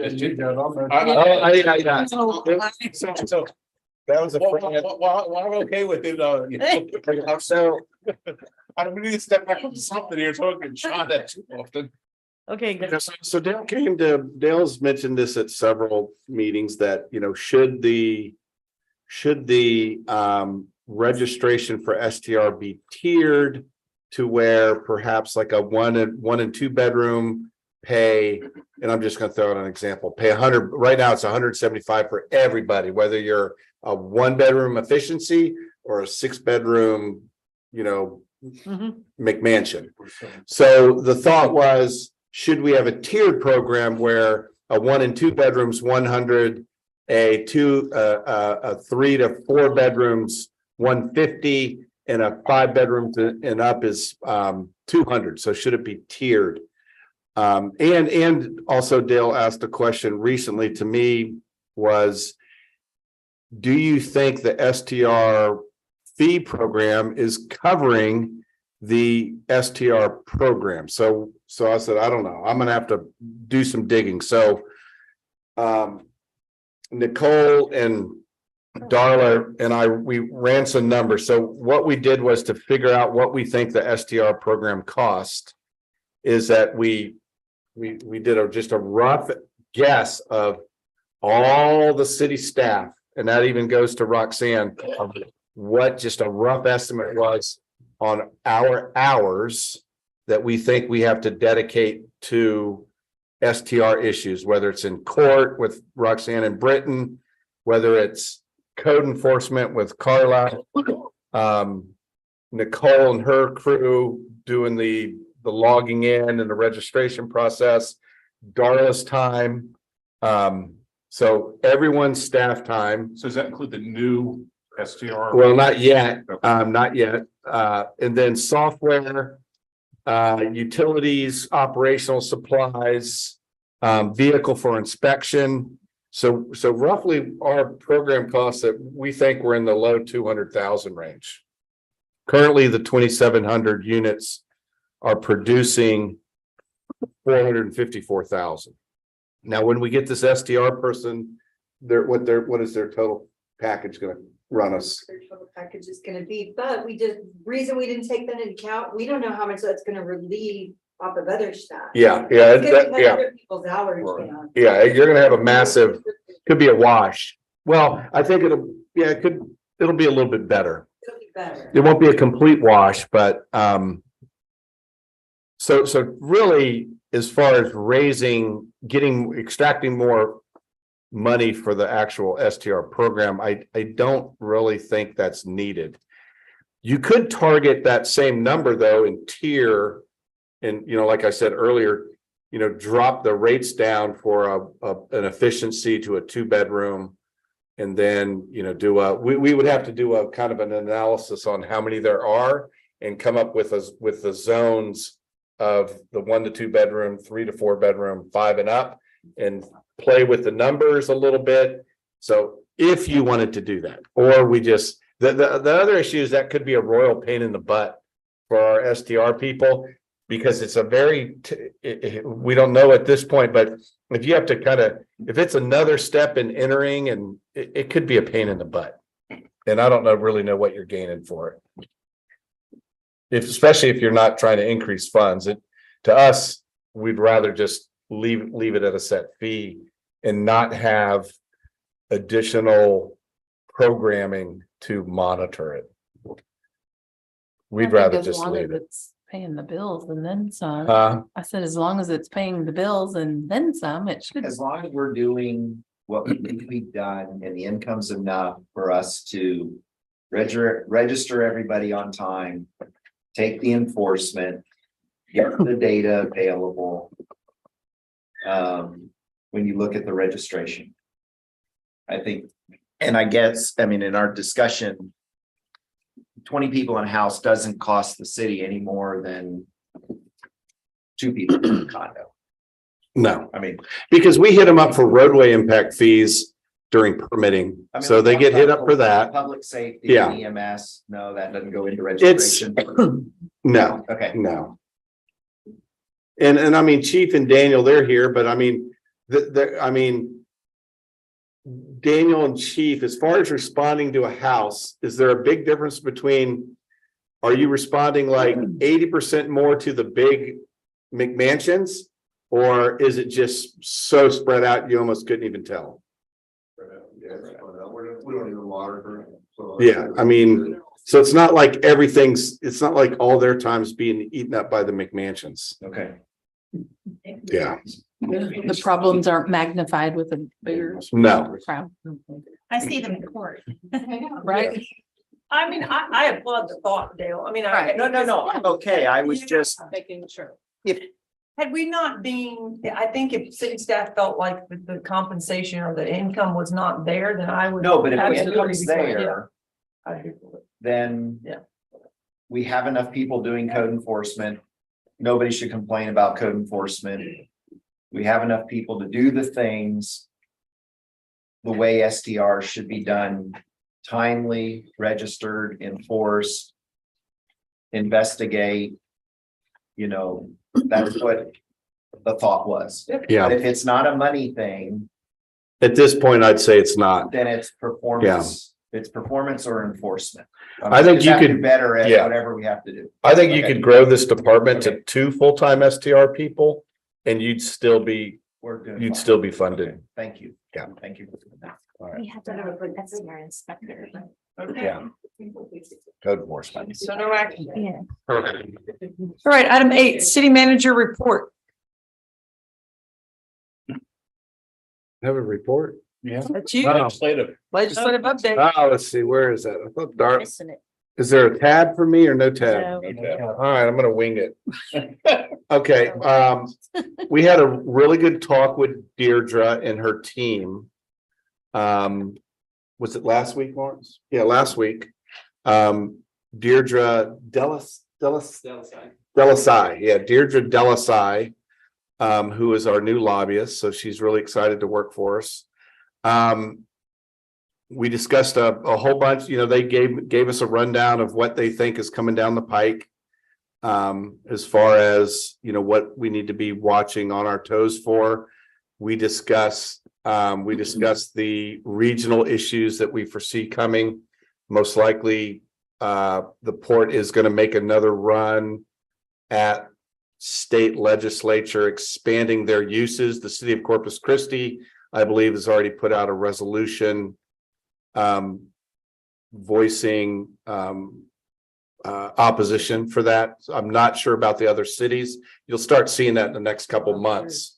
But I imagine probably Portland, Gregory, Ingleside, I think you're going to see them all probably start passing resolutions of opposition. It's something we have time to do, so we can. We didn't have to have it in place right at the moment, but so definitely the port's going to be on the radar. Lobbying is going to be on the radar statewide for everybody. I did run it in front of her, the concept of using hot tax for police, fire, EMS that is above and beyond what you would normally have for a city of 3,500. She said, her first response, she's definitely going to look into it more. Her first response is that it would be that's going to be an incredible hard lift. She goes, number one, where's your representative sitting on it, and where's your state senator sitting on it? Because if they're not going to run the gamut for you, then it's it's kind of game over.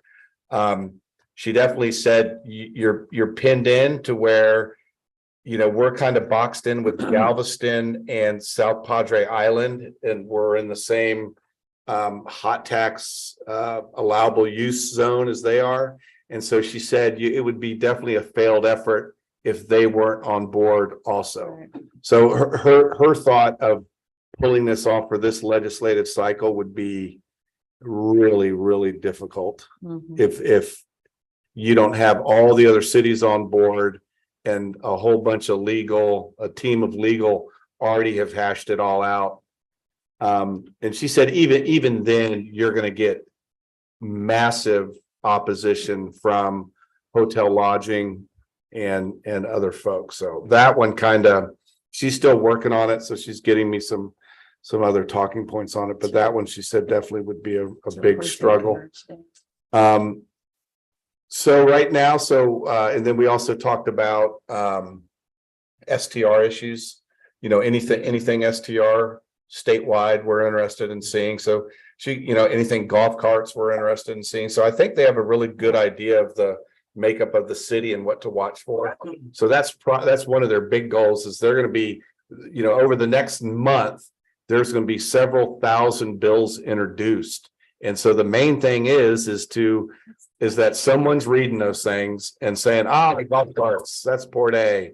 And so that's what they're primarily going to be doing for us is watching, any legal issues that Roxanne sees, coming, these anti-city, anti-municipal, things that weaken zoning. We'll all see, we're all in the same boat with taxation. So that's always a big one, property tax. And then also lending a little, lending our support and help to the school district, because they're fighting recapture. So that's a big one. It's not, that's not us, but it's definitely our team, we're fighting Marlin. So when we, and I, did you guys, okay, so you guys weren't here in 21. So typically what we do in the legislation is if we have some hot button issues, sometimes someone might have to volunteer to say, hey, I'll do a road trip, Dave.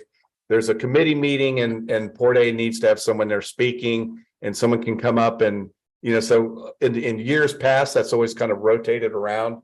Charles did a whole bunch in 2021. He did, him and I made a bunch of trips up there.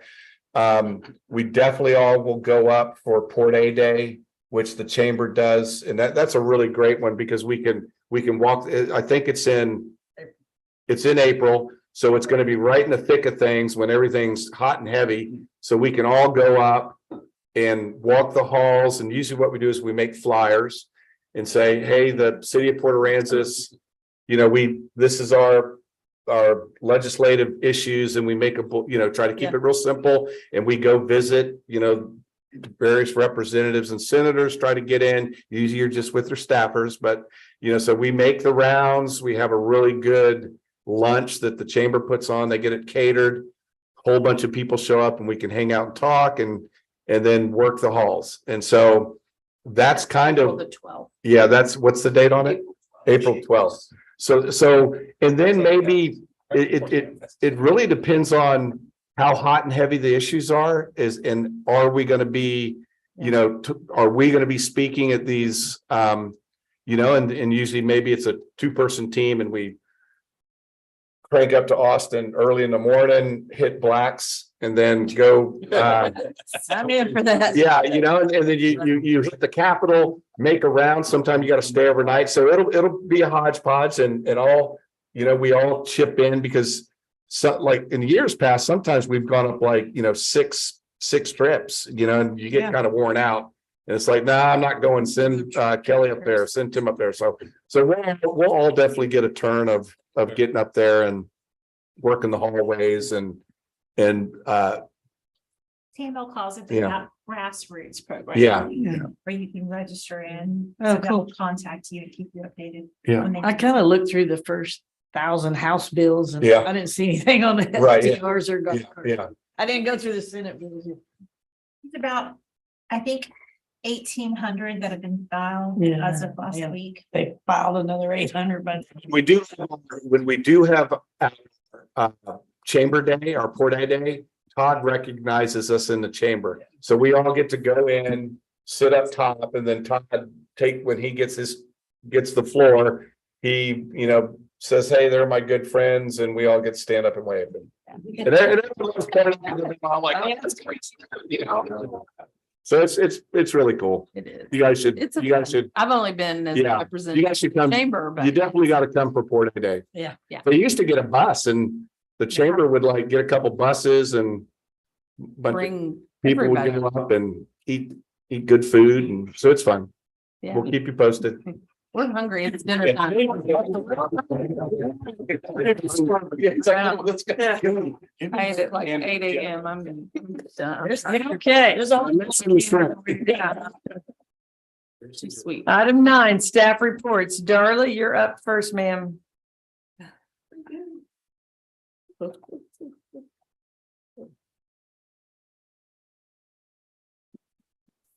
So you have your written report in your packet. Just a few economic indicators. We're already off to a good start this year. Hotel tax is up 2.4% for the first 2 months compared to last year, and the sales tax is up about 10% for the first 2 months compared to last year. We finished the year selling, it's ironic, I just think it's so cool, an even number, $5,900. Saw that. I was like, it's not a typo. What's the chance of that? And I was so excited when I got all the numbers. I was like, I'm gonna count it. But the golf carts for 2023 have shipped. They are on a truck, and earlier today they were in Cincinnati, and they're supposed to be here by next Tuesday, the 20th. But I don't think I'm gonna kill the staff the week before Christmas, and we will anticipate starting selling when we open on December 27th. Beach parking permits, actually, we got today. I've not called all the vendors to let them pick them up yet, but they're for sale at City Hall as of today. If anybody wants to buy any for stocking stuffers, they're for sale. So, That's actually cute. I think. yeah, I thought I have a so. client that gets They're me one every year. for they're Christmas. hot pink this year.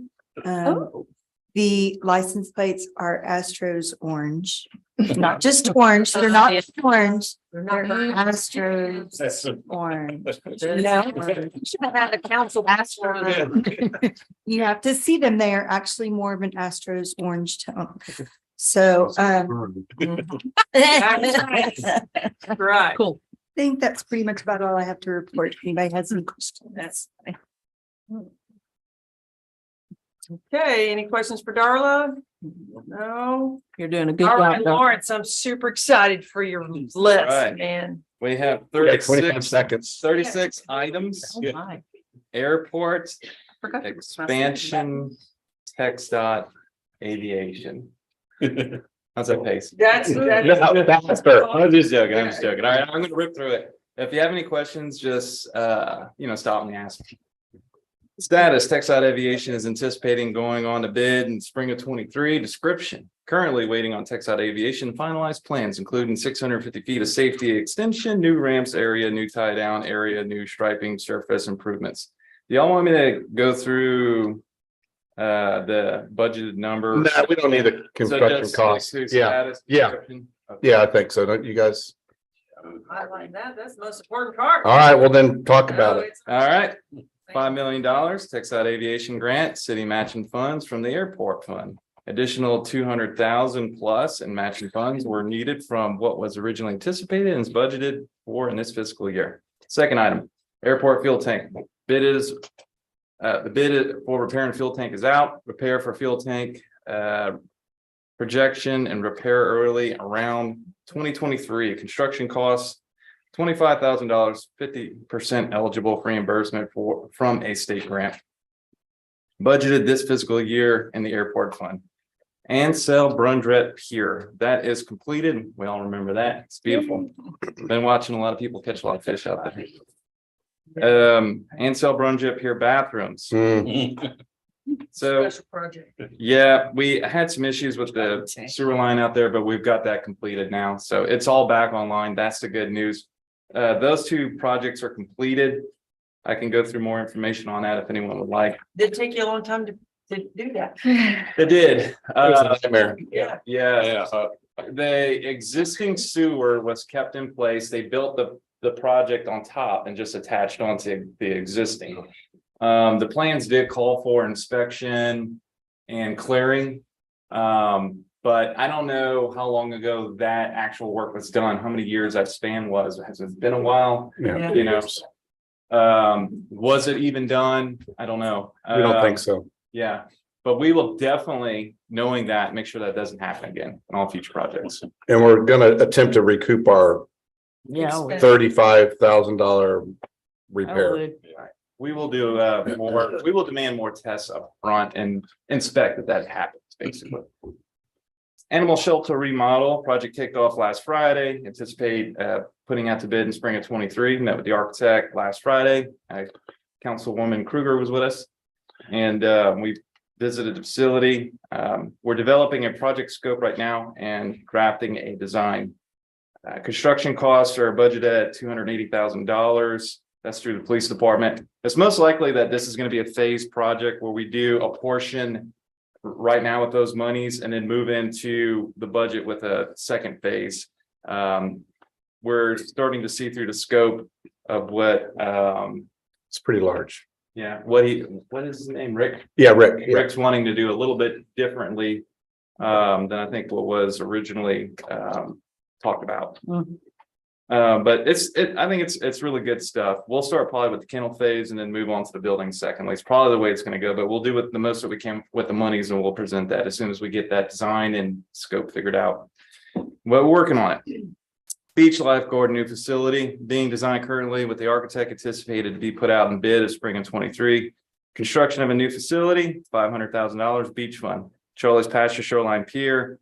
90% completed reconstruction of the Charlie's Pasture Pier. The guardrails electrical are at 90. Abutment is poured, final beams being prepared to be placed, and stairs are being prepared to be poured.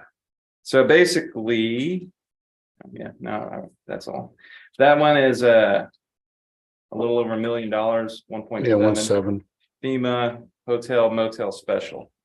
Charlie's Pasture Shoreline Bulkhead, construction is at 30%. Continued maintenance and pouring of concrete sheet piles and panels will be cured for the next 30 days. 6 of 8 storm drains are installed. Sidewalk construction will start in 2 weeks. Total cost $7.5 million. That's FEMA hotel motel special.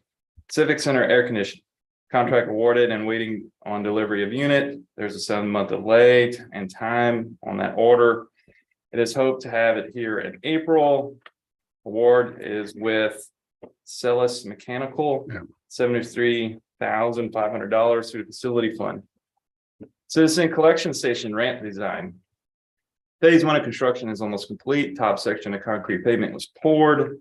December 8th requires a week to cure. Once cured, traffic will be directed to the new ramp side and Mako will begin working on phase 2, reconstruction ramp and dump stations at Citizen Collection Station as a description. $500,000, 60% from the beach fund, 40 from the sanitation fund. It's looking really good too. Mhm. Looks Yep. great. It's I gonna be wonderful. Yeah, I looked at it today. It's coming along really, Yeah. really nice. Hazard mitigation drainage fund. Let's see. Phase 1 design is at 60%. Phase 2 is in the permitting phase. It's a $5 million grant through the GLO. Phase 1 includes projects of Avenue E, F, 12th Street, Summer Place, Circle, Dolphin Lane. Phase 2 includes, I have 12B. Do you have Avenue J? Yeah, we have Avenue J. Okay, good. Yeah. And Keyway, Keewaydin Lane. yeah, Keyway Lane. Those are where some outfalls are for the drainage going north of the highway. Well, north of Allister and 361 on the two of them. CBDD grant with city matching budgeted funds from the construction fund. Next is a CDBG hazard mitigation GLO. Yeah. That application is underway. It's a hazard mitigation grant of 5.3 million with no match requirements. GLO grant dispersed through the COG. Unfunded drainage projects from the above mentioned CDBG will most likely be revisited for being recommended for this funding. We're kind of in a little bit of a pickle because the city doesn't really qualify for we don't have a lot of low to moderate income projects. So we basically have to wait for the rest of the region to submit. And if they have a overabundance of LMI, we can slide in. So we're kind of going to be last at the trough. But not all of it was, Not- there was a portion that we could use regardless. No, I don't think that's the case anymore. You gotta, Change it again. no, we have to meet LMI. But yeah. they worked hard. It's separated out, but it's, you can't just go like it had, 2.35 million. We can't just go use it. We asked the question, can we just use that and get on down the road? And they said, no. Not until you meet your LMI. Once you meet your LMI, you'll get the other chunk. Yeah. So the fire EMS station project is entering back into arbitration with FEMA, but the city is continuing to move forward with the design efforts anticipated to be put out to bid in early summer of 23. Construction for a new station, currently it's an appeal process with FEMA. They have non-findings that enforceable codes require additional square footage for the building. FEMA calculations show repair to be less than 50% of replacement costs. Construction costs estimated to be 9.3 million or more. That's FEMA funding. Tax anticipation notes were issued last September for this project. Gas high pressure system. The high pressure system is completed, $8 million there. Next is the distribution system. That's where we're at now. That's the second phase to this. Construction is at 5% complete, scheduled for completion in 25. We're currently in phase 2A. I don't have a map up, but it's, there's, I forget how many sections in there. I think it's up to 8, and they have A, B's, and C's, so it's quite a few. So we're only in 2A. That includes Piper Boulevard, Blue Heron, and other streets in the area. They're being tied back into the distribution line that was mentioned above. Waiting on delivery of some parts. They are backlogged. We're dealing with that. FEMA will disperse their 12th tranche of funding January 1st with a net total of 13 million and some change at that point. Construction costs around 22 million. FEMA state and city fund match at 1.5 almost. Harbor bathroom remodel kicked off meeting with the architect is underway. Anticipate to put that out to bid in summer of 23. So remodel of the bathrooms, 150,000 was budgeted through the harbor fund. That's with Emily, right? Rosa Paul. Yep, yes, sir. The harbor boat ramp up for award December 15th council meeting agenda that we just went through that item. Yeah, that was a divider cap. Project 2 addition includes a boat ramp, divider camp demolition and reconstruction of the most northern divider cap and middle divider cap of the existing 5 divider caps that are out there. This will include an expansion joint repair on the southernmost divider cap. Almost 80,000 comes from Harbor Hotel Motel Special. Harbor bulkhead divider cap repairs. That's was also on the agenda for the package. Oh, that's just not divider cap. That's just harbor bulkhead repairs between 2 and 4, right? Divider cap repairs. Let me see. It's just cap repairs. We have harbor boat ramp, right? Yeah. And then harbor bulkhead. Oh, yeah, that should just be Cap repairs. correct. Yeah, I apologize. We'll get rid of divider in there. Sorry about that. Don't do it again. Yes. Project 2. It's an addition to include bulkhead cap demo installation in between dock 2 and 4. This will also include a new sidewalk going on top of that. 239,000 harbor and hotel motel special are the funding sources. Harbor dredge, that was on the agenda, approved. Their construction, $500,000 harbor fund. Harbor dock 11 and 12 repair. Currently under design, anticipate being put out for bid in spring of 23. Demo reconstruction of the docks, $500,000, a little bit more. Harbor fund, hotel motel special are the funding sources. Harbor master building and pavilion in construction phase by Barcom, that's the general contractor. Piers have been drilled, rebar concrete have been poured. That's been completed as of the 9th. Third-party rock engineering is out there inspecting and doing sampling and analysis on all the concrete pours. Janak is to come and inspect the pavilion columns. Currently, we're doing some site cleaning. Started forming up the pier caps. Additional fill material to come. Next, concrete forms will be built and then plumbing work will commence. That's a $7 million construction cost, EDA grant, hotel motel special funds. Harborfish house remodel. Work not yet begun, scope of work to begun, scope of work to be determined soon. Needs new windows, screens, doors, table bracings, repainting, plumbing repairs, I'm sure other things. $15,000 will come from the harbor fund. You think that's something we could get done before summer? Yeah, I think that Rob's doing that one kind of in-house. Yeah. Yeah. I'll make sure to make a note here to put that up on my priority list. We'll start looking into that. Yeah, I know it's small, I'm just Yeah. thinking, peak season. Yeah, I think that's a staff one. Sure. Yeah. Harbor new lifts, 10 and 3, that project is completed. Over $1 million, EDA grant, harbor fund, hotel motel special, that was completed in October. Harbor Peggy Ann deck, dock reconfiguration currently in design phase, demo reconstruction of the dock, $80,000. To be determined where the funding will come from for that. Leona Bell Turnbull Birding Center. Did I say it right? Yeah. Okay, substantially complete. Completing one punch list item involving installation of an ADA spotting scope. That is a project of almost $5 million through FEMA. Mobile office trailers. This is for administration and the beach team. Those are completed. We moved 2 trailers over here. They were delivered and leveled. City Hall took one in the parking lot. I don't know if y'all noticed that. And then the other one is across the street. We got electrical, plumbing, ADA ramps installed. City Hall parking lot unit is for the court clerks and the STR coordinator. One across the street is for the beach team.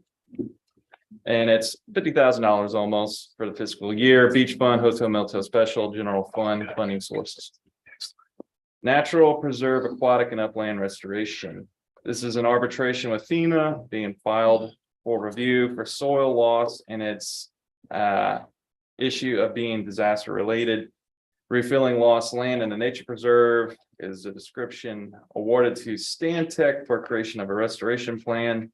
It's to be determined the construction costs. That was the, didn't we approve that one last month? The engineering and environmental, right? Yes. Yeah. RFQ. Yeah, Stantec. Yeah. Stantec, contract of scope and of services and amount to be negotiated with the city manager. Right. Nature Preserve North Trail, aka Salt Island the boardwalk, currently under FEMA review to approve the reroute due to the large washout at Charlie's Pasture Nature Preserve. Replacement of the North Trail and boardwalk. Construction costs to be determined at funding source through FEMA. Nature Preserve Restore Grant. So we've met with TCQ reps virtually. We're currently developing a work plan. Project will include additional new bollards and cable fencing on unfenced portions of the Nature Preserve property. This is pretty much around the Paradise Point neighborhood and some wetland areas northeast of that area. Additional trees, resurfacing of the Leonabelle Turnbull Bird Center parking lot.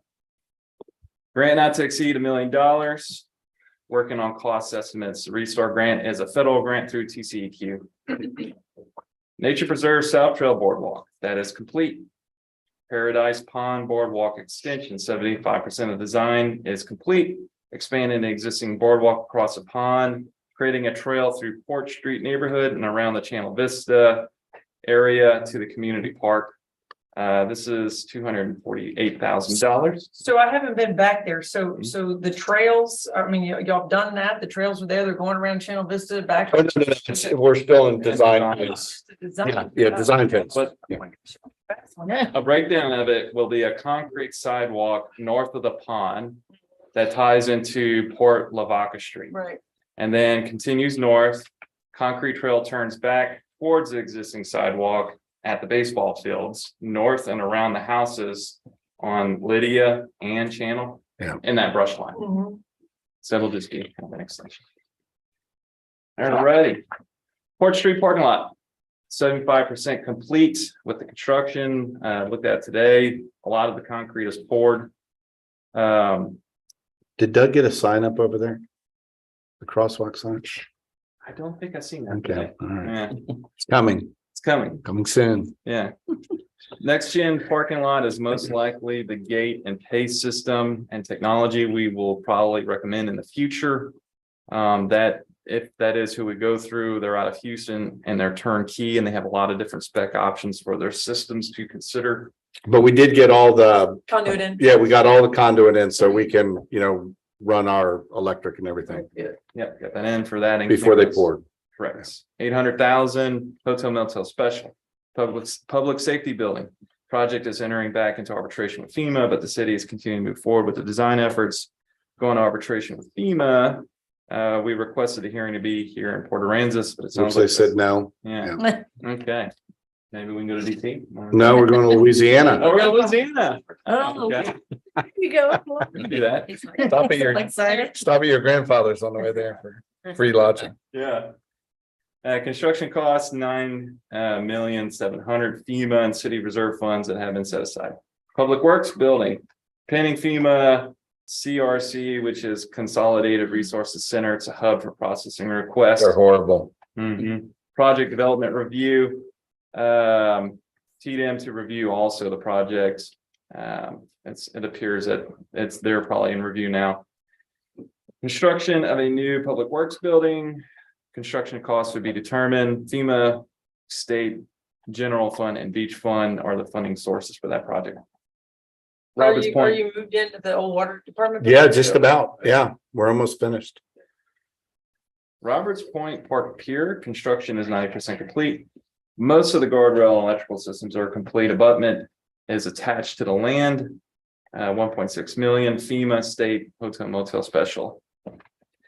Street and drainage bond currently under design, anticipating bid awards to be around summer of 23. The costs are to be determined and the funding source will be the bond of $6.5 million voter approved in November. And that is it. Are there any specific questions on any of those projects? Sounds like you're not very busy. Yeah, You need some more on your plate. I think we're gonna probably develop more, Well, I We'll try not to appreciate, add to your plate. You putting that together. I know that's something I asked for last month and I did it purposely because I know that all of you are super, super, super busy. And you did a great job summarizing, but I know each and every one takes a lot of work, a lot of staff time, and none of this is ending soon. Mhm. So I think that it's important that we all recognize, Right. how much time y'all are spending and it's a lot. And that's why we have agenda items packed till Z. Yeah. I mean, just these two buildings, just setting them up. I mean, that Darla up alive. I just said, Lawrence, go find the sewer line. Lawrence is over there digging. I mean, getting the electric, getting the contractor to agree to building the ADA ramps. And then Lawrence and I and staff figuring out, okay, what do the ADA ramps need to look like to meet code? I mean, just something like that kicked our butt. I mean, that ate up. It was 2 straight weeks of, and now they're moving. That was even, we got them, yeah, they're moving. Yeah, now they're moving. So it's, I mean, 2 little projects like that and the Ansel Brundred. Yeah. Yeah, Darla wants her own room. Well, and then that's just projects. That doesn't include your day-to-day stuff. Yeah, that's not day to day. Right, so Right. it's. It's not 180 employees. Right. Plus the environment we're in now, there's all these supply chain shortages and backlogs. So then these projects just get hung up, we can't really close them out and complete them timely. So you just got so many. Well, we appreciate everyone's efforts. Thank you, Lauren. Thank y'all. Thank you very much. Good job. Thank you. All right. So is Rick gonna call in from Greece? He's in Greece, yeah. We're skipping Rick. Were you gonna? Oh, you Yeah. Oh, okay.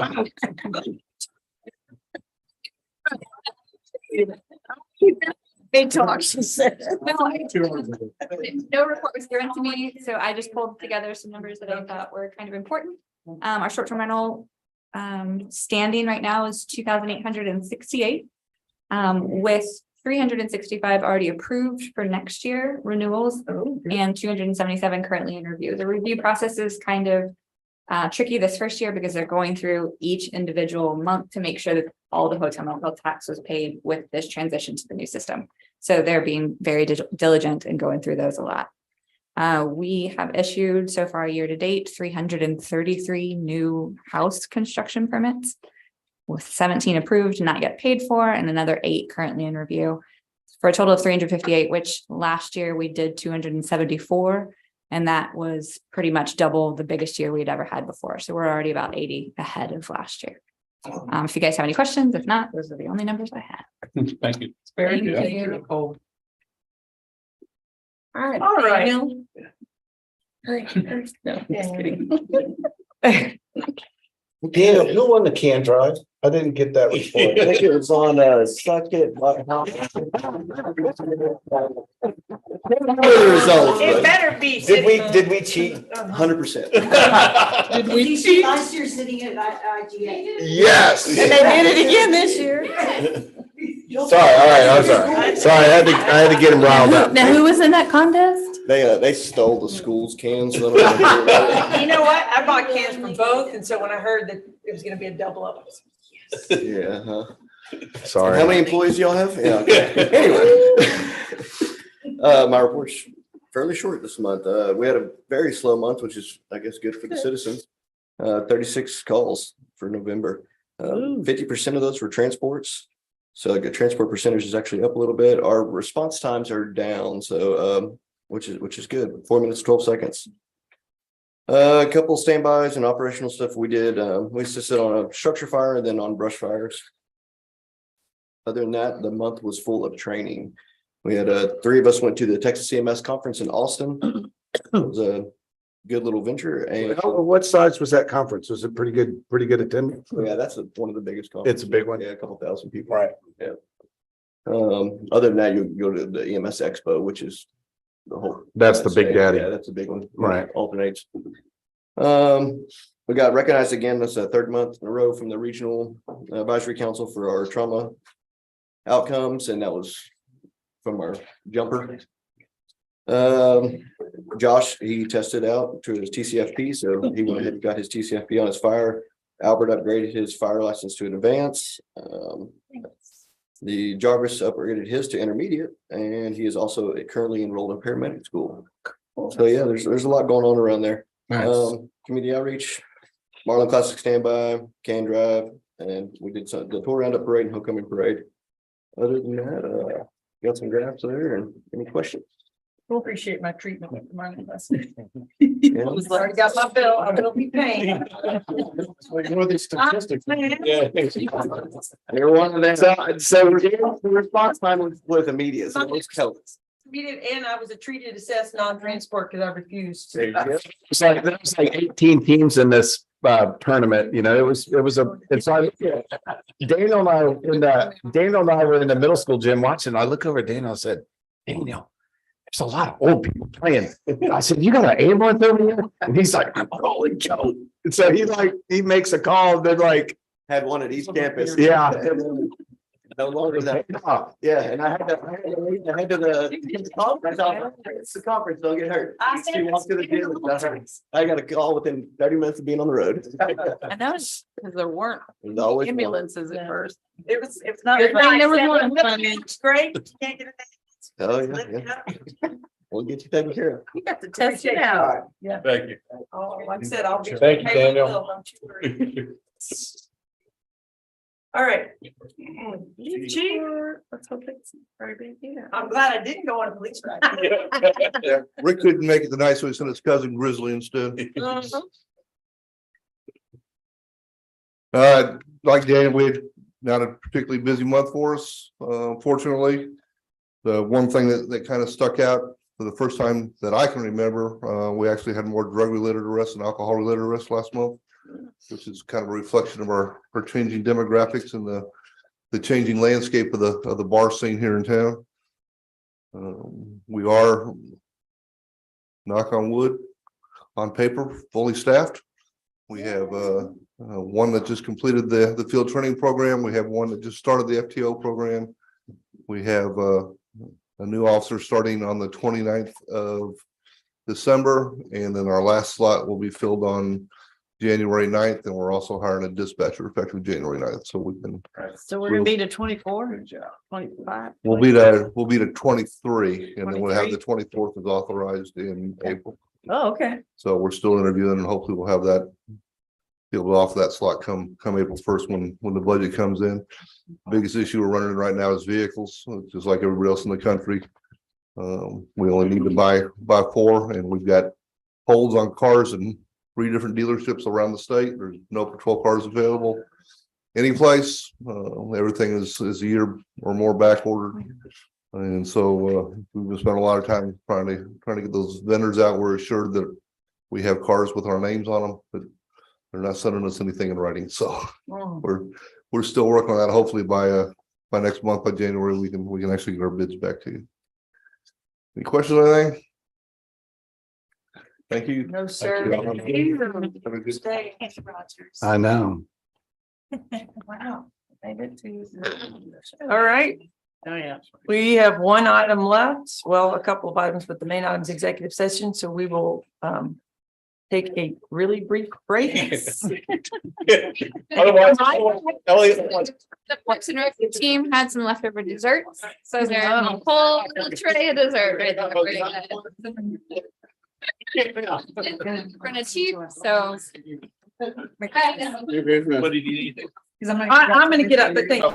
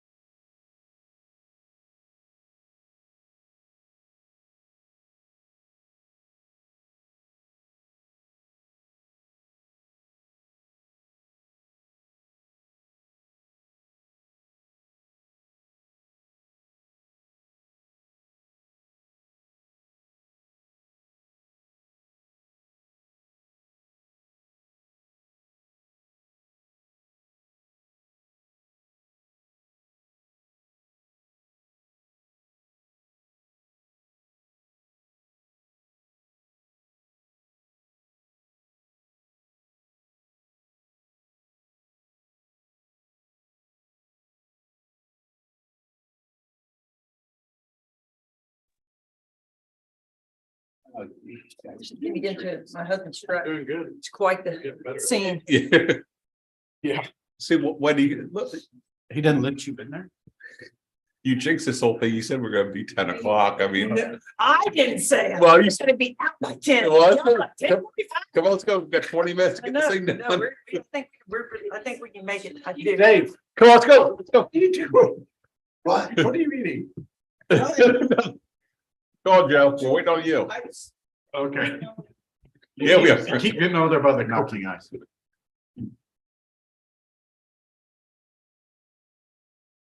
Okay.